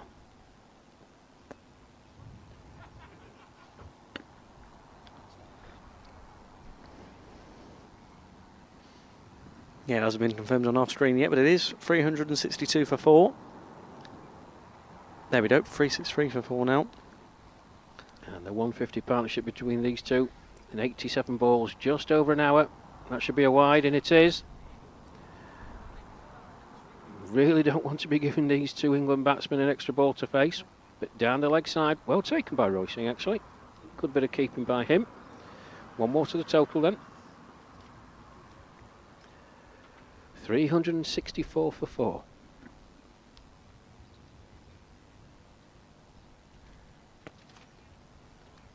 It's a full toss played out into the deep. Should be just a one. One more to Steve Small, and it is 365 for 4. Now, Nick Gayward. Only a couple of 3 balls of the innings remaining. And they're going to shout up for 2 here to get Nick back on strike. No, he's not. You can hear the crowd shouting 2. 366 for 4. Well, fancy Steve Small. Just going to play this anywhere he wants to for a single and give Nick Gayward the opportunity after the last ball of the innings to reach his century. And there you go. Nick Gayward, 98 not out. Final delivery of this England innings. 367 for 4. Well, that's in the air. Is he going to be caught? He is. Final ball of the innings. Nick Gayward holds out into the deep. A nice catch. Running in by the fielder out there. He finishes on 98. England, well, a formidable total. They've set their opponents, the West Indies. But a wonderful partnership between Nick Gayward and Steve Small came together when the score was 213 for 4. Nick Gayward, the last man out for England. 98, caught Emerson Jordan. Bowled Chanderpaul Singh. 13 fours and 3 sixes in that innings by Nick Gayward. England end up 367 for 5 in their 45 overs. And it was solid batting all the way through him, wasn't it? Certainly was, Rash. You started off with that partnership of Radage and Merriman. Of course, when Paul Radage was out, that was at 62 for 1. Then you had, of course, Merriman go out at 116 for 2. He was out for 54. In came Steve Small, and as we say, 100 not out for him. That's obviously Mel Hussain didn't have that great of an innings. He won't be very pleased with that. Ed Gordon-Leonard had a half century, 213 for 4. But then we end proceedings off, as you say. What a partnership! Over 150 runs for Nick Gayward and Steve Small there, and that's a fantastic return for them. And England, at the end of this cracking innings for them here at Dunningon Cricket Club, it's 367 for 5, and quite a tall task for West Indies after the break. Really, really good here at Dunningon, and we'll be back soon, Rash, for the West Indies batting. What do you see from them coming up? Well, it's going to be a big ask. England possess a fearsome bowling unit. The West Indies will know that they can't hang about. I think 367 personally is beyond them from the evidence that I've seen, but it's a very, very good wicket. We only saw 1 ball in the 45 overs that kept low. For the most part, that ball was running through nice and true at a good pace, good bounce. It's what batsmen like. We've been witness to something quite special here, folks, really. The innings by Nick Gayward, but a century for Steve Small, and it was just a really good all-round batting performance from the England team. Although at parts, you've got to give a lot of credit to the West Indies. They really did fight back, and when England were 3 down, you're thinking, well, yeah, there is a chance we can get in amongst them, but I think 367 is going to be beyond them. We'll get you the figures in a minute. Let me just get them up. There's a few technical difficulties here, just bear with me.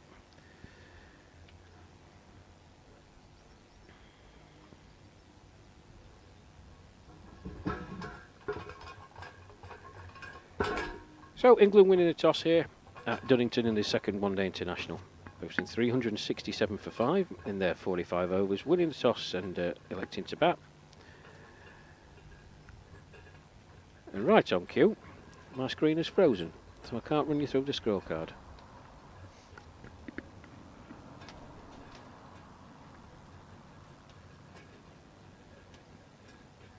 We'll tidy all that up when we come back from the innings break. Should be about 45 minutes, so join myself, Rash Mahmood, and Owen Mason in about 45 minutes' time, when we'll see how West Indies get on in their pursuit of 368 runs to win this second one-day international. Victory for England, of course, will give them a 2-0 lead in the three-match series.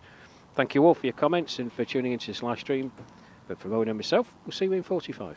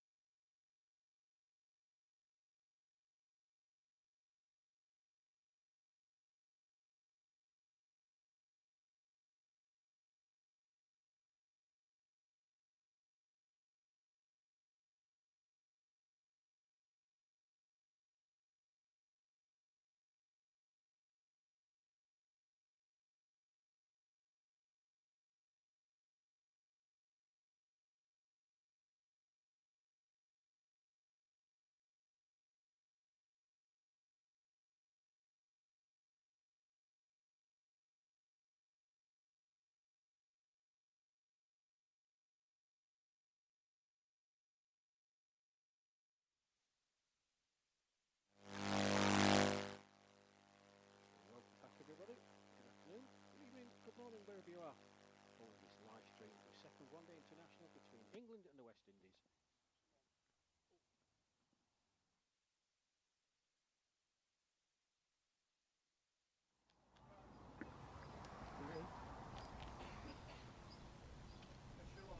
Welcome back, everybody, to this second one-day international between England and the West Indies at Dunningon Cricket Club. Mike Palmer from the pavilion end for his second delivery. England 1-0 up in the series, courtesy of a 10-wicket victory against the West Indies at Littleborough on Monday. And they won the toss and batted first today. A mighty score, 367 for 5. Wonderful contributions all the way through, apart from Mel Hussain, unfortunately. Break off as Palmer comes in. It's a fuller delivery, just dug out, played out to Richard Merriman at mid-on, and there's no run. Wonderful 113 by Steve Small. Nick Gayward, tremendous 98. Too short of a very, very good century hold out on the last ball of the innings at 367 for 5. The England boys posted.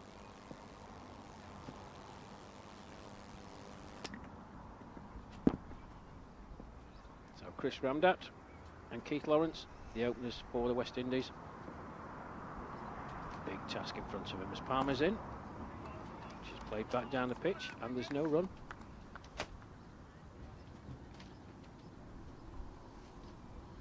Owen Mason rejoins me from the tea interval. It was a nice spread, wasn't it? Certainly was, yes. I think, we've been having a look at all the different cricket clubs on tea and see what they've got on spread. It was, like you say, it was a lovely selection there. But yes, as we continue on now for the West Indies, that's a good effort. It's a trickle towards a boundary. I think it might just be caught by... Oh, it's close though. Good fielding though. Very good fielding in the end.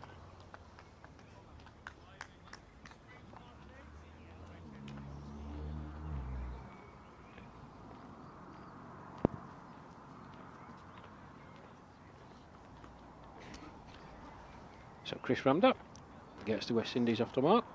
Nicely tucked away through mid-wicket. Good chase by Richard Merriman. And all the way to the boundary from his position at mid-on as Palmer comes in again. And again, played out to Merriman. There's no run. End of the first over then. West Indies 2 without loss, chasing 368 for victory. And it really was a very, very good batting performance from the England boys. Tone set right from the start with Richard Merriman and Paul Radich. But at 117 for 3, we thought the West Indies, if we could just manage to nurdle another couple out, we're right back in the contest.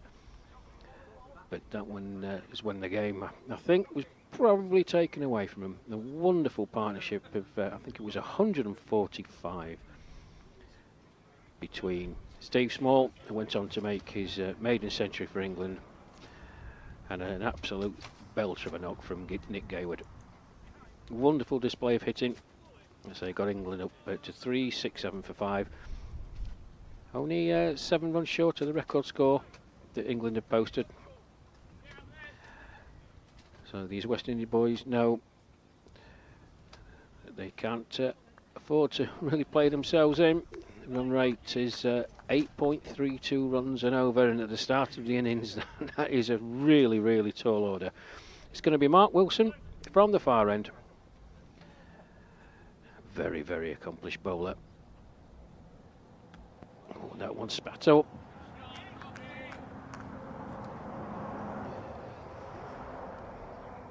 Keith Lawrence, left-handed batsman. Just gives the pitch a quizzical look. And that one definitely spat up from Mark Wilson. Watchful this time, Lawrence. Just plays it back down the pitch. Simon Routh, the England wicket keeper, does the fielding. And there's no run.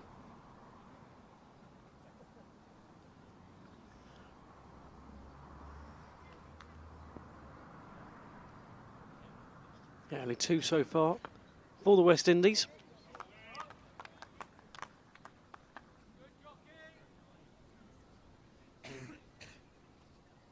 in this second over.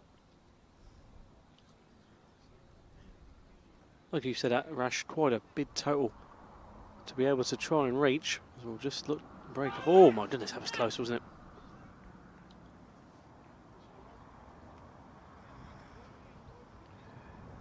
it? Yeah, umpire Steve Truman. I didn't think there was an action about that ball reared up. It's if it were there catching my pitch report, but for those who weren't, it's a belter of a pitch that Rob Gilliott has produced here. Just back of a length, tinges of green. And as we saw in the England batting innings, the West Indies opening bowlers did get the ball to deviate, both in the air and off the pitch, and got some bounce. That one, well, that reared up. Nothing Simon Routh could do about that. By signal by the umpire, 3 without loss. As Wilson comes in again. Ramdat on strike. It's a nice shot. That's well fielded. England skipper, Ed Gordon-Lennox in the covers. Good bit of fielding, one-handed.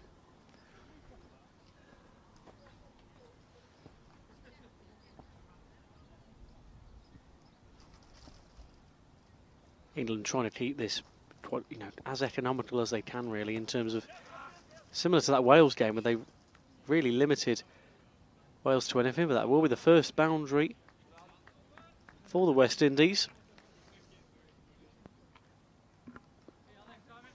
Yeah, and a nice shot it was. Yeah. Wilson just straying a touch down the leg side. Ball picked up on length by Chris Ramdat. Just rolled his wrist round it. Backwards of square. Like you say, Owen, for the first boundary of the West Indies innings. 2 overs gone then. 7 for no wicket. The target 368. Yeah, that must be quite an interesting point, isn't it, when you think of when you're just waiting to start your batting, just starting your innings, and you've got a target like that. You say when you're on tee and you've got a target of that to reach, Rash, that must be, you've still got your whole 45 overs, but that's a very steep hill to climb, isn't it, in any form of cricket? Yeah, it is. It does 2 things. One, it's not just a score that you're chasing, but it's scoreboard pressure. If there's a couple of, miserly overs by the England openers, swing and a miss from Lawrence that time. Mike Palmer. Yeah, and that's what happens, and it forces you to play shots that you may ordinarily not play, simply because you're behind the curve. They know, at the start of their innings, they have to go at 8 and over. Yeah. That's not easy. Yeah, to keep that consistency is extremely difficult.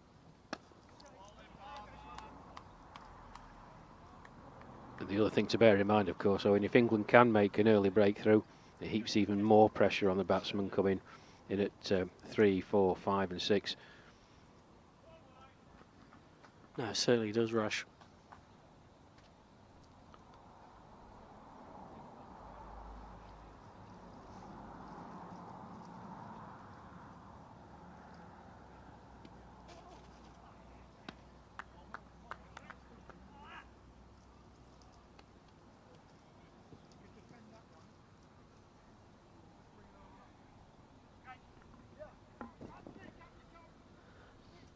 But as we mentioned all afternoon, the great crowd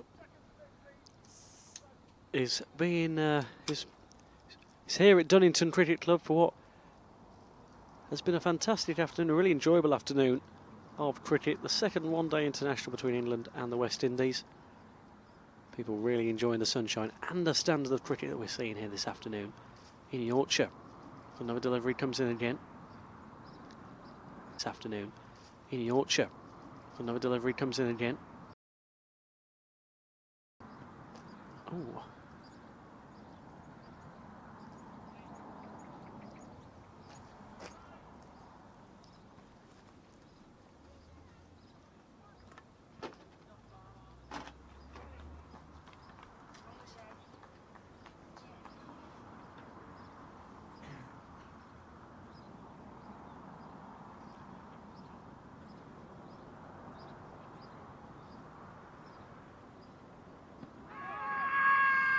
Massive call there. Umpire remains unmoved. And nothing given there by the umpire. Still remains 7 for the loss of no wickets. I do like a good appeal though. Yeah. Melissane's great when he does it. But Mike Palmer, Palms, he's right up there with the best of them.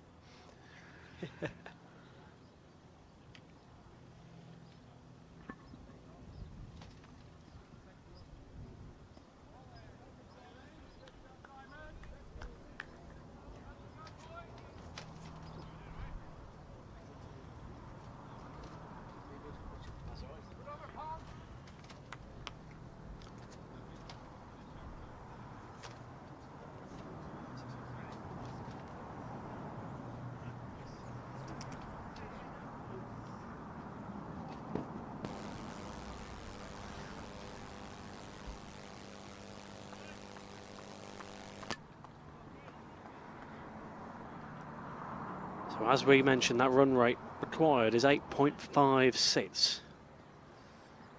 At the moment only 2.47. Of course, still early days in this run chase for the West Indies to try and reach that target of 368. They're a very steep target that they've got to try and reach. But England at the moment, very early on, just limiting the West Indies to anything, only the one boundary so far.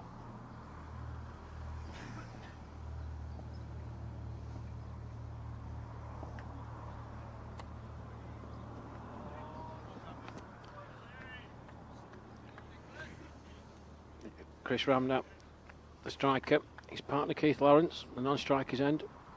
Talk about pressure. 10 deliveries Keith Lawrence has faced, yet to get off the mark. There's Wilson in again, shorter, wider.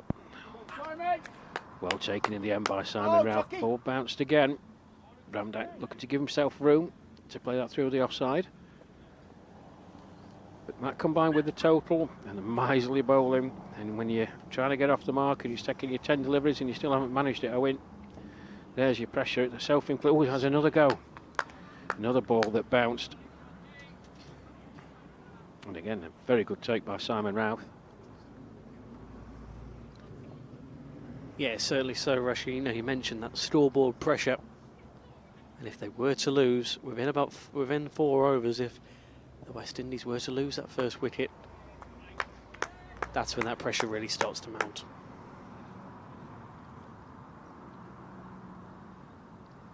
Speaking to Steve Small, earlier on at tea, and obviously, as I mentioned earlier, as well, from my county of Worcestershire, plies his trade at Himley Cricket Club.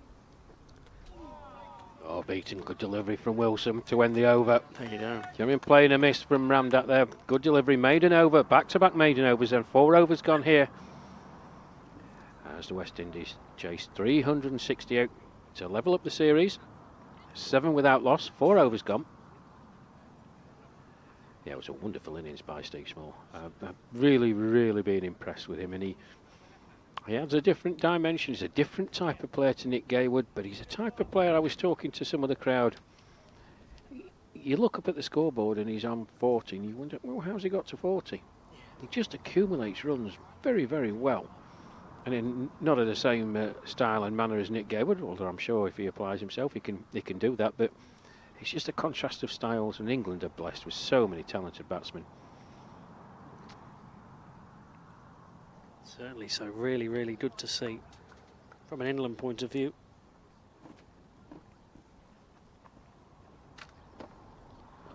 So it's going to be Mike Palmer then to continue.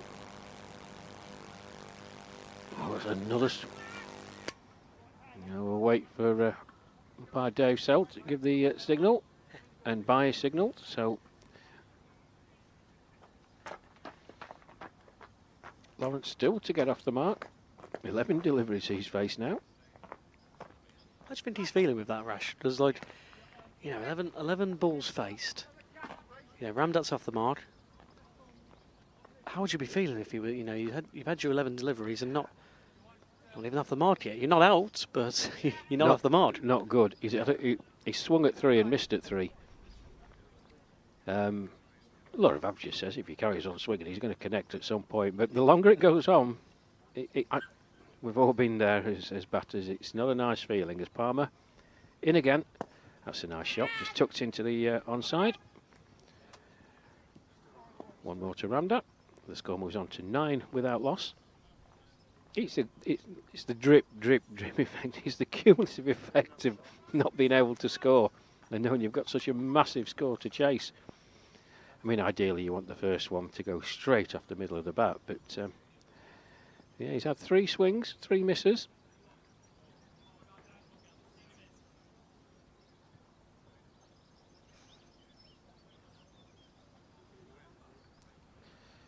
Yeah, just a delay there, but umpire Sell giving a wide for those just joining us. 45 overs per side, maximum of 9 overs per bowler, but anything that passes outside the line, the batter's leg side, should ordinarily be given a wide, and it was on that occasion. One more to the score then, 10 without loss.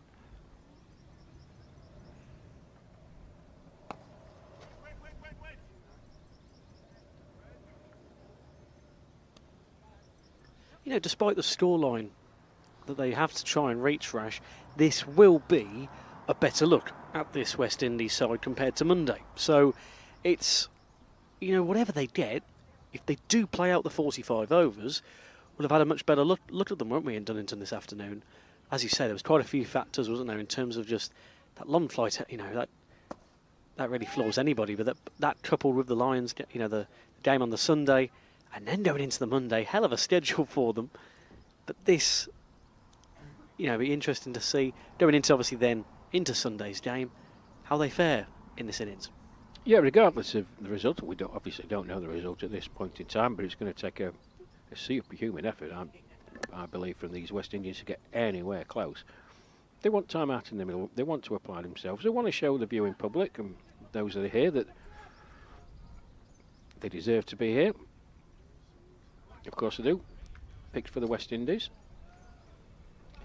And they want to showcase their talents. And 4 runs.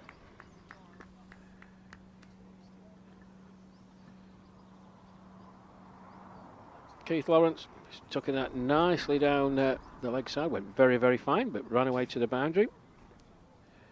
So he's off the mark. 14 without loss.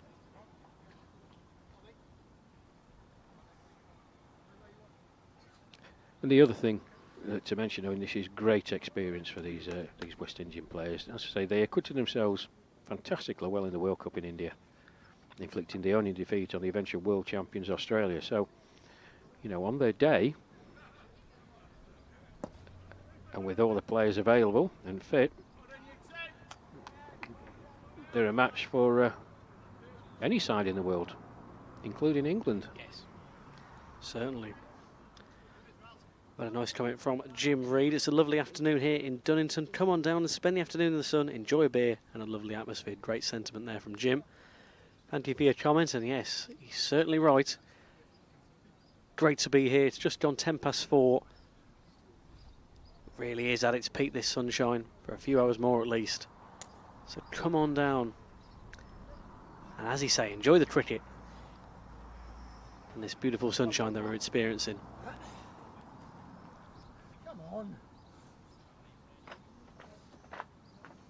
But as we say, into the 5th over. 14 without loss for the West Indies, as they look to try and reach that target of 368.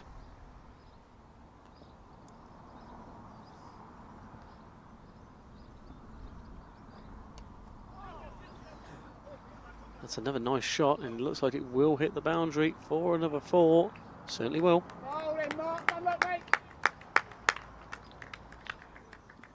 Well, a bit fortuitous, I think, there from Chris Ramda. He was looking to play that off the back foot through the offside. Thick inside edge. Raced away for 4. 18 without loss. He moves on to 11. His partner Keith Lawrence is on 4.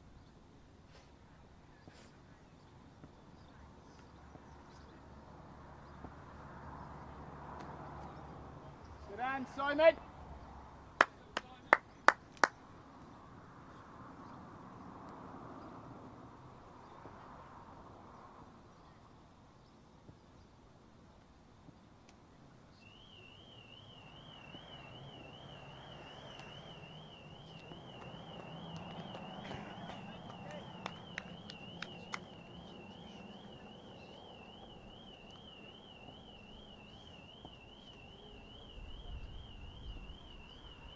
Once again then, another delivery comes in for the West Indies. That's another decent shot, but well fielded in the end.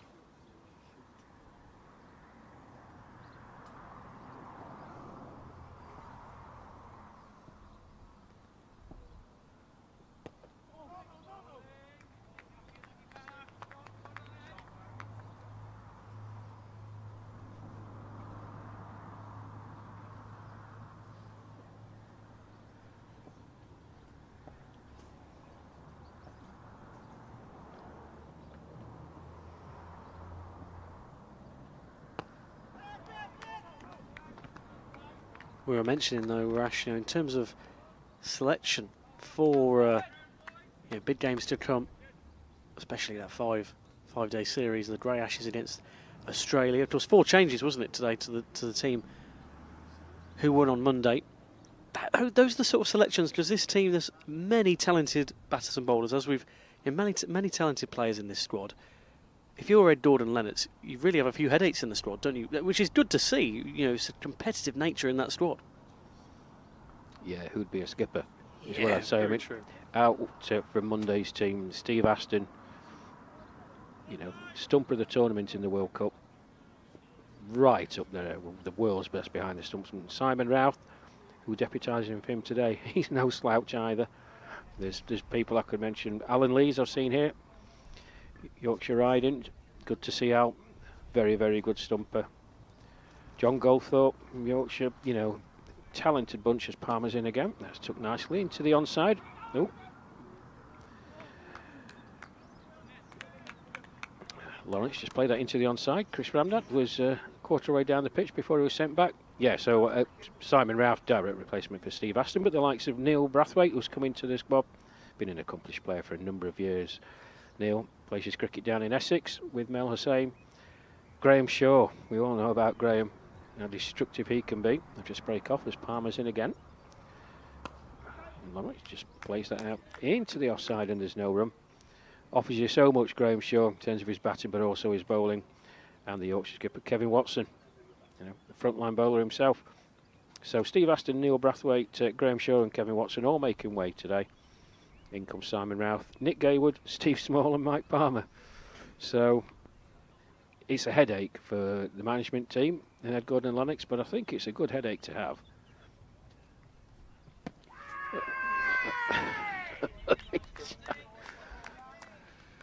An extravagant appeal from Mike Palmer. Umpire Sell having none of it. I think the bigger question is, having so much talent and so much ability, is how you fit the pieces together, and that's something that causes you the biggest headache, because these are talented players. Palmer in once more. Lawrence just pushes forward into the offside, and there's no run. And you get those combinations wrong, and with the wealth of talent and ability that you have, then you do come under criticism. But they've been playing cricket a lot of years. Owen, not Paul Bradley and Ed Gordon-Lennox.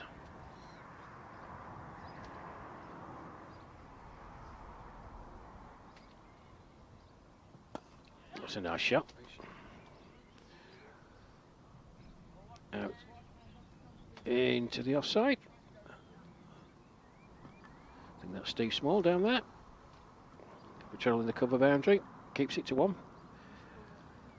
Yeah, it's a small advantage of Rash when it comes to playing lots of, a talented side like Australia.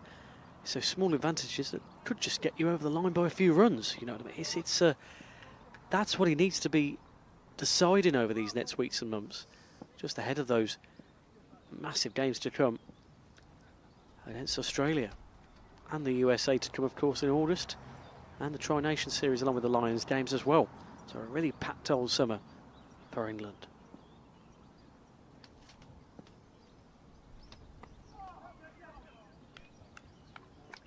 Well, Ramdat just pushing forward there. Squirts off the outside edge. Long chase for the fielder. And gets that. 2 more to the total then. He moves on to 13. End of the over. 7 overs gone. The West Indies 21 without loss. Chris Ramdat on 13 not out of 22 deliveries. His partner Keith Lawrence is 5 not out off 20.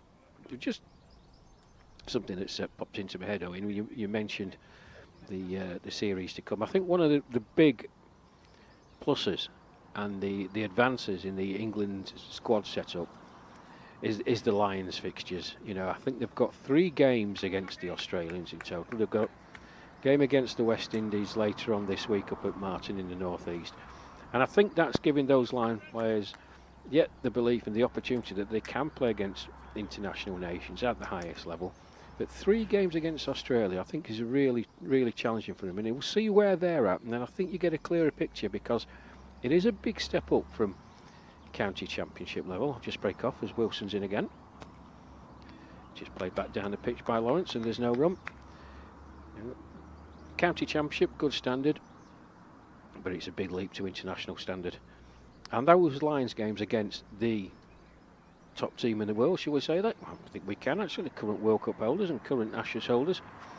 Oh, he's not played a shot, that's out. Well, Lawrence looks aghast, but he did not play any shot whatsoever to that. Just stood there, shouldered arms. There you go. You can see it on the replay, folks. Absolutely dead to all the world. Yeah. Wilson strikes. West Indies lose their first wicket. Keith Lawrence, LBW bowled Mark Wilson for 5, 21 for 1. Just a bit of a momentary lapse of concentration, moment of madness. Umpire Steve Truman standing at the far end, absolutely no hesitation in giving that out, and as you saw on the replay, beautifully timed by Ivor. Thank you, Ivor. Very good. Yeah. he was dead to all the world. So England strike and a wicket for Mark Wilson. This is where the West Indies have got to be careful now, because that first loss of the wicket, and as you say, absolutely dead to the world there, because it just, you know, that was one of those that we've seen, you know, we hear many appeals in a match, don't we, but that was absolutely dead cert, wasn't it? That was an out.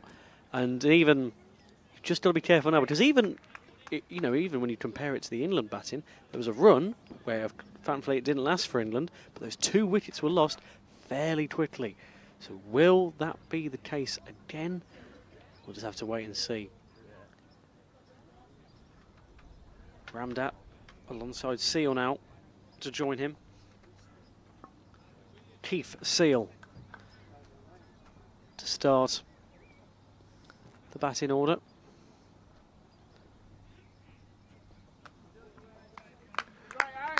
Great take by Simon Ralph. That really did climb steeply.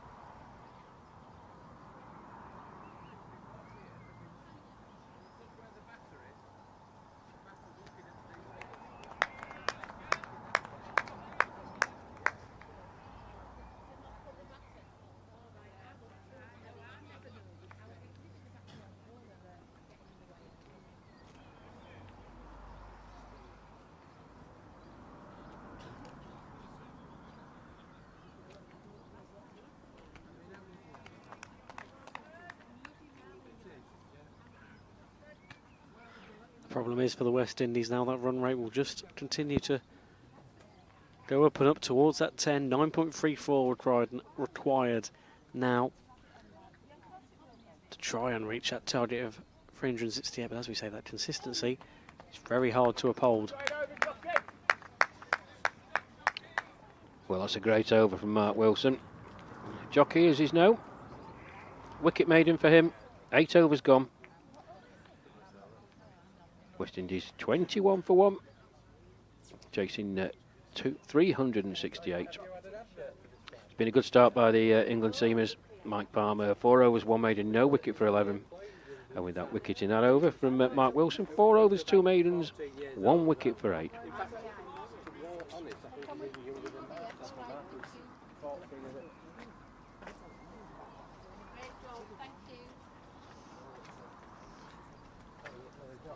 8th over now for West Indies. Rammed up 13 from 22. Seal yet to break his duck after just coming in.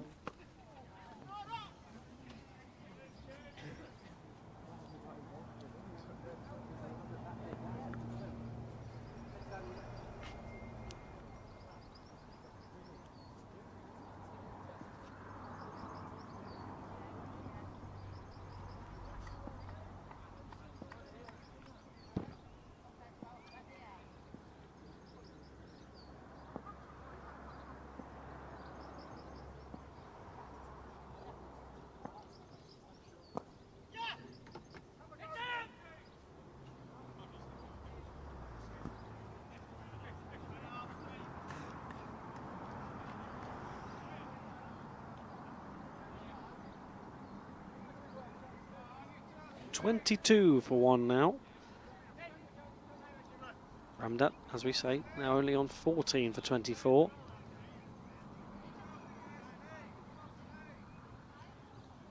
Current run rate, they're mustering of 2.64.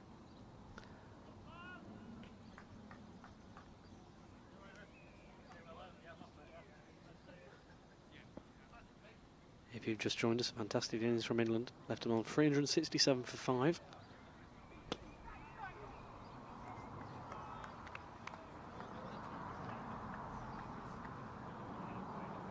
And a decent bit of fielding again. Prevents anything really for the West Indies.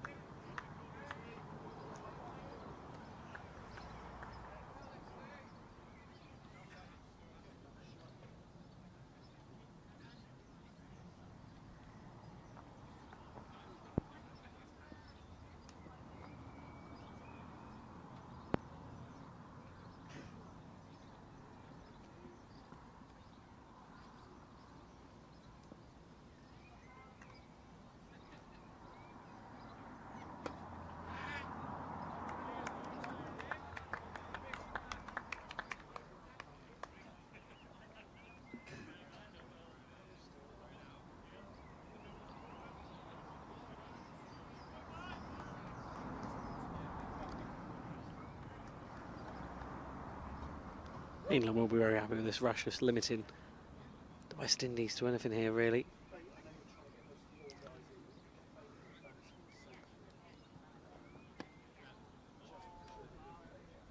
Runs coming very few and far between at the moment.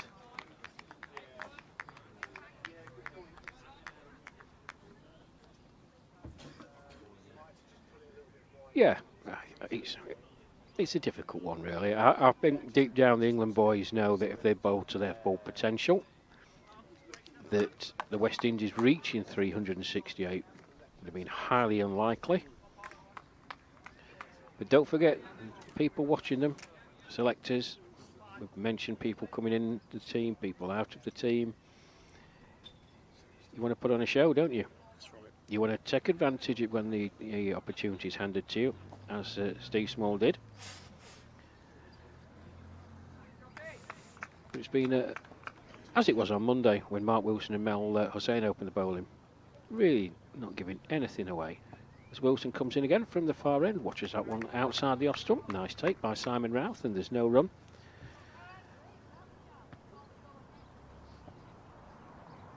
It's all about putting yourself in the shop window. Oh, certainly is.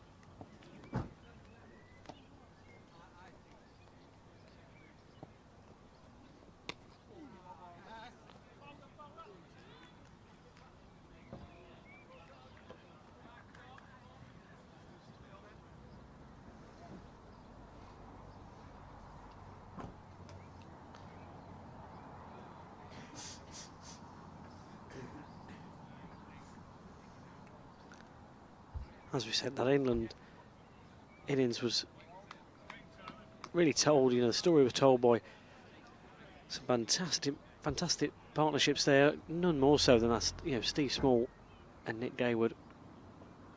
Incredible in the end, 150 between them. And despite those wickets, there was one after the other when it came to Merriman and Hussain. But even that did not stop the rampage that England were on. No, it didn't, Owen, but I think you saw real intent from the England batters, and something we saw down in Wales when they played at Newport and against Scotland. It was a running between the wickets, quick signals, dabbing and going. It just keeps you rotating the strike. The scoreboard keeps ticking over. It forces the opposing captain to try and do something different, because you're giving runs away at 4-5 and over, and the batsmen really don't have to try anything. And if the loose ball comes, what the England boys did really well, they put it away, and suddenly 3-4 singles in an over and a boundary, 8 off the over without even trying. The West Indies are finding it hard in the face of some very, very good and disciplined tight bowling by England, but the England fielders are out on the edge of the 30-metre circle. There are opportunities to dab and go, but you need confidence in your partner, and we saw a couple of run-outs for the West Indies on Monday, so they've got to try and find a way around this and find a way through the innings as Palmer's in again. That's a nice shot, but again straight to the fielder. There's no run, and that's another frustration, timed quite nicely by Chris Ramdat. But straight to the fielder at square leg. It's right off the middle of the bat, but it's a dot ball.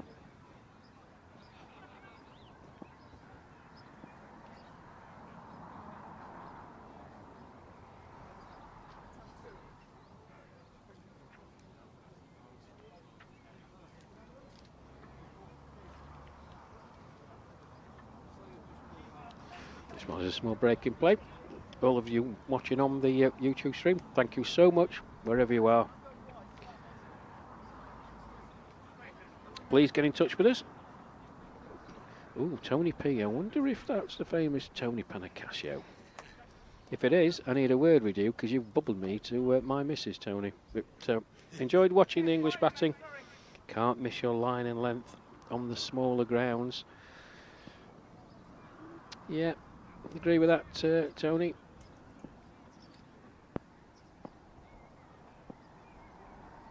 Slower ball by Palmer. That's nicely chipped away. That's going to run towards the boundary. Yeah, very nice shot indeed. Just flicked round the corner.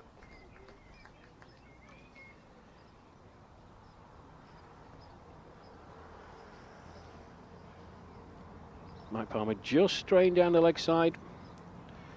But Chris Ramdat onto it very, very quickly indeed. Nice shot. He moves on to 19. Score 27 for 1.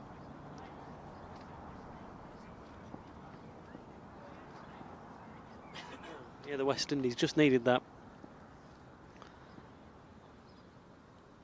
They're being limited to some fantastic bowling. It was a lovely effort for 4. This one, well fielded again.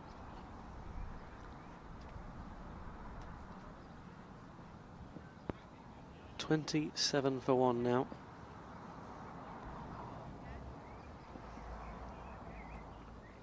For the West Indies.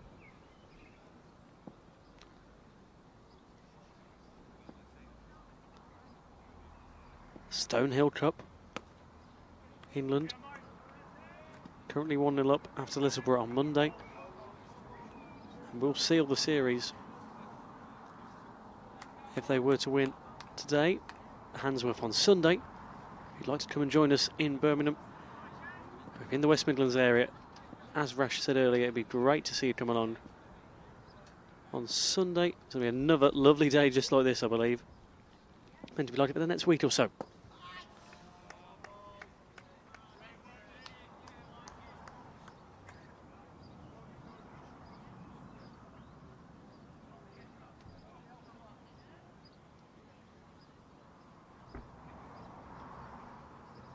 Slight tumble there, but nothing too sinister there.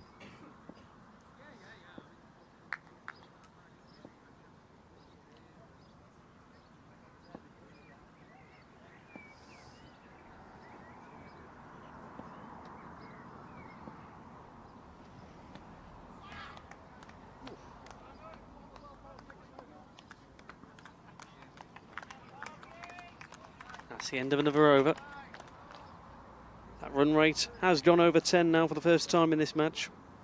10.03 required for the West Indies now. That's quite the rate to keep up with. And as we head into the next and 11th over, 27 for 1. The West Indies as they look to try and chase 368. Thank you very much for joining us here on this YouTube channel. Brilliant to be back with you in Dunnington. We hope you can join us again on the stream on Sunday, as we've just mentioned, at Handsworth Cricket Club.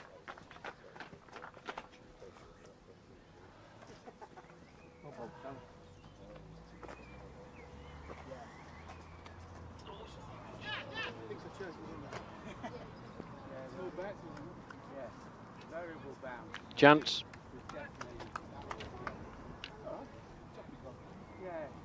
It's a genuine edge. Very, very quickly.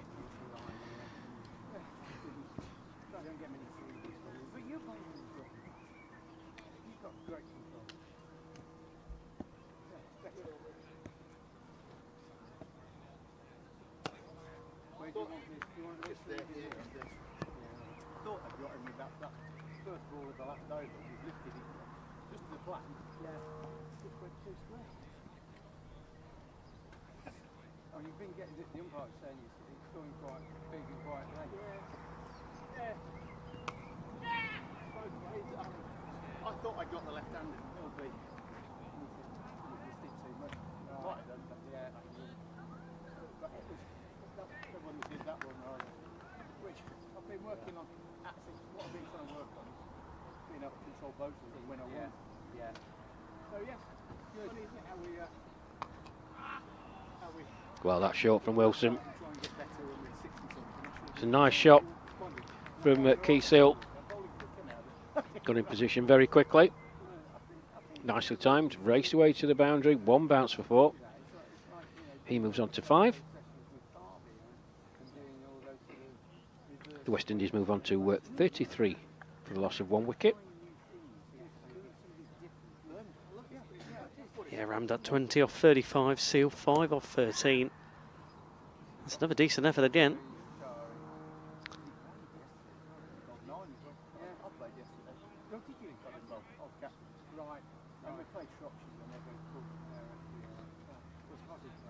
No, he wasn't, and that makes the board. We got 265 for 1. Yeah, looks like it. Go on, hit him. That again. Twice we could have had him run out. Yeah. Right, I'll leave that there for you. All right. Keep going, fella. Come on, Palms.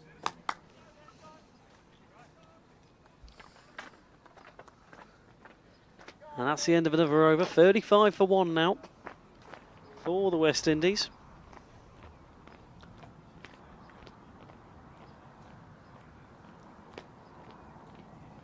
As we mentioned, Rash, knows whatever score the West Indies get up to here, they've still got a busy summer of their own. They've still got some games to prepare for, and this is just really good preparation to play a really in-form England side. They still get to play them on Sunday in Handsworth, and they've got a few more games to come for them. So it's a busy summer for both sides to come. It is. It's all about getting experience at the highest level of international masters cricket. I'm not sure the West Indies have played much over 60s cricket since the World Cup in Chennai, India in February of March of 2024. And prior to that, the Carib Cup in Barbados in 2023. So, over and amongst anything else, valuable experience that these West Indies players and the squad are going to gain. In English conditions, there's a change of bowling at the pavilion end. Nick Newman replaces Mike Palmer, and if you thought Mike Palmer can appeal well, he's got nothing on Nick Newman. Really nice bloke, Nick. Part of the grounds keeping staff at Loughborough. Some beautiful wickets they prepare. In he comes again. Just pushed out into the offside, and there's no run.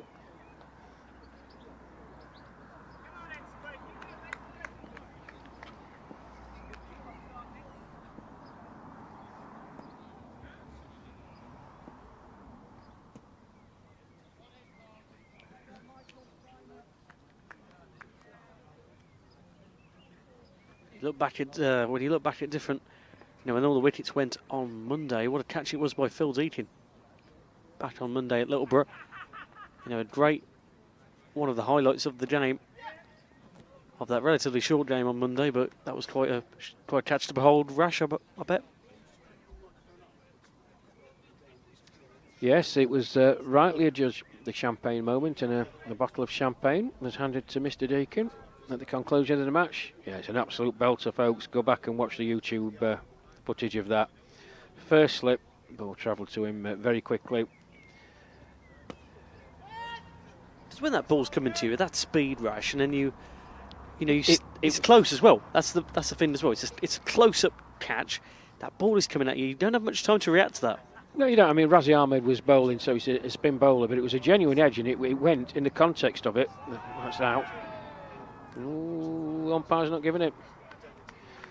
Simon Rath is absolutely convinced that he got the bails off in time.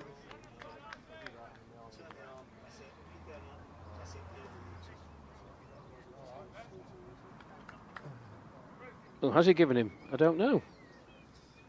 No, he hasn't. No, not out. Yeah, it was a great catch.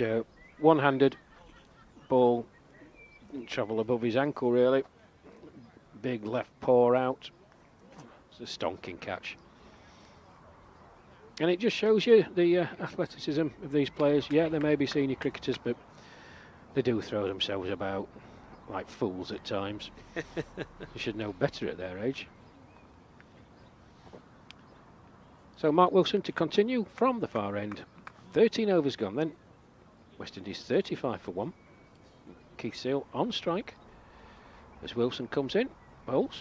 It's a nice looking shot, but straight to the fielder. And there's no run.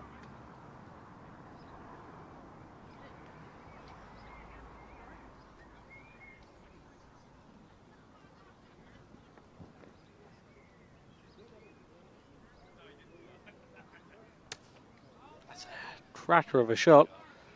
Now will be another 4.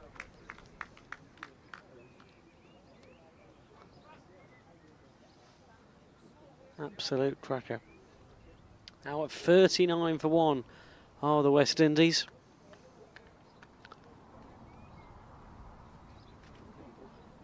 And Seal. Keith Seal, another nice shot for him, and he'll go for it again. Caught this time though. Off the throw.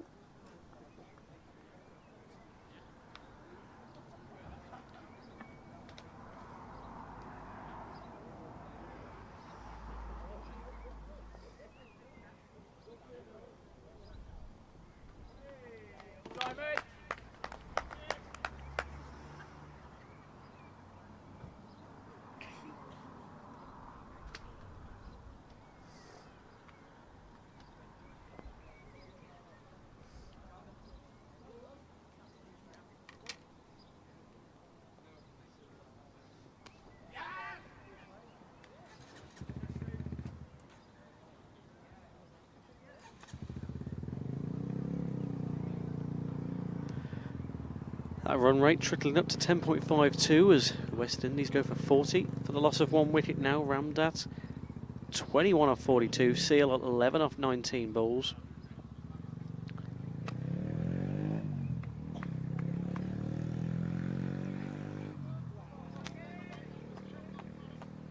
That's the end of another over. 14th over to commence shortly.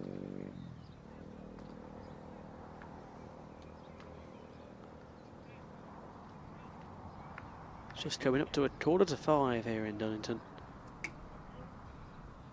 All the people in attendance loving what they're seeing here.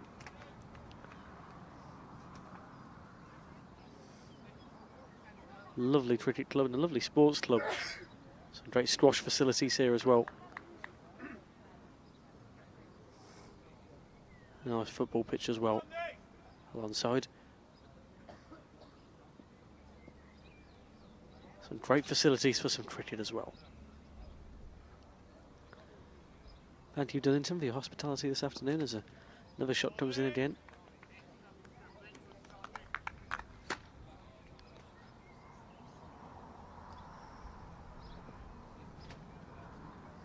19 runs between this partnership now in 23 minutes since that loss of Lawrence.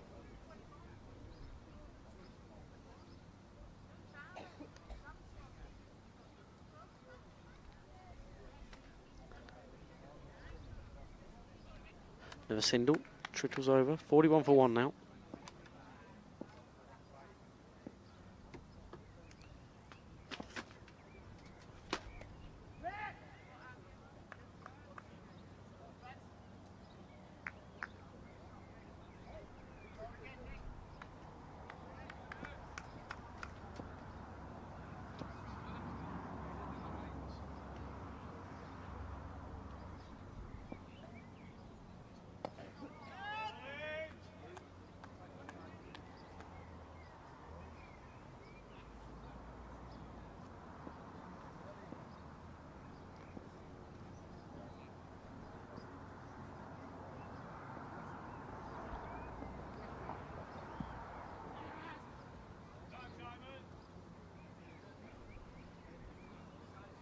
Positive for the West Indies as they look like they will eclipse their 63 all out on Monday.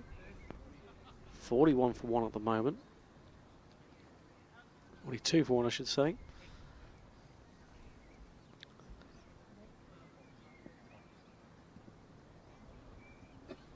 And if they don't catch it, a respectable total will be more than enough for them today before they go to Handsworth, and that'll be another boundary.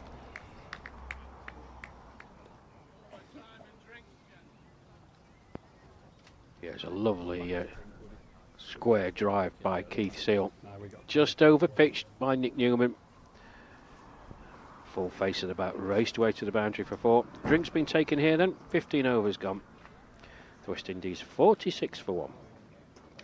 In pursuit of 368.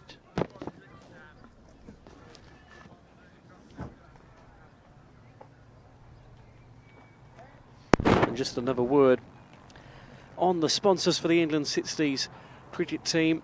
You know, as we've said throughout the broadcasters, all the broadcasters wouldn't be possible without them. So a big thank you to Stonehill, Sporter Tours, MV Play, Matt Ted, the Jube, and I'll just get one on that last one for you.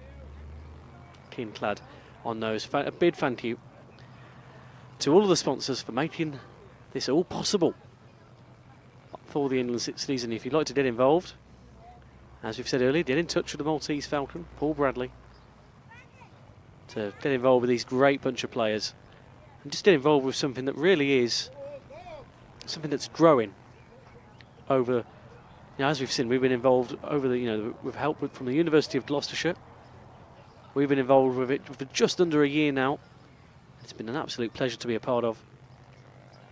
It's days like this at Dunningon when you see a big crowd come out, a real community event really, and that's always the main thing that you want to see for moments like this.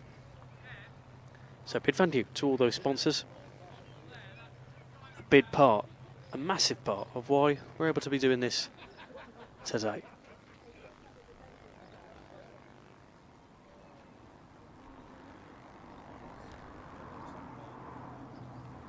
And also a big thank you as always to Ivor and Matt. Matt's been on the cameras today, Ivor's in the TV truck helping us along, keeping us on air on the YouTube stream, which is what we like to see.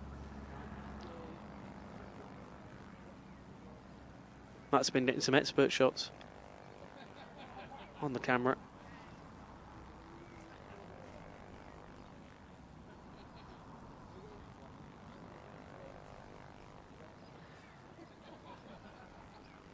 This drinks break. We'll be back after this drinks break. Of course, more breaks being added due to the warm weather today.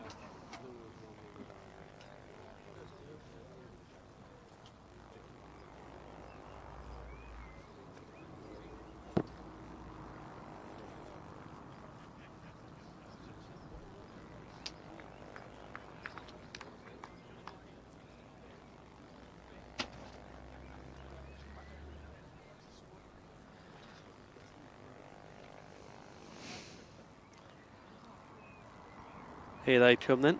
Back, the teams are back. After that drinks break, as we say, more added for the warm weather we're having today.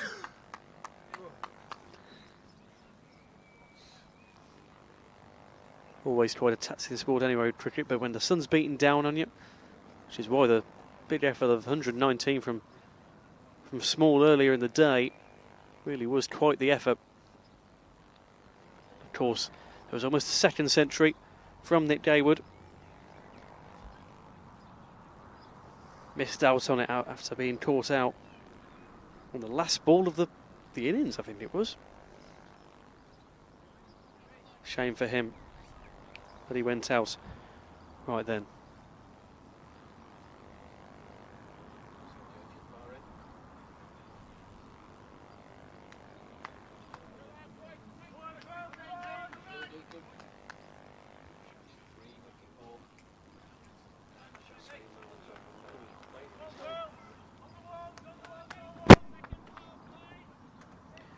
So Phil Deakin replaces Mark Wilson at the far end, fresh from his 3-wicket haul. And Champagne Moen at his home club of Littleborough. In he comes then. I think that may be off the pad. We'll wait for the umpire's signal. And it is indeed. Signalled by umpire Steve Truman. Led by 1 to the total.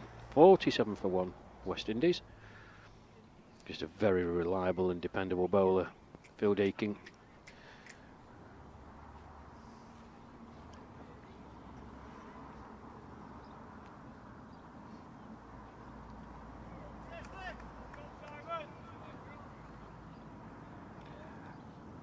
Signalled a wide.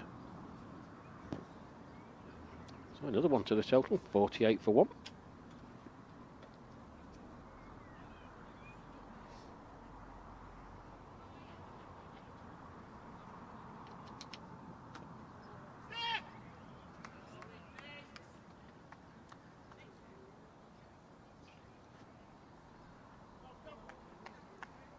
Yeah.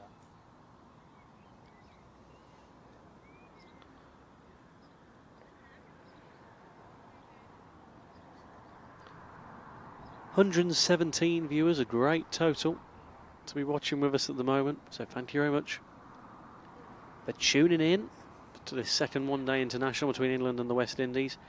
If you have just joined us, there's probably a few that have been there all along, which is fantastic. But if you've just joined us on the stream, England had a total of 367 for 5, a cracking innings for them, which included 119 not out for Steve Small.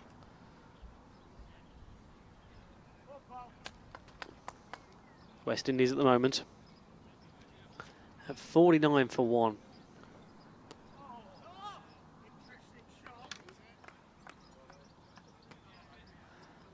At the moment really being kept limited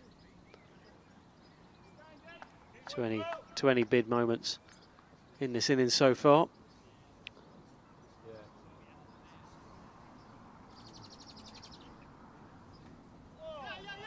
Ooh.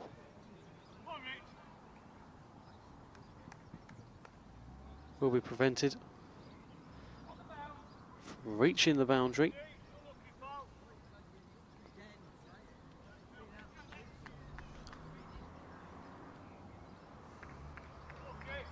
But it will be a 2 nonetheless. 51 for 1 now for the West Indies. 21 from 47 for Ramdat. Just over an hour. Just under an hour, sorry, that the West Indies have been batting for. 15 and a half overs gone. And their only wicket went at 21 for 1. And that was, of course, Lawrence.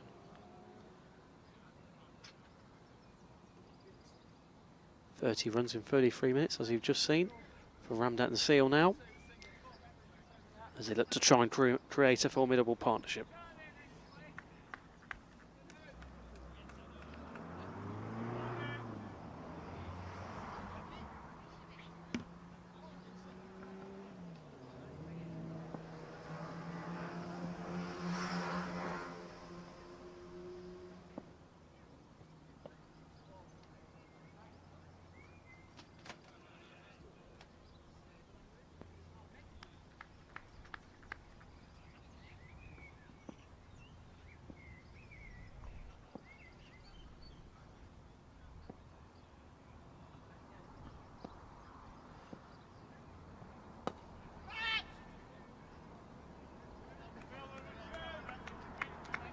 Do a bit of fielding from Richard Merriman.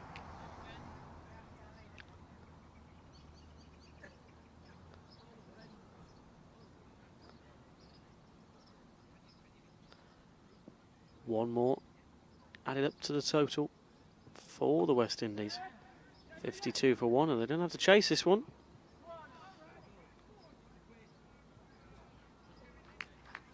That will be a boundary. A nice 4 for the West Indies. Yeah, delicate from Keith Seal, that. Just gave himself a bit of room. Wasn't a bad ball by Nick Newman. Wasn't offering a lot of width, but he just backed away to leg. Opened the face of the bat. And this lightning quick outfield ball raced away to the boundary for 4. Nice touch as Newman's in again. That's wider outside the off stump. Seal just lets it go by, and there's no run.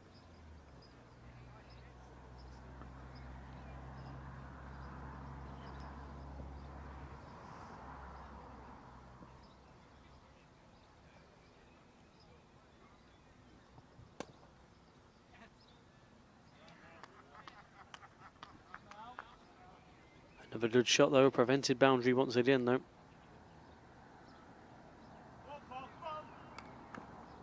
Run rate trickles over 11.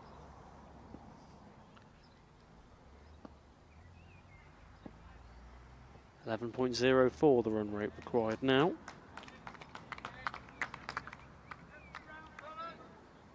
It must be a bit soul destroying, to be honest. I mean, we've met him for what? Just about an hour, I think you said, my friend. And they still require 311 runs to win. But they'll keep out there for as long as they can.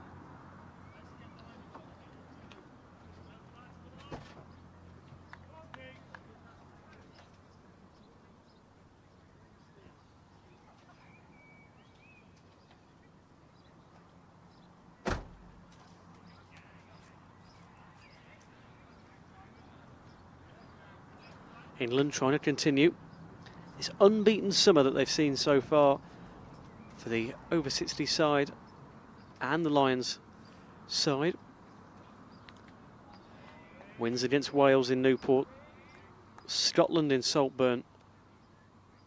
A great Lions win over Scotland by 7 runs, and a great one against the West Indies on Sunday by 60 runs along, coupled with that great win at Littleborough. But this will be another boundary for the West Indies. Square drive from Keith Seal. The one in the previous over was all about guile, and it was just backing away, giving himself room. That one, classical square drive, foot to the pitch of the ball, opening the face of the bat, all along the ground. No chance for any of the England fielders. He moves on to 27. The West Indies is 61 for 1. Nice shot that. Prompts a change in the field. And going out onto the cover boundary, but squarish.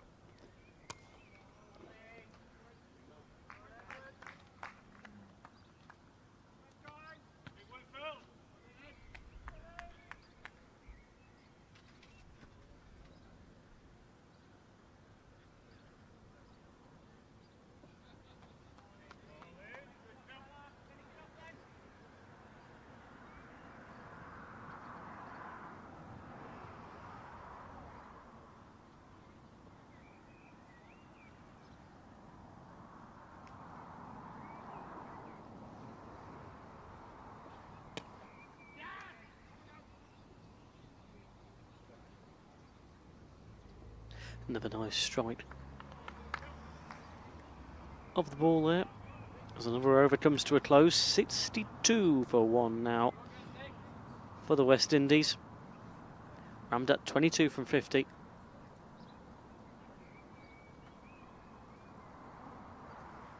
Seal with a nice return, 28 from 36.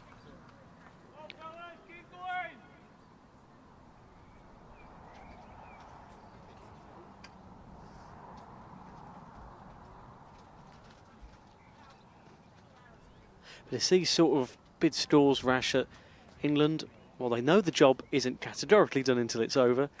You look at a game, if you remember, going back to, was it Bradford Park Avenue against Pakistan? You looked at a total, it was such a close game, wasn't it? And Pakistan ended up taking it, didn't they? And in terms of series like that, when it comes to the series against Australia in particular, scores like this are going to have to be quite commonplace, aren't they? If they're going to have a great shot of regaining those grey ashes.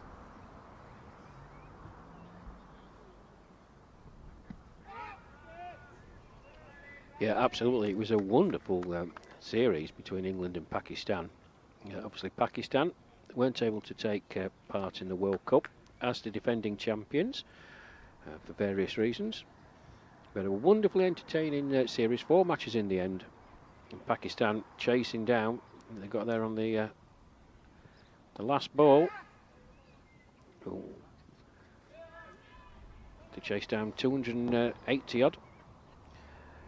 The next 2 matches pretty much one-sided for England. And then we came to the 5th and final one at Littleborough, with Graham Shaw hitting the winning run of the last ball of the series to get England home. We chased down, I think it was 313. It was a wonderful, entertaining game at Littleborough. But yeah, such is the nature of this, and England found out when they went down under for the Grey Ashes in November and December. The standards are improving all the time. You've got to be on it. You've got to be looking at posting north of 250 as a bare minimum, really. If not, you do run the risk of, these top quality batsmen around the world. They may be seniors, but they can still play. So it just concentrates the mind a bit more as Newman comes in again. Just pushed out into the offside by Seal, and there's no run. But at this level, it's all about making sure you get a level of consistency in your performance. You're going to have peaks and troughs, but it's trying to score consistently. And England, for the most part, I think during last summer, did that. A few ups and downs on the tour to Australia, but they've scored well this summer, both the Lions and the England team themselves. As Phil Deacon continues from the far end, Chris Ramdat on strike.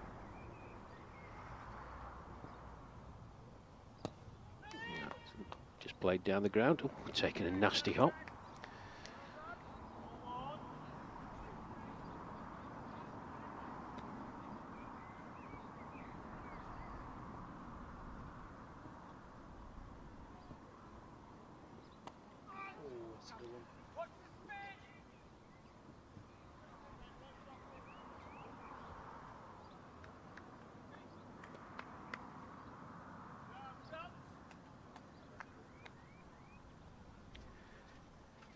Of course, cricket, like most sports, is a massive psychological effect that takes place. If you post a score north of 250 or 250, the opposition now they've got to go right from the start to over 5 and over, and a few overs in, that suddenly goes 5.5 to 6, 6.5 to 7. It's a nice looking shot, but straight to the fielder, and there's no run.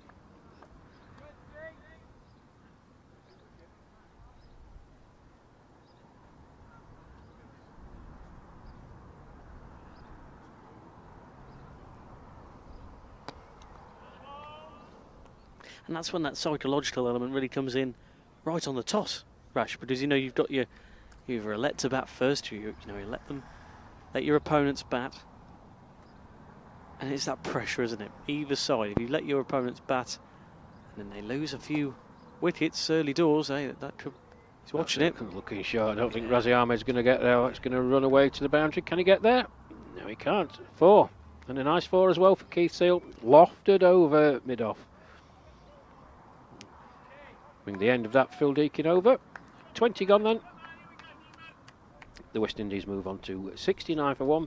Nice lofted drive by Keith Seal. I've been impressed with him. He's played some very nice shots, particularly on the offside. He's moved on to 33 off 45 deliveries. His partner, Chris Ramdat, 24 off at 53.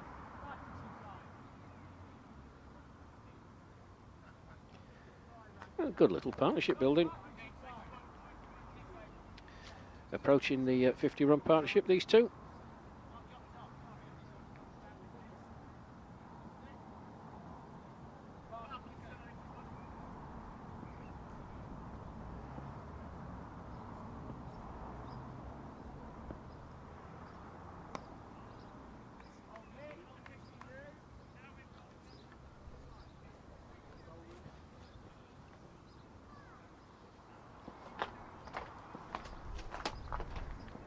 Fantastic crowd forming now, as it's just on 5 o'clock here at Dunningon Cricket Club here in Yorkshire.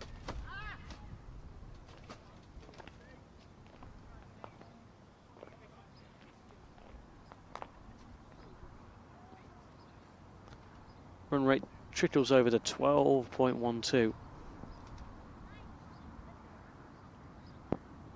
for the West Indies now. Nice shot. Just dropped short of Richard Merriman at mid-on.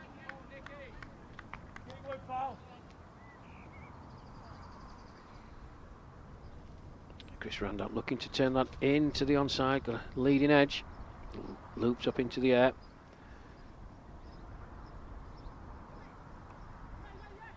That's another nice shot from Seal, going backwards in his crease. Playing the ball backwards a point. I think it's Paul Radish down there. Does the chasing. 2 more to the total then. 2 more to Keith Seal. And that brings up the 50 partnership for these two. Well done. 51 runs off 80 balls. It's taken them just over 3/4 of an hour. 72 for 1 as Newman comes in again. And Seal just prods forward. Out into the offside. There's no run. Ed Gordon-Lennox, the England skipper, does the fielding. You've had the opportunity to see England on a few occasions now, Owen. You've seen the team progress, and what things have you noticed that have been different from last year to this? Yeah, you know, that's a very good question, Rash. You know, like we say, we had the 3 games with them last year, and it was impressed then. When I think the bid difference when it was a, you know, they were playing a Welsh side last year when we first saw them in Stratford in June 2024, and I know obviously roles reversed. Of course, England batted first on that day, but there was just a bit of a more of a ruthlessness really in terms of just, and especially when it come to the fielding, just no let up whatsoever on the Welsh batting. That was followed obviously in Scotland, but it's, you know, I've been really impressed with just how well they've done this. I mean, obviously it'll just put them in really good stead for that bid series against Australia, and of course when they welcome the USA as well. It's been really nice to see. It's been great to be a part of, really.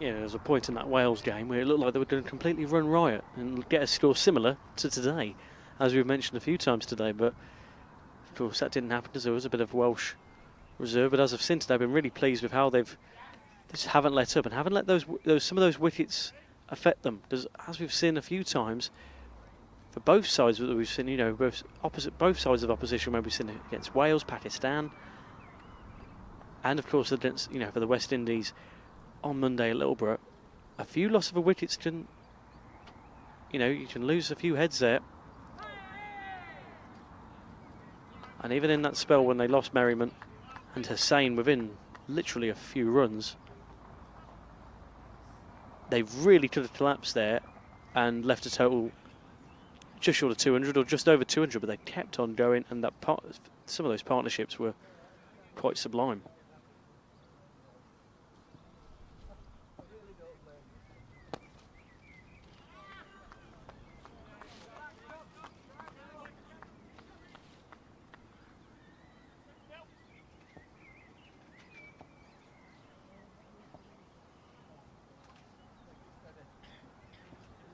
74 for 1 for the West Indies now, as we're almost approaching the halfway point of this West Indies innings. And there we are. Just coming up to 10 past 5. And we're halfway through. Innings at 74 for 1.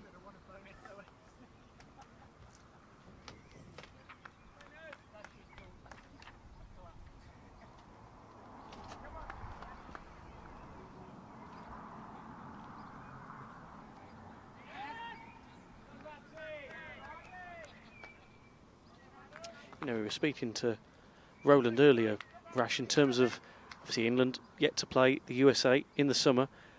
As we've said over the last few years, especially last year when they had the World Cup, the US really could be something brewing there in terms of cricket over in America.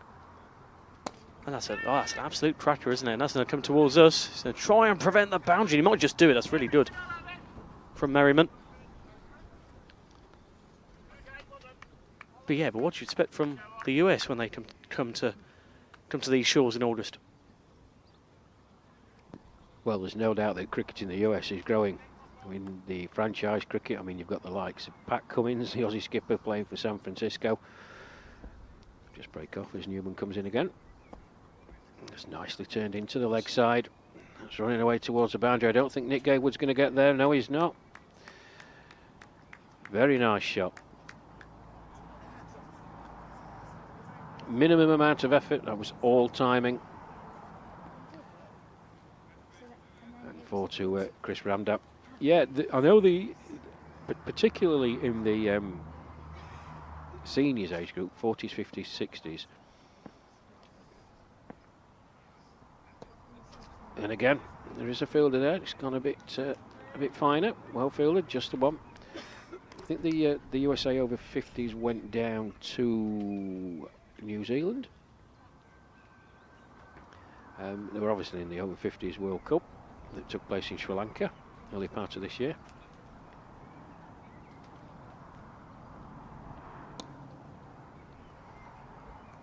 So there is an appetite, and as Roland mentioned, you know, franchise cricket around the world, but it's about developing homegrown talent as such. You're going to be hard pushed to. What a shot! Cracker. What a shot! Well, a contender for shot of the day. Yeah. Stand and deliver from Keith Seal, front foot down the pitch and wallop. Went a long way as well. End of the over, 12 from it, 86 for 1. Yeah, just getting back to the USA, it's hard to know what they're going to bring. I know they put a lot of investment into it, and I know they're very, very keen to play as much cricket as can, and very much like this West Indies touring team, Owen, they're going to get a lot of experience about playing in England. I think it's a 6-match tour that they have, including 3 one-day internationals.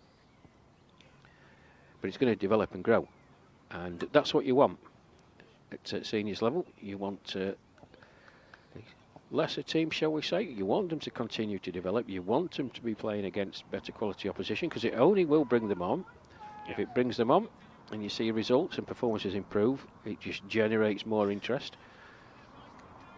And Masters cricket is growing at a great pace. Lots of tournaments. Obviously the World Cup in Toronto next year for the over 60s. Oh, that's close. Yeah, no hesitation from the umpire. That looked very, very close indeed. Phil Deakin strikes. We'll see it on the replay. Yeah, didn't get very forward at all.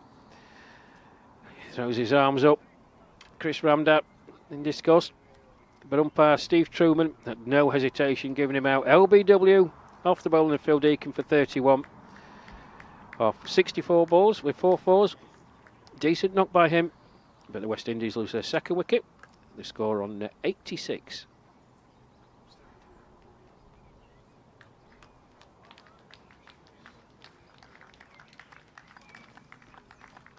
Yeah, good return from Ramdat, 31.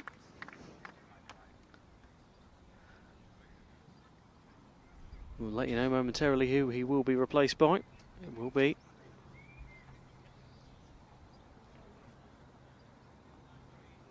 Hafiz Mohammed.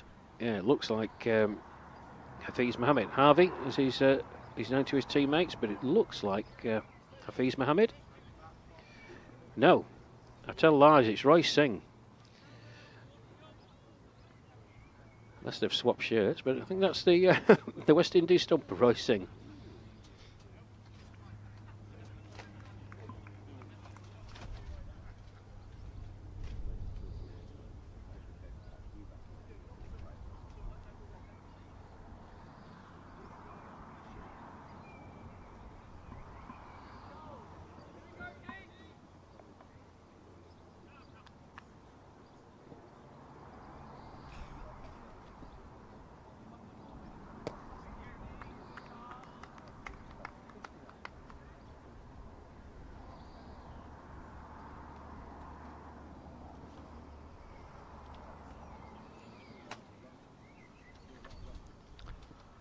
Here comes the delivery from Deakin.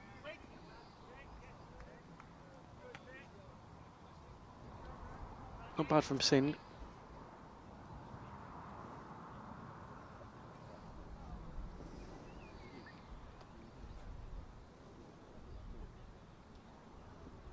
It comes from Deakin again.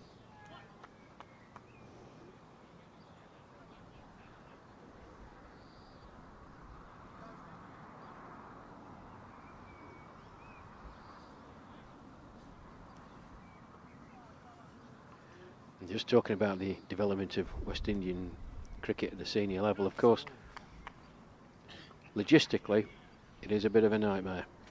Yeah. Caribbean islands, spread right the way through. We're fortunate here in England, and Wales have a very, very robust county championship. Full round of county matches, 18 games. There's 4 divisions in the over 60s, the 70s as well, 3 divisions of that, games every week. So we have the infrastructure in place, and we obviously have the player pool to choose from for the West Indies boys and their team managers and selectors. It's a bit more difficult, as I alluded to. I don't think they've played much cricket since the World Cup in Chennai. And that's that difference, isn't it, Rash? You know, in terms of England looking rather well drilled, you know, in terms of you're getting a score of, you know, an innings of 367, and you look at how consistent they've been over this summer so far. That, you know, the 60s and the Lions sides. Long may that continue as they head towards the grey ashes. But as you said, Rashes, the Lions games are such a good metric to see where they are at the moment. It's fantastic to see that as well.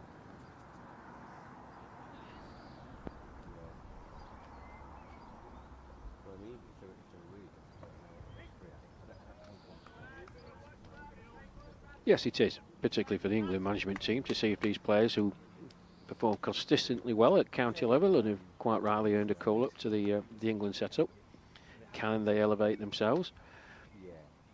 But the West Indies, as it continues to grow, and I'm sure it will, they're going to have more players who may be still playing club cricket in their 40s and 50s. I think, do you know what? There's a chance for us if the infrastructure's there and if the competition is there, and that's my only sort of fear with the West Indies setup. But I don't know any of the board members personally. I'm sure they're doing their utmost to promote the game at the senior level. It's whether they've got the ability to do it. As I said, logistics is a massive concern. It's a nice shot, beautifully timed. That's racing away towards the boundary. Can Razi Ahmed get there? Oh, he can. No, he shouldn't. Yeah, good bit of fielding. He did himself an injury then. He just carried on running straight into the wall. Well done, Razi Ahmed. A couple more to the total. But that's the thing. But you hope that the viewing audience, and there may be some people back in the Caribbean who look at this and think, well, this is something we'd like to get involved in, as we do here. As we've alluded to with our sponsors, this doesn't happen without their generosity. But for those of us who love cricket, we just hope the game at all levels continues to develop. Certainly so, Rush. The delivery will come in once again.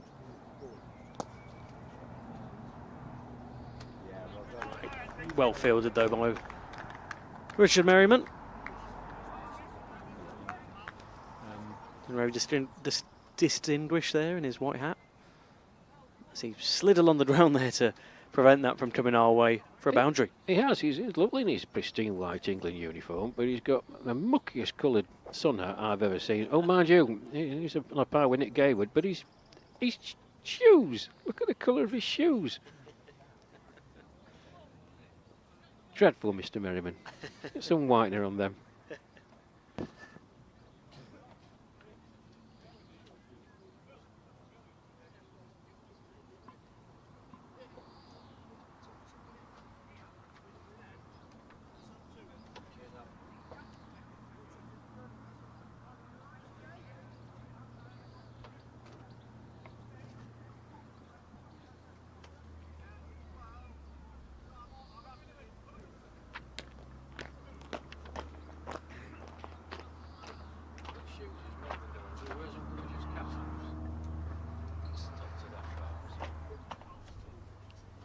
Mike Palmer just comes past us, resplendent in his blue and white pristine cricket boots.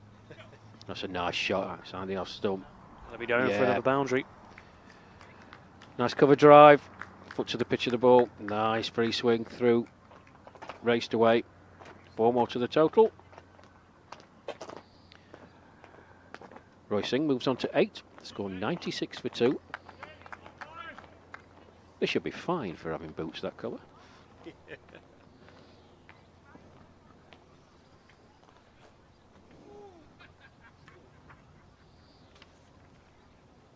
Just a bit too wide that time from Phil Deakin. Signal as such by the umpire.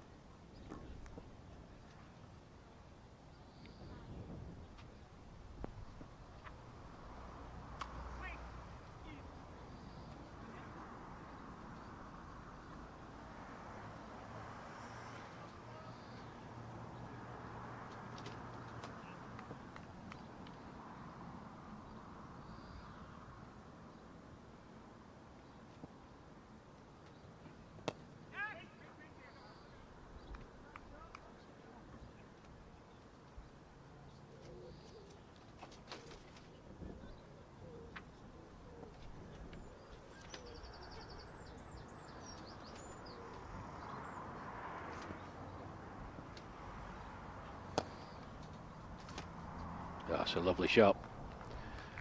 Straight back over the bowler's head. Another boundary to Singh. Not deterred by those 2 England fielders. Close in on the offside. Full swing of the bat. Dispatched straight back over Phil Deakin head for another 4. The West Indies 100 is brought up with that boundary. 101 for 2. 2 boundaries in this over and a wide. A fairly productive over in the context of the game. Is Deakinson again. That's a nice shot. And 2 more to the total.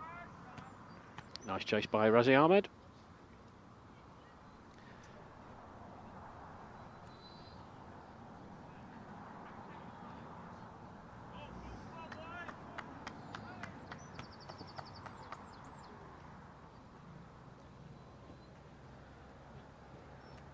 Oh, he's missed it.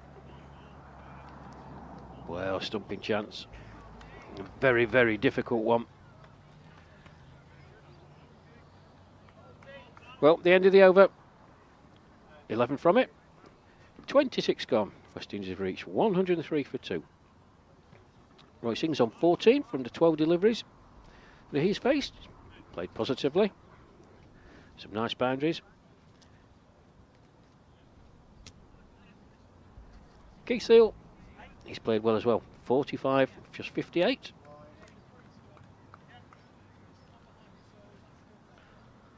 Last wicket was, of course, rammed out at 86 for 2.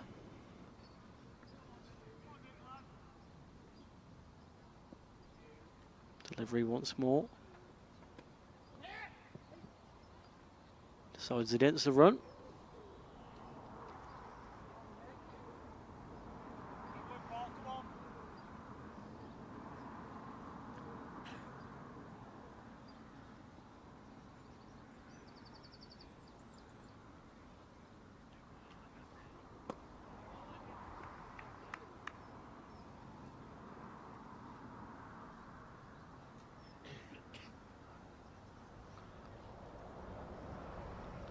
in terms of preparation for Sunday, it's more or less preparing for another day of weather like this, really, in Handsworth on Sunday.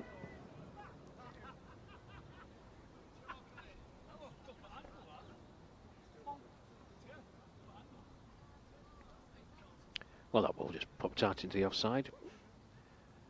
Shouts of catch it. The ball actually came off the bat handle. Keith Seal quizzically at his bat. Nowhere near the fielder as Newman comes in again. It's just dabbed out into the offside. And a good signal taken. One more to the total, 104 for 2. Been impressed with Keith Seal, Owen. 46 I think he moves on to. Played some nice shots, particularly 2 very, very nice square drives.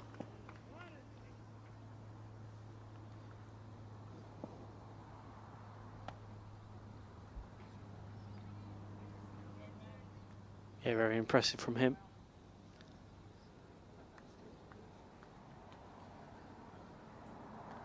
That's another point. Goes the way of the West Indies, 105 for 2. 26.5 overs gone, almost the end of another over. Flying through these are England.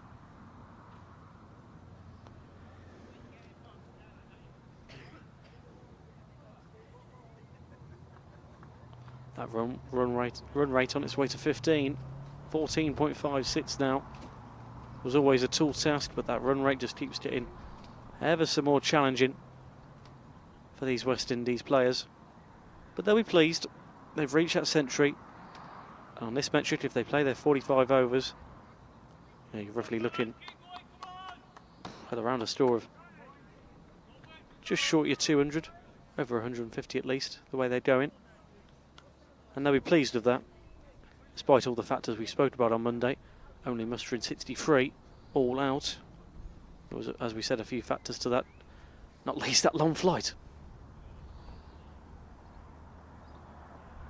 Yeah, they've shown grit and determination, what you could expect, representing the West Indies. Oh, that's in the air. It's gone straight over Simon Rowe's head. It's a long chase for Richard Merriman. He'll come back for 2. Loses his hat in the first place.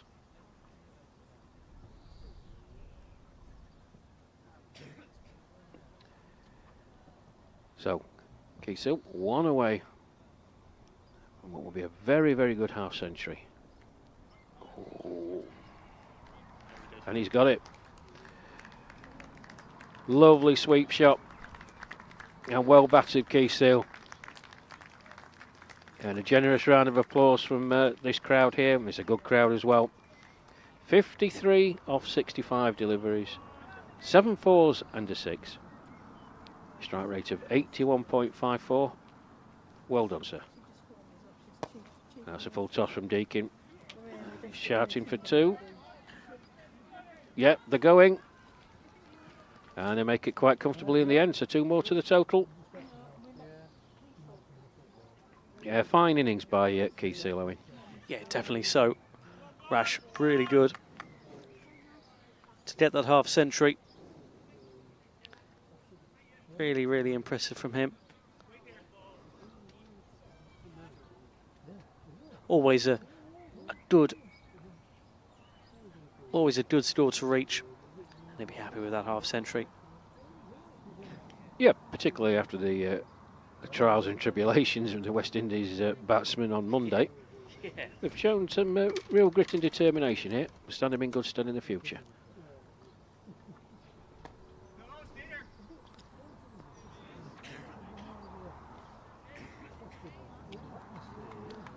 Yeah, it looks like England are on their way to that Stonehill Cup.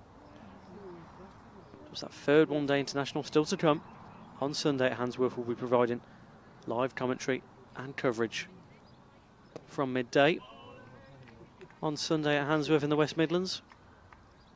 If you'd love to join us, if you could join us in person as well, that'd be incredible. It's going to be, as I keep mentioning, but I think we've got to mention it because in a normal Great British summer, we don't get this many prolonged days of sunshine. So make the most of it while it lasts. So I say 28 overs gone for the West Indies, 114 for 2.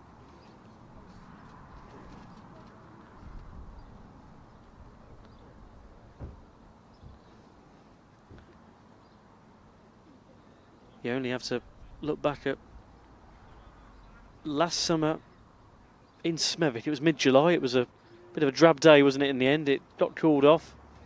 Stark contrast to now, where we're having some really, really good days of sunshine. Long may it continue for a busy, busy summer ahead for this England side.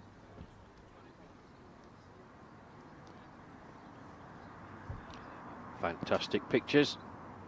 Thank you to Ivor and Matt Evans, manning the camera today. Well done, Matt. As you can see, the big expanse of the ground here at Dunnington. Beautiful setting. We've been treated like absolute royalty. Thank you to John Bailey, the chairman, and all the staff here for making us feel welcomed. And nothing's been too much trouble. And I think a big shout out to Rob Gilliott, the groundsperson here, knowing it's been a belter of a pitch. I can only think of one delivery that's kept low. Yeah, fantastic, Rash. That's always just a really good sign of just how well kept this ground is. How well kept. As we've said, it's been alluded to. Great spread put on at tee for these for the cricket players. And just a really friendly bunch of people all around the ground. They always do say it's a lot more friendly up north. And I've been to Yorkshire many a time. Rash, I can hold testament to that. You're always welcome.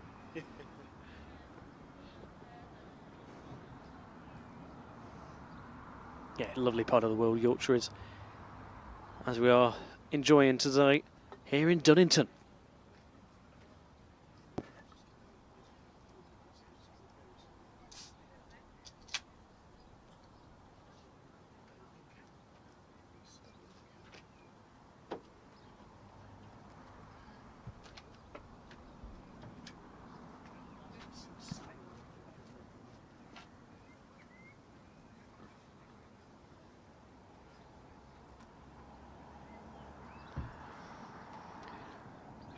Pause in play, folks. Keith Sale, he was, I don't know if it was whether it was that delivery that came off the bat handle that may have jarred his fingers. He's just receiving a bit of treatment, a bit of the old magic spray. Just off to the right of us, left of us.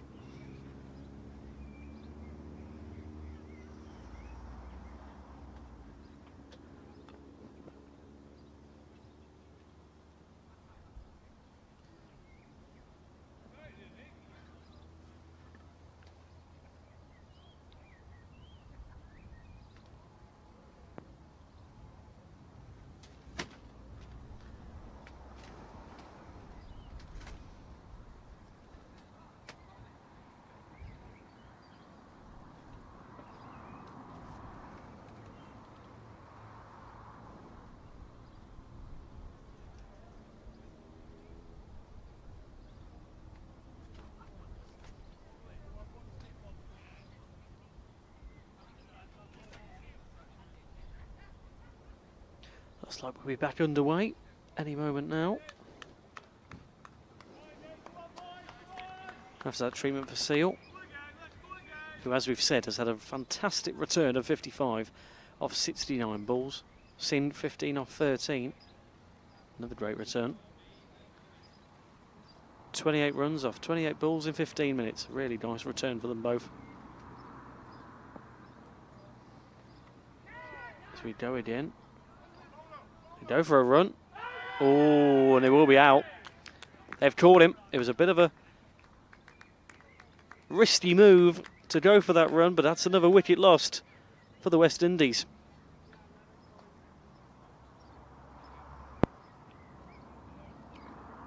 Yes, as was the case on Monday. Run-outs costing the West Indians. Roy Singh, bit of a swing, got a thickish edge, squirted out into the offside. Yes was the call, and then there was a slight bit of hesitation.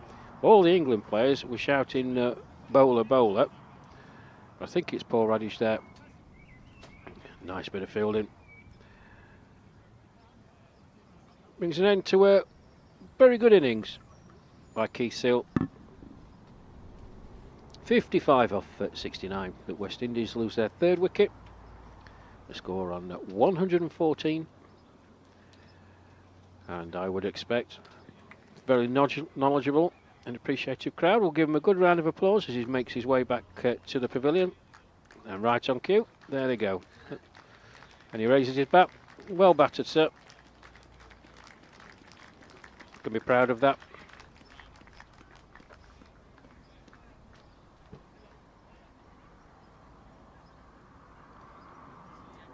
Yeah, that great strike rate of 81.54.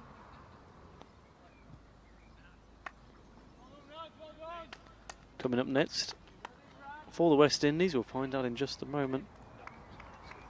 Does, yes.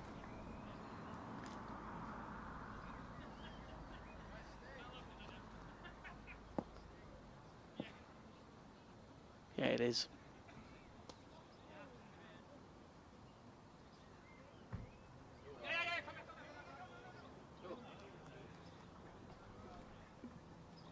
Well, that's most uncharacteristic. It's the West Indies skipper Zamin Aman. First ball, just plonked it out into the offside. I think that's Mel Hussain down there on the cover boundary. Normally a very reliable fielder. It slips straight through his hands. Amin gets off the mark with a 4. 118 for 3.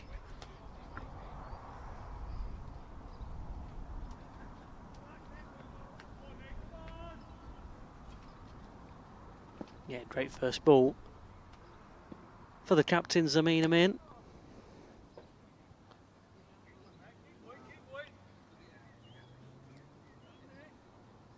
And here, you know, here's a good metric for how many balls are left. 100 balls remaining, and they need that 250 runs to win.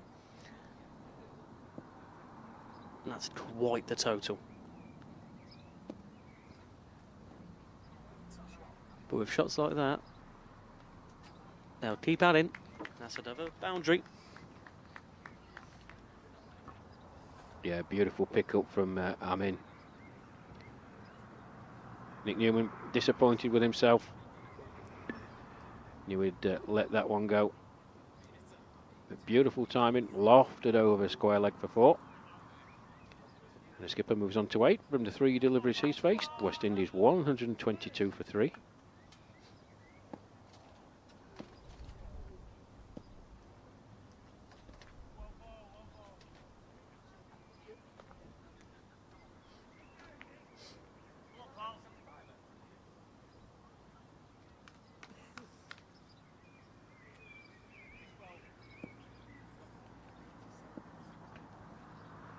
Eight from 4 for Amin, and he's looking to try and increase that.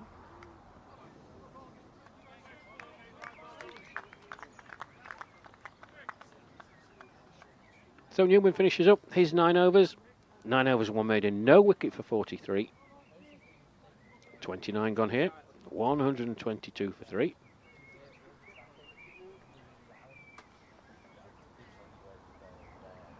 Right on cue. Rob, the groundsman, walks past me. Great pitch, Rob.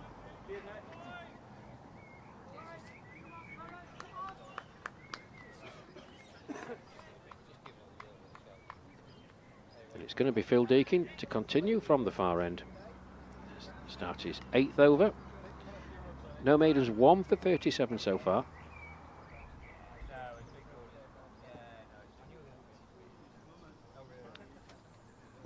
Roy Singh, the man on strike, just prods forward into the onside. Threatens to take a signal, but there was never one on.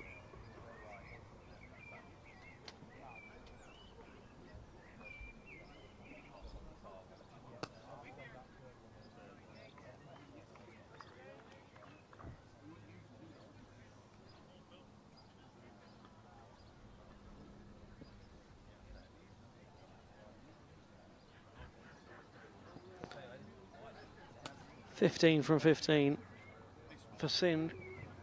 8 from 5 for Amin.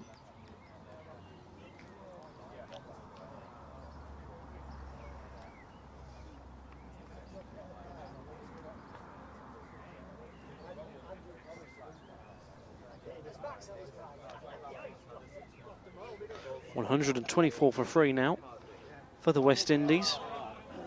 And that's another cracker. Just about prevented the boundary though. There's no wonder Mother's seen her ass like that for Sunday, wasn't she? Yeah, nothing off the bat. By signal by Steve Truman, the umpire at the far end.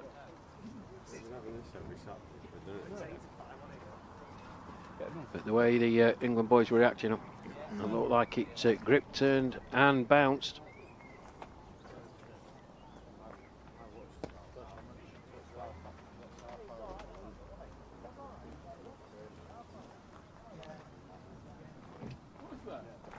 Just coming up to a 20-6 here at Dunningon Cricket Club. 126 for 3.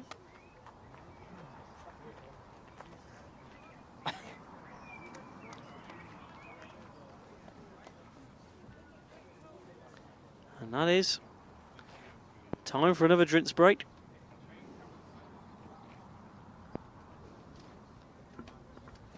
As we're 2/3 of the innings done for the West Indies. And they are at 126 for 3.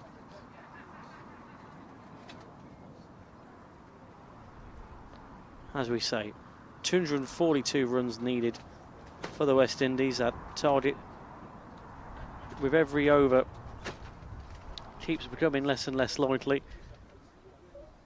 But a respectable points total nonetheless they will get if they play out the last 15 overs of their innings. I think they'll certainly do that. I think they'll get quite close to 200 by the way they're going. But another drinks break, as we've mentioned, it's quite taxing to be out there in the sun. Yes, did you see Mr. Cabbage with that run out?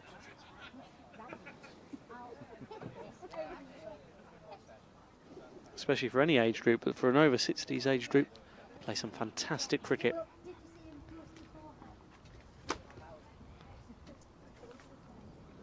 As we see, some great pictures there. Great crowds, having a nice day of it.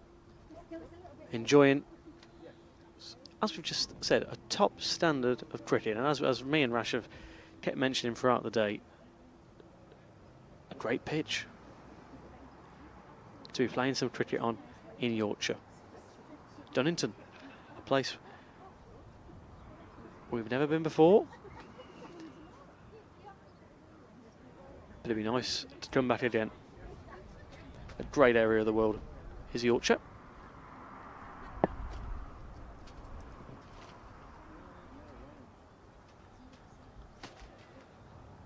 Paul Bradley talking to his charges there as they play out this final third of the West Indies innings.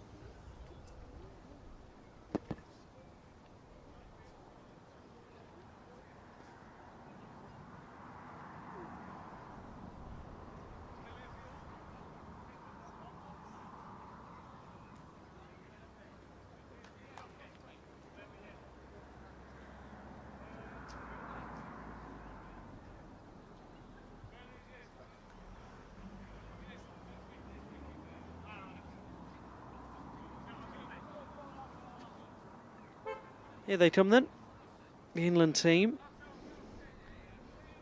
back ready to start again for these final 15 overs, the final 90 balls of this contest, the second one-day international here at Dunningon Cricket Club here in Yorkshire.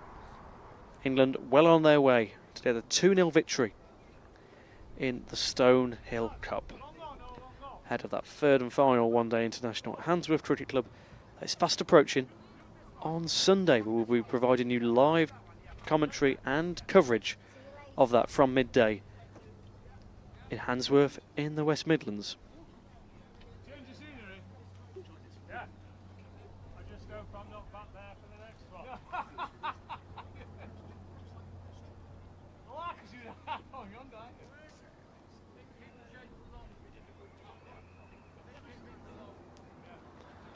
Final 15, fast approaching then. As I was just rambling on about Rash, it's the West Indies are well on their way to get a target of just about 200, or just under.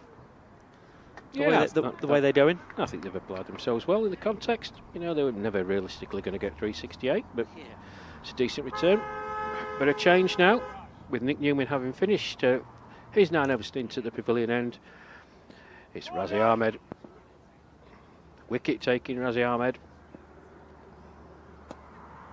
Fresh off his 4 for 19. Oh, it's better fielding from Melisane. Prevents a boundary. Yeah, 4 for 19 against the West Indies on Monday at Littleborough. And the leading wicket taker on the Ashes tour as well, Razi. Gloucestershire, home county of skipper Ed Gordon-Lennox.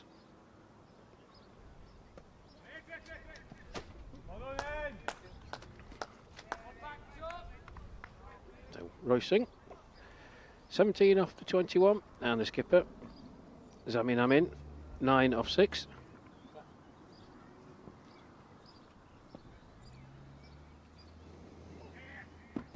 $127 for free for them, for the West Indies. Lawrence went at 21 for 1, Ramdad at 86 for 2, and Seal at 114 for 3. That was the last wicket took. Singh and Amin currently in, as Rash just said, 18 for 22 for Singh. Amin 9 from 6 balls. So a really good return from the captain.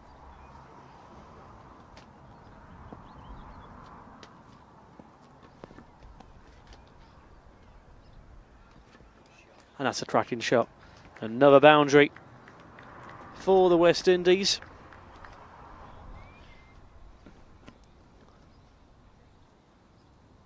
Yeah, everything about that shot was quality. Real quality from Zamin Amin. Perfect execution of the sweep shot.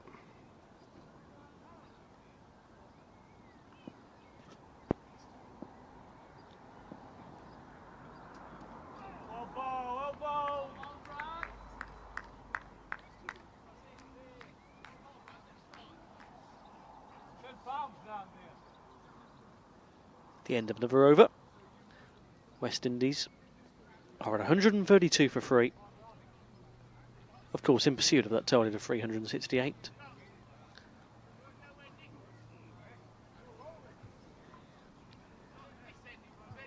It's going to be Phil Deakin to finish off. From the far end, 8 overs, no maidens, 1 wicket for 39 so far.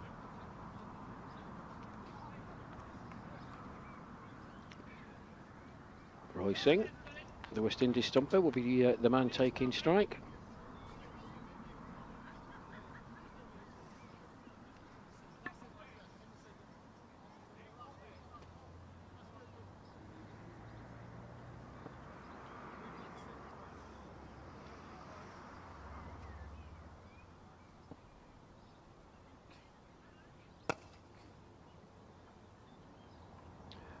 Well, there's a full toss.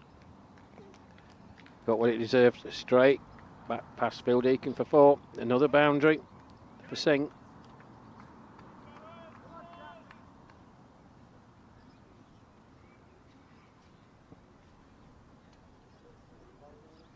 Yeah, 136 for 3 now for the West Indies. Singh and Amin, a nice little partnership between the two.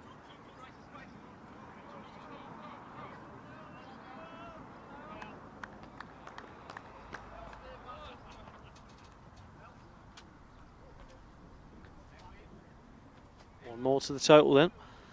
Some good fielding to prevent it from a 2 or otherwise.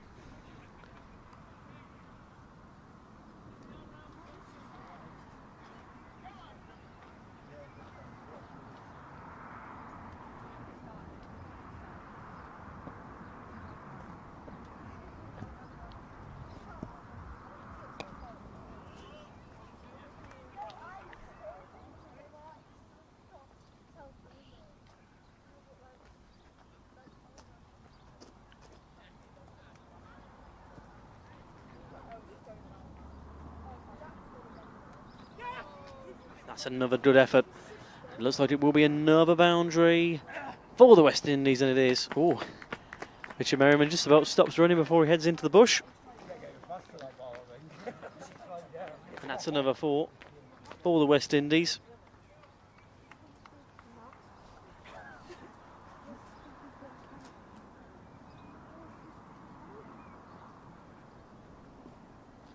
That's him and Ahmed now. Who've so when you start running and you try and go in that pace, you just can't stop, can you? It takes a bit to put on the brakes.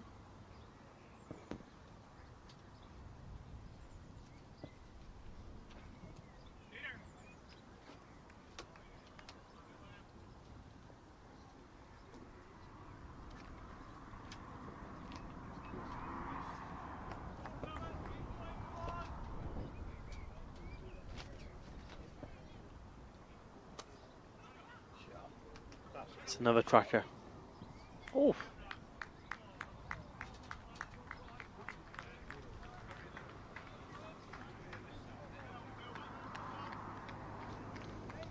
Well, the final 4, the last ball of that Phil Deacon over. I suppose his figures somewhat. 9 overs, no maidens, 1 for 52. But a very nice shot indeed. Through the covers. Good effort by Paul Radich out there. So wasn't able to prevent the ball going over the boundary.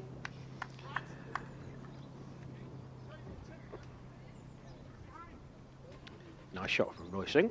145 for 3 then. 32 overs gone here at Dunningon for the second one-day international between England and the West Indies. It's going to be Razi Ahmed to continue from the pavilion end. Nice driven firmly down the ground. Should just be the one. As Mark Wilson does the fielding. Long on. And indeed, keeps it to 1.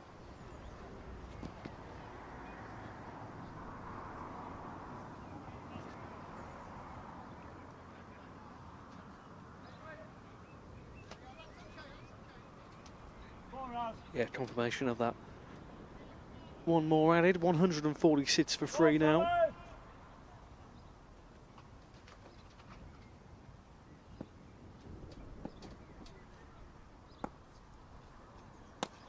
That's another good shot, but it won't be a boundary. It will, yes. Just the speed of that, wasn't it? It just evaded the fielder there, and that's another boundary. And brings up the West Indies 150. Hang on, 2 hours. There was a full toss. Deserved to be put away, and it was. With just the speed of this outfield, Paul Radich had no more than a dozen yards to cover to his left. But couldn't get there. That's another nice shot. That's another 4. Again, valiant effort to back-to-back boundaries.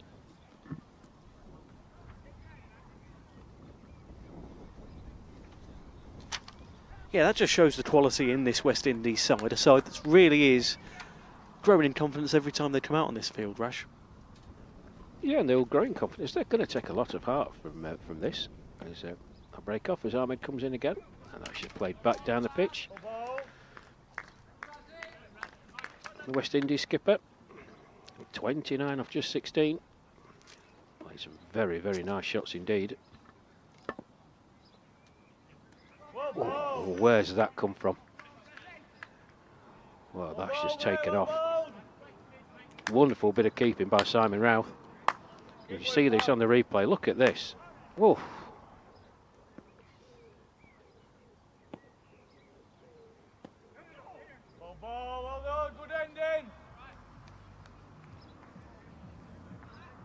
End of the over then. 9 from it. 33 gone here. 154 for 3. Yeah, that's 2 hours played now for the West Indies in their innings, and a respectable total of 154 for 3.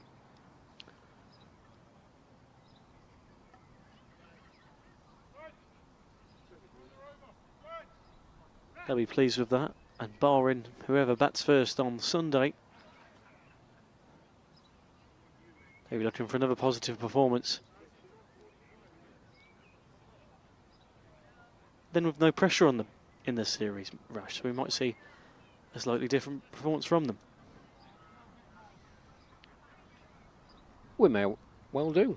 Yeah, I think this is a performance that they can be very proud of. They stuck at it. You know, they had England at 117 for 3. And you can't legislate for what Nick Gaywood and Steve Small did. Ultimately, it just got away from them towards the tail end of the England innings. But they've applied themselves really well. And leading from the front, Zamin Amin. Really, really good innings from Keith Seal, I've got to say. Impressed with him. He's got all the shots. This will give him a great deal of confidence in, you know, that third one-day international on Sunday in Handsworth, Birmingham. They apply themselves properly. Who knows? Change at the far end then. Melisane replacing Phil Deakin. And Roy Singh just prods that out into the leg side. Simon Routh trots round from behind the stumps to do the fielding. One more to the total. But I think after what happened on Monday, you know, the West Indies boys I was talking to, they were absolutely dejected. Didn't show them in the true light. We know they're better than that. And yes, there are issues with selection and people who've been able to afford to come over. But they can take a great deal of heart from this performance so far here today and hopefully transfer it and set up a thrilling game on Sunday in Birmingham. Yeah, that'll be another nice occasion that we will be bringing to you live here on this YouTube channel on Sunday. Hope you can join us.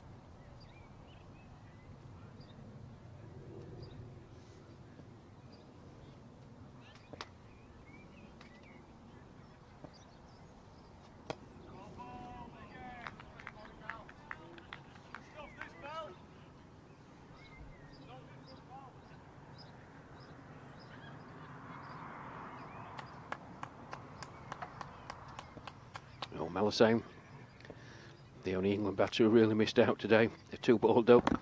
He'll be keen to make amends. Normally very, very accurate.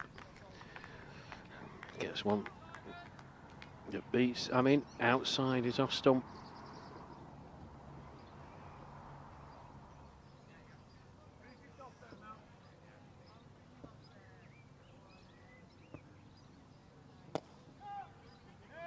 That's lofted. Into the leg side. Just a single. Good bit of fielding out there.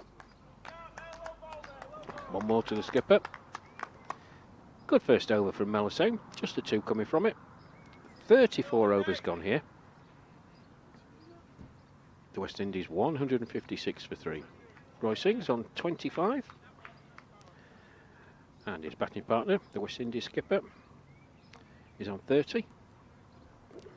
There's a man I'm in. But I think they'll be pleased. I mean, going back to, we're seeing what potential that the West Indies have, and they were so disappointed on Monday because they didn't show the crowd and the viewing audience what they are capable of. There's still ways to go, but yeah, look, there's something to work with, isn't there? Oh, certainly so, Rash. And that's that big thing that they can take from today. You know, whatever comes on Sunday, another occasion, another chance to represent your country at over 60s level, and just another chance to be playing a really, really talented England side. And to be able to learn things from playing a side like this, those are the lessons you'll take for the years to come. And that's the main thing, as you know, as this West Indies over 60s side continues to progress. Up in the air, and that's a great shot. Up for another 4. Really good, almost into our microphone there. And it's another 4 for West Indies. Beautifully timed. Lofted drive over wide mid-on. Despite the efforts of Mark Wilson, couldn't get there. Once it hit the turf, it absolutely flew. Another 4 to the skipper. He moves on to 34. West Indies 160 for 3.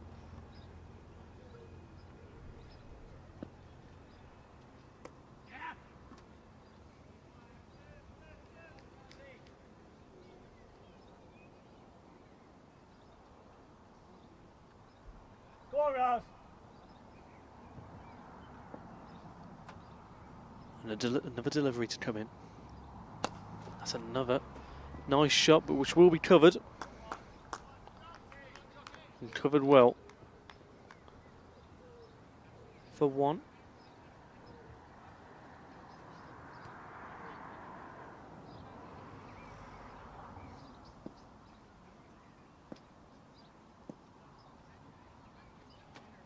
Ball, well taken.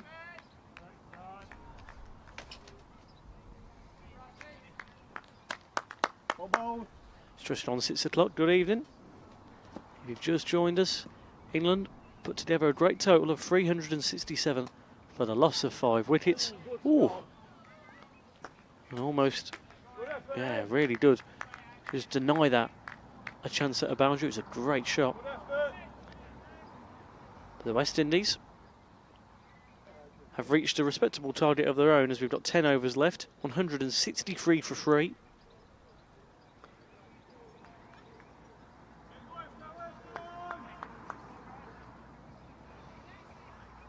Singh, 26 from 27.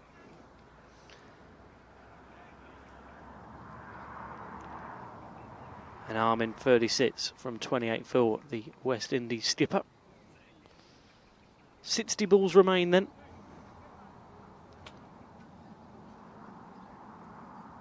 For the West Indies here at Dunnington.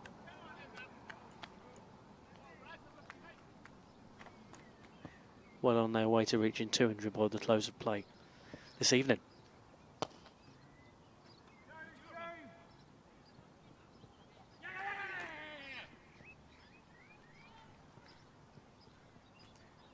One thing this match has demonstrated is that you can take nothing for granted in a game of cricket. You cannot afford to be complacent. Certainly so, Rash. I've seen that many a time.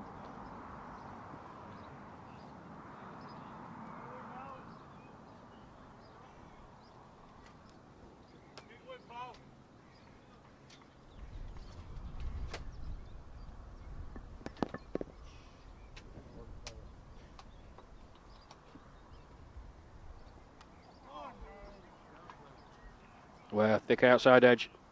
No chance for the keeper, Simon Ralph. That's run away to the boundary for 4.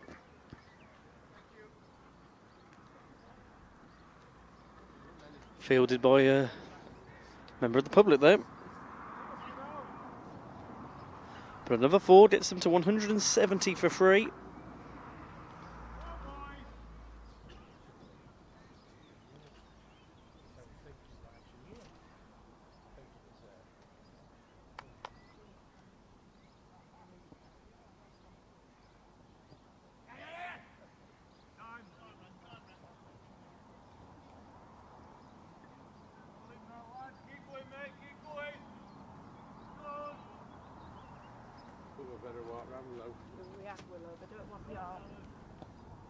Sad view.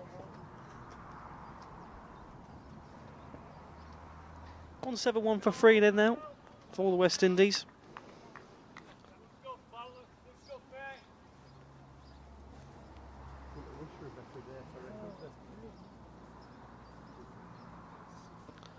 .30 from 29 for Sin, 39 from 31. A great return by the skipper.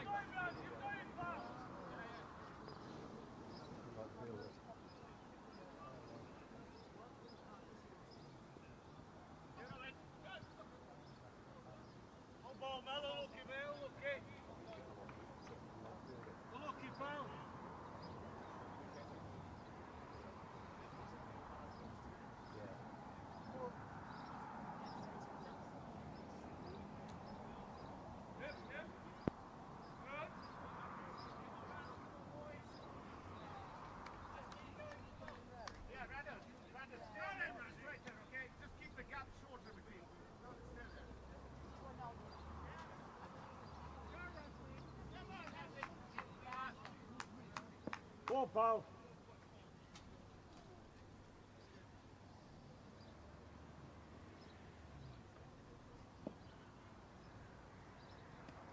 Ball.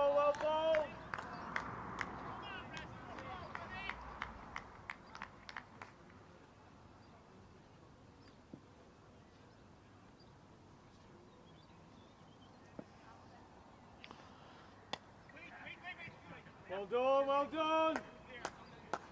Really good bowling.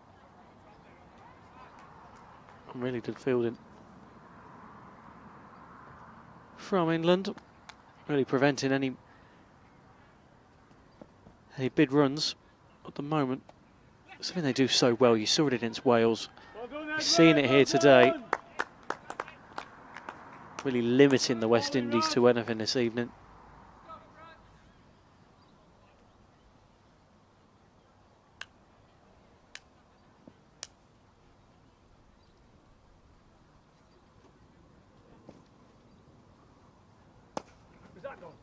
Ooh, skims off the fingers there.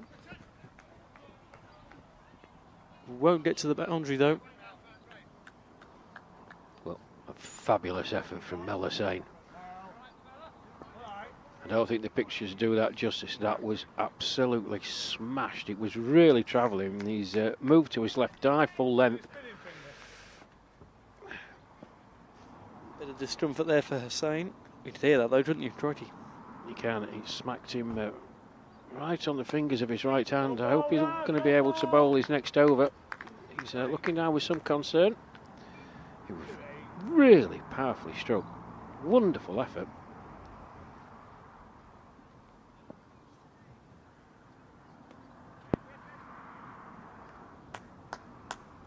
Well bowled, Raj. Good over, pal. Well bowled. They're pleased with that over, really limiting, as I said, the West Indies to anything there. 8 overs, limiting, as I said, the West Indies to anything there. 175. 48 balls remain then for the West Indies.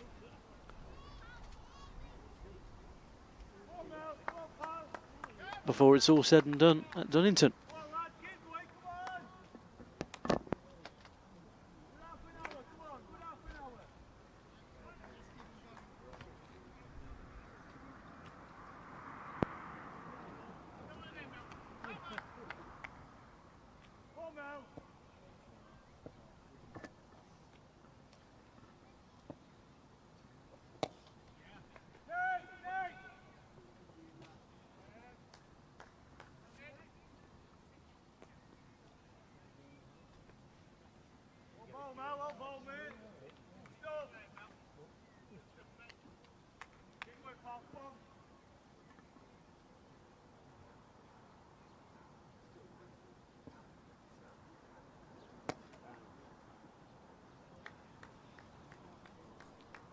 Certainly is.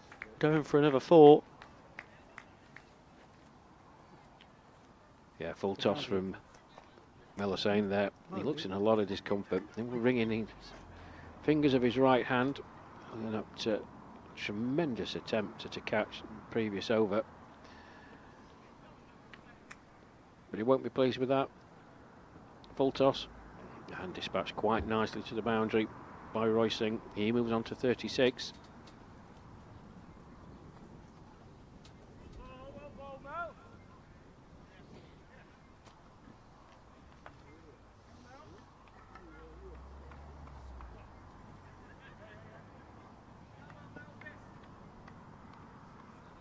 Yeah, 36 off 37 for Singh, 42 off 33 for the West Indies captain.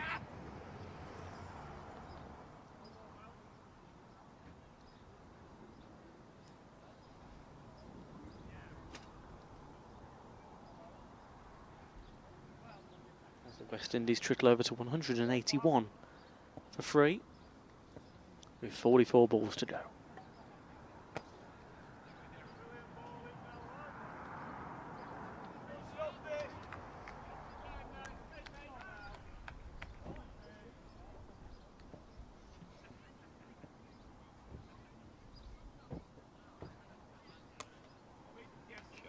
Great effort.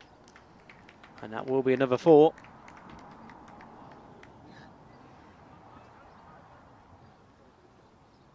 Yeah, beautiful shot.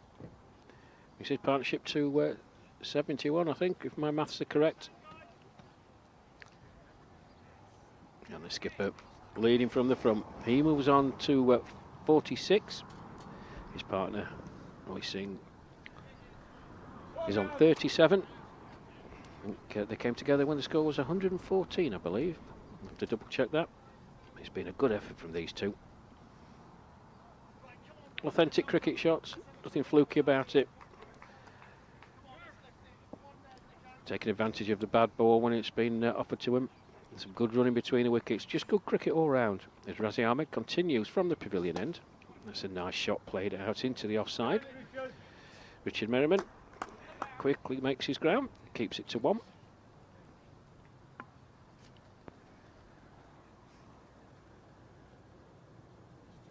Come on, fellas, come on!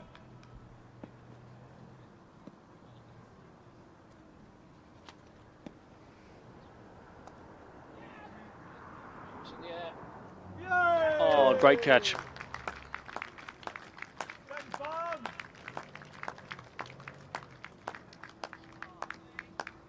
Well, that's Mike Palmer running in from the deep cover boundary.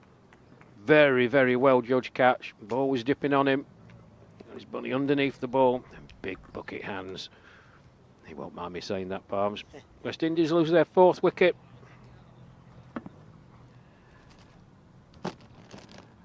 And it's the end of a very, very good innings by the West Indies skipper, Zamin Amin. 46 runs he scored. Caught Michael Palmer off the bowling of Razi Ahmed. Just 36 balls. 9 fours amongst that 46. And as he makes his way back to the pavilion again, very, very generous applause from the knowledgeable crowd who are still here, enjoying the late afternoon sunshine. 186 for 4. But a fine knock from the skipper. Come on, boys, let's go again!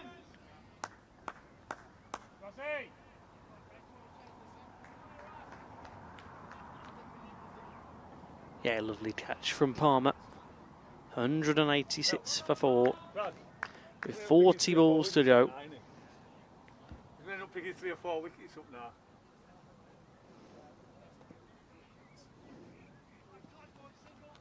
Go on, pal! Emerson Jordan, the new man in, taking strike.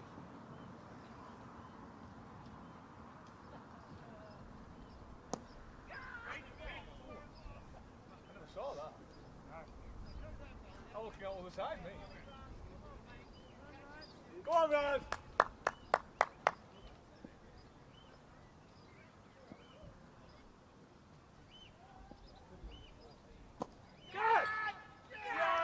He takes it this time, Miller saying. Good athletic bit of fielding. Razi Ahmed takes his 2nd wicket in the over. Good catch by Melisane. It's short mid-wicket. Emerson Jordan, 2-ball duck. Just like the man who caught him out. West Indies lose another wicket then. 186 for 5. Emerson Jordan caught Melisane, bowled Razi Ahmed without troubling the scorers. And well done, Melisane. Good commitment shown by him.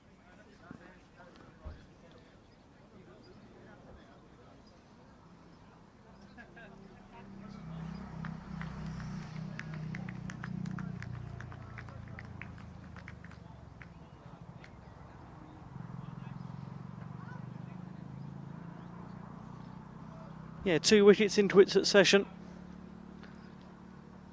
Just like that Merriman Hussain moment. Amin and Jordan go within minutes of each other.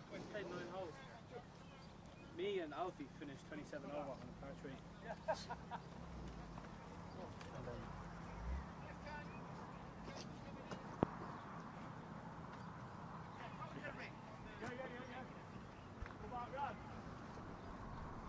38 balls remain then.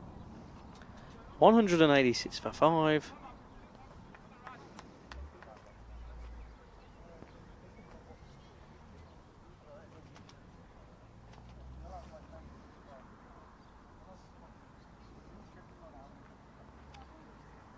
Hafiz Mohammed, the new man in, left-hander.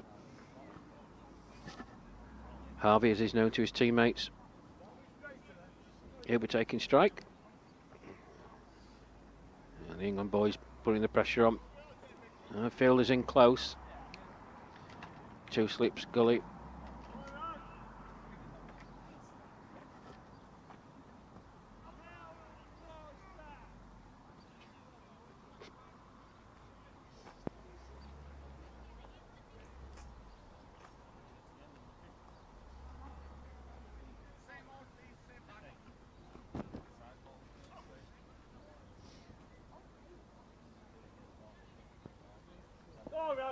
it off, pal.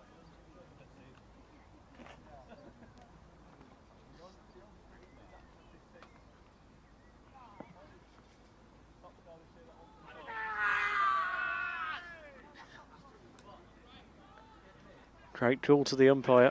Yes, Nick, you've got him, Nick. Well ball, Raj, good over, mate. Well ball. It remains 187 for 5.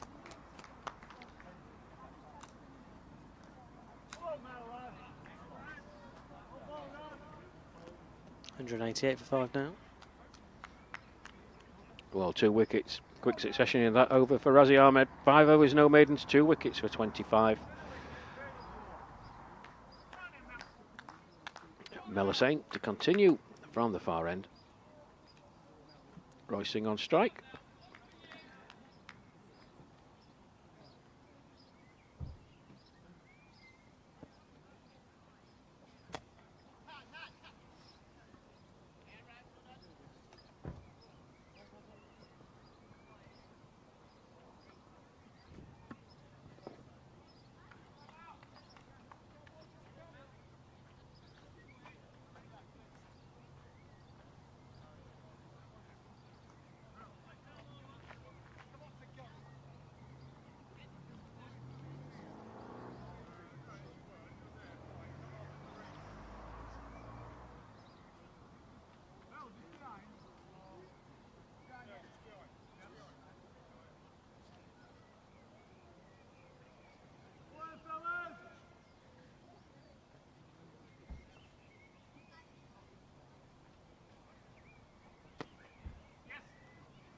That's a nice shot from Mohammed. Chase for Richard Merriman. Oh, and he gets there. Brilliant bit of fielding.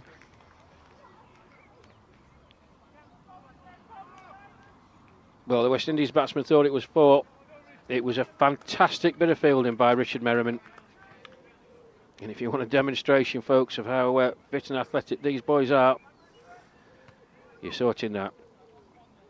Ball running away from him on this lightning quick outfield. Never gave it up. Full length dive. Got his hand on the board just before it crossed the boundary rope. The West Indies batsman stood in the middle, admiring their shot. Thought it had gone for 4. Wonderful, wonderful bit of fielding.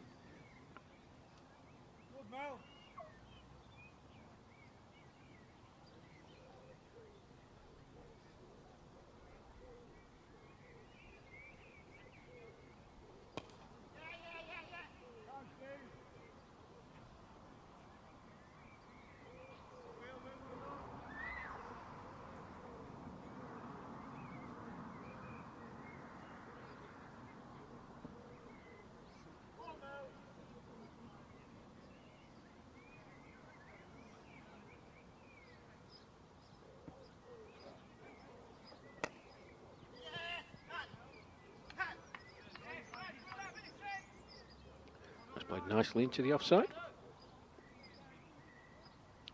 Paul Radic out there doing the fielding. 1 more to the total.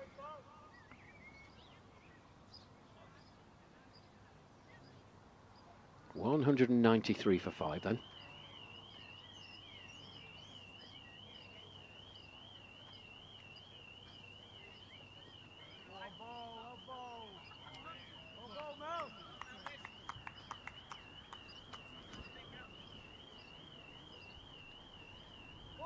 At the end of the over.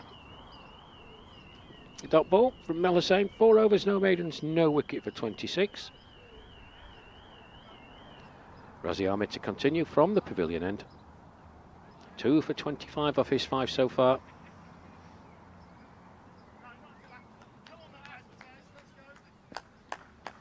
Roy Singh batted very well. 40 off 42. Just slapped down the ground. Richard Merriman jogs in from his position. Long on to do the fielding, keeps it to 1. 194 for the loss of 5 wickets.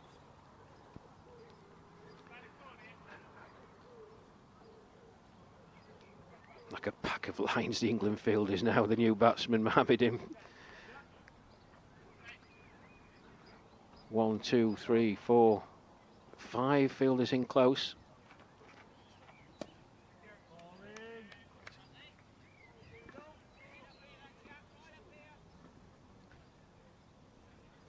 You know that Merriman save, Rash? Was that given as a boundary or was that a save? Yeah, it was a fantastic.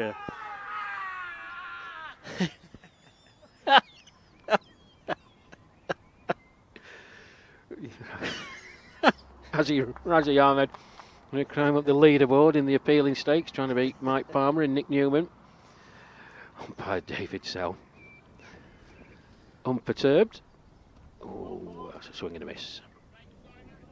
It was a fantastic bit of fielding there by Merriman. He rolled into the crowd almost when just saving that. Well, it was fantastic. Yeah. And I mentioned on commentary while you were just taking a quick break, he never gave it up. That ball was absolutely travelling, but full length dive. And the West Indies batsmen were stood there admiring the shots.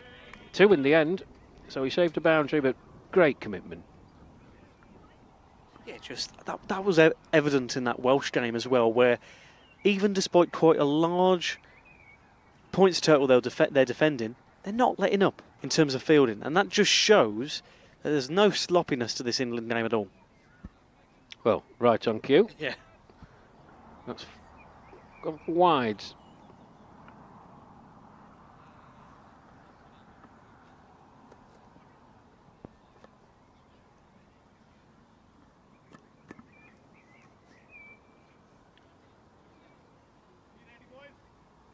Wow.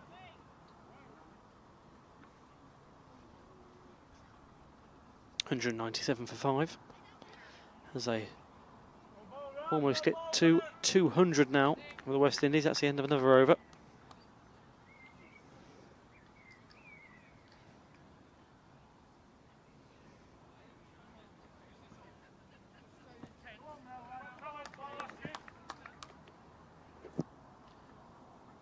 Another quick mention to all of our sponsors.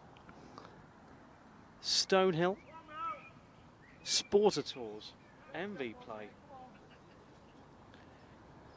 Matt Tech, The Tube, and Clean Clad there. Thank you very much for your support. As we've said many times today, but it can't go amiss that without your support, this just wouldn't be possible for all of these England seniors games. It's absolutely fantastic. So a big thank you to all of our sponsors.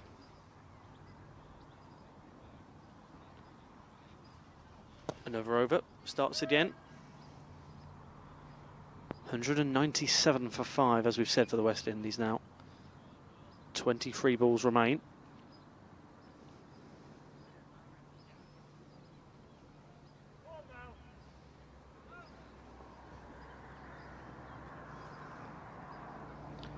And if it's anything like today, Rash, really looking forward to Sunday. Yes, it should be good. Looking forward to that. In the West Midlands, play due to start at 12 o'clock at Handsworth Cricket Club, folks. So if you're in and around the West Midlands and you fancy watching live international cricket, please get yourself along and support both these teams. It's up in the air, got to be careful with that. And that's another wicket lost for the West Indies.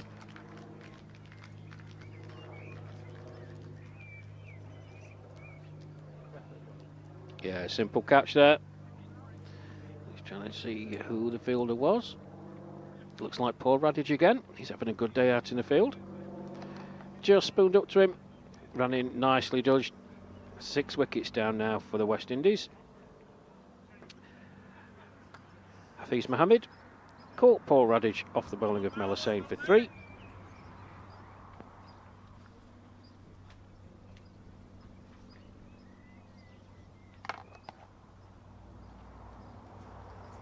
$198 for 6 then, the West Indies.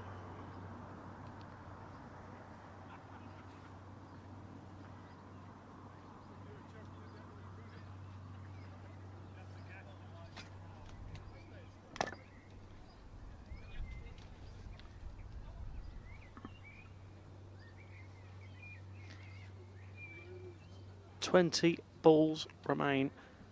This final bit of the innings now for the West Indies.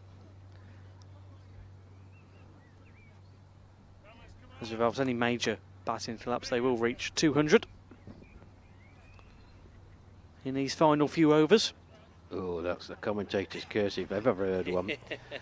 Al Murray, England scorer, asking me who's come out to bat for the West Indies. Al, I've got no idea whatsoever.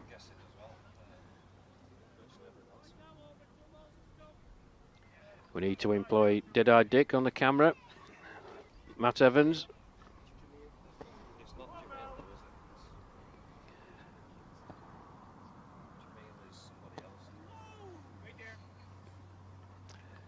Yes, we're not quite sure, folks, who's batting it. It might be Hafiz Ali. It might well be Hafiz Ali, who's got Jamil Ali's shirt on. I think it's Hafiz Ali. Apologies again. If you've been following the broadcast from the start, it's difficult because the West Indies boys don't have numbers on the shirts, and the writing with their names on it isn't particularly clear. And we've got no West Indies representatives to help us. But we'll do our best. End of the over, 198 for 6. Roy Singh still out there though. 42 off 45. Good performance from him. He'll be keen to get to his half century, Owen. Oh, certainly so. Alongside a few players, you know, both for England and the West Indies who have reached that target today. Really pleasing to see that. Just shows the top quality cricket that we have seen from both sides this afternoon and evening.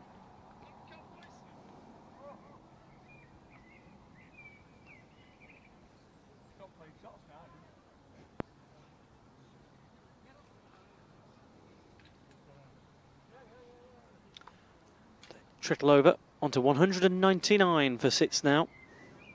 Seen with his 43rd of the day.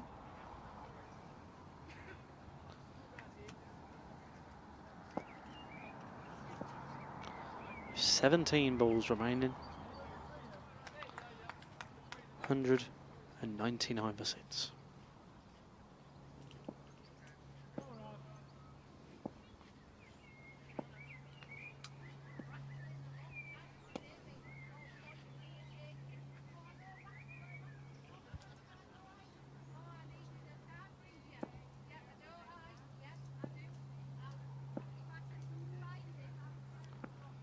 Another comes in from Ahmed.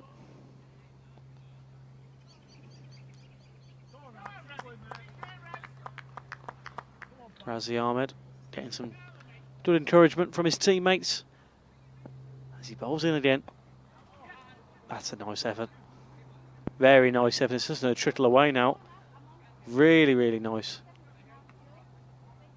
Just about prevented though from the boundary.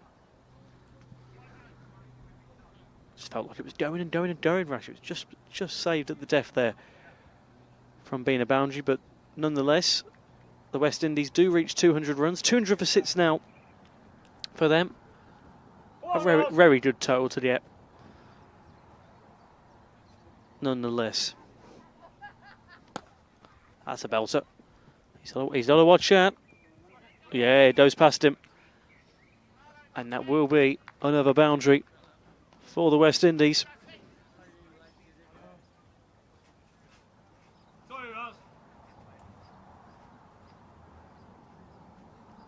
$204 for 6 now. Seen on 47. From 47 balls, can he reach his half century?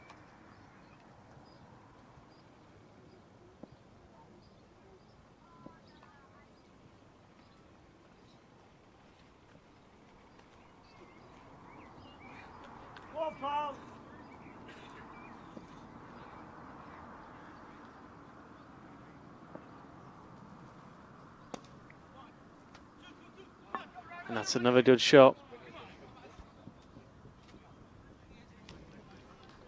Yeah, a fine way to bring up his half century. Well battered, Roy Singh. It's a full toss. Swept away with a minimum amount of fuss by Roy Singh. 51 off 48 deliveries, 7 boundaries. End of the over. West Indies have reached 209 for 6, but very, very good innings from West Indies stumper, Roy Singh. Yeah, that's pleasing to see. Another half century today.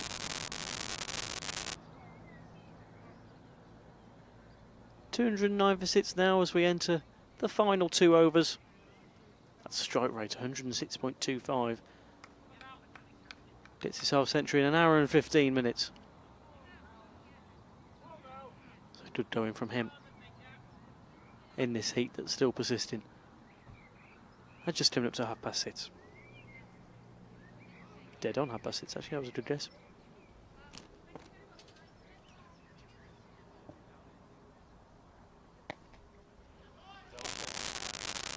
That's a belter again, and another boundary.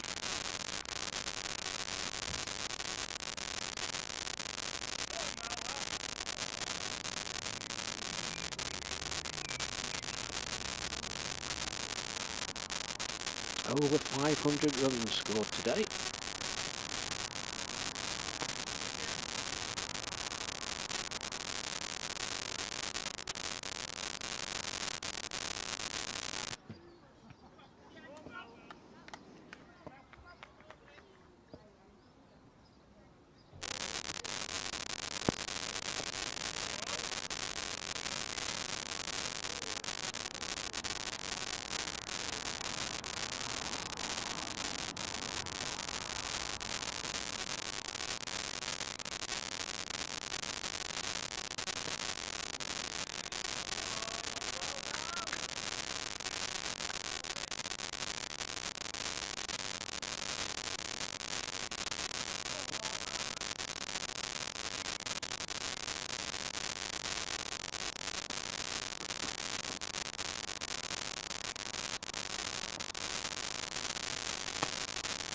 Belter.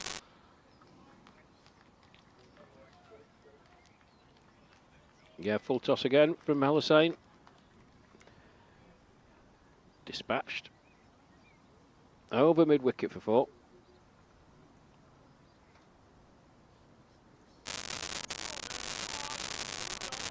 .217 for Sits now.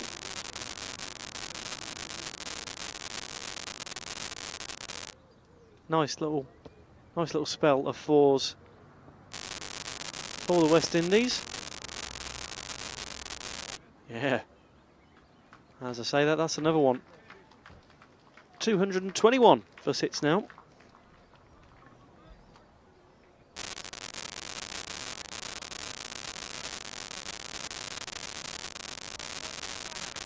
That's pleasing to see, isn't it, Rash? You know, it's a team, as we mentioned a few times today, we spoke about it with Roland, a team that's really building over the last few years or so. It takes, you know, you spoke about the talent pool, didn't you, in terms of in England. That's tougher when it comes to the West Indies, when it's the midst of countries, isn't it? And it's trying to find the talent pool, especially at this age range, to be able to. And of course, people, you know, paying their own way to get here as well. It always is a tough ask. But for a side like this, the West Indies, who are doing really well, to get a score of 221 today is really pleasing to see. Yeah, I echo that completely. We'll do it in the summary shortly, but they can be proud of what they've shown here today. Just here in front of the crowd at Dunnington, I'm sure we're going to give them a warm round of applause when they walk off at the end of this over. But for the viewing public worldwide, and particularly those watching in the West Indies, let's hope that they all come together from the various islands to represent the West Indies. That's a full toss. Oh, well fielded by Paul Radich there. Watchful.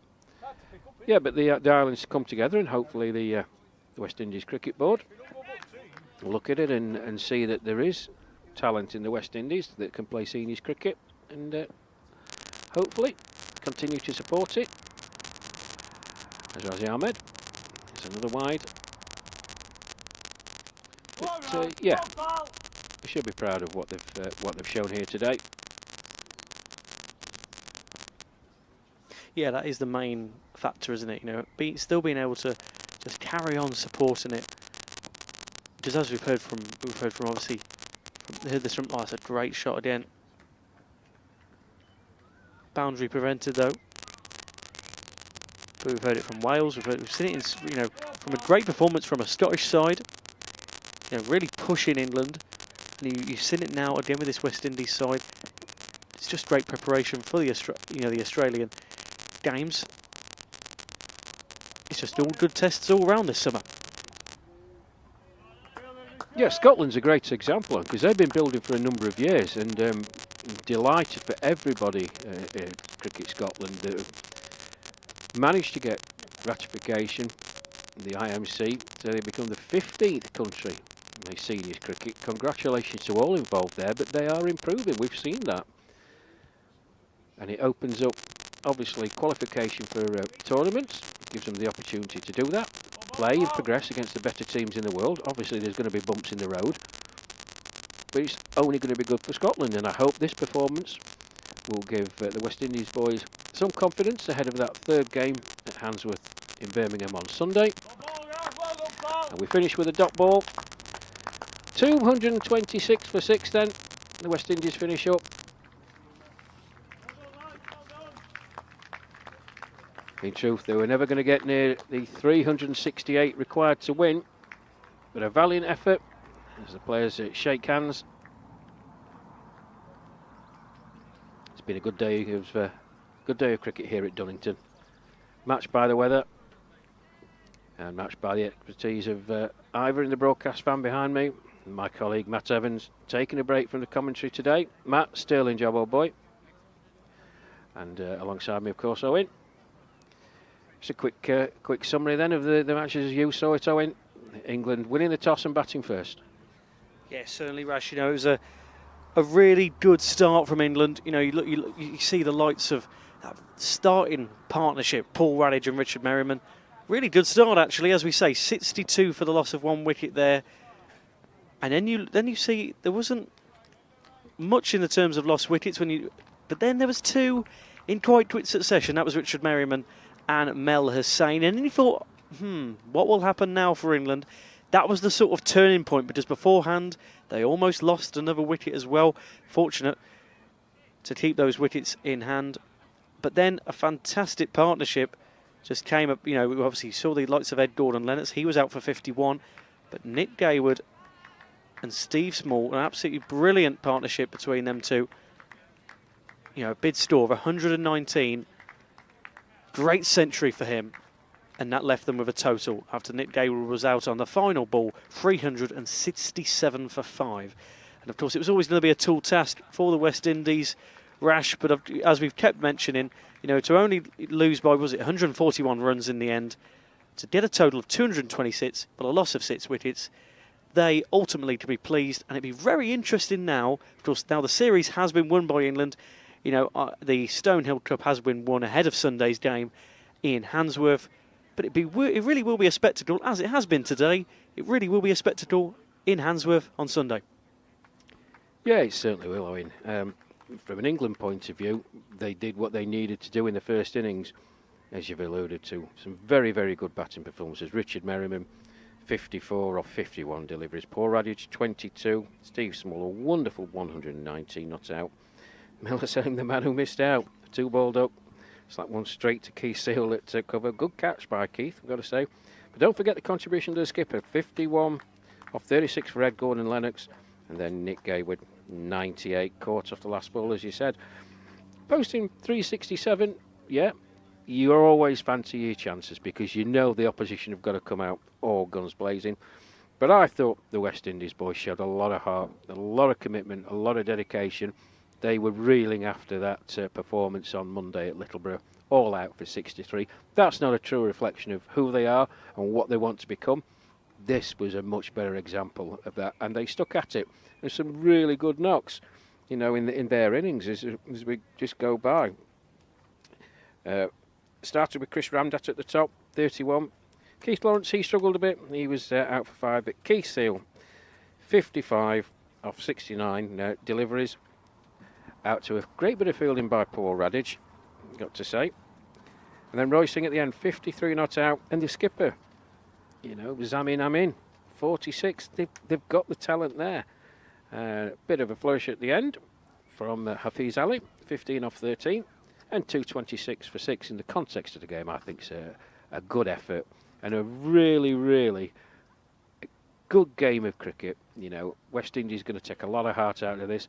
As for England, I think the only question mark over them is their ability to see offsides when they've really got the foot on the throat.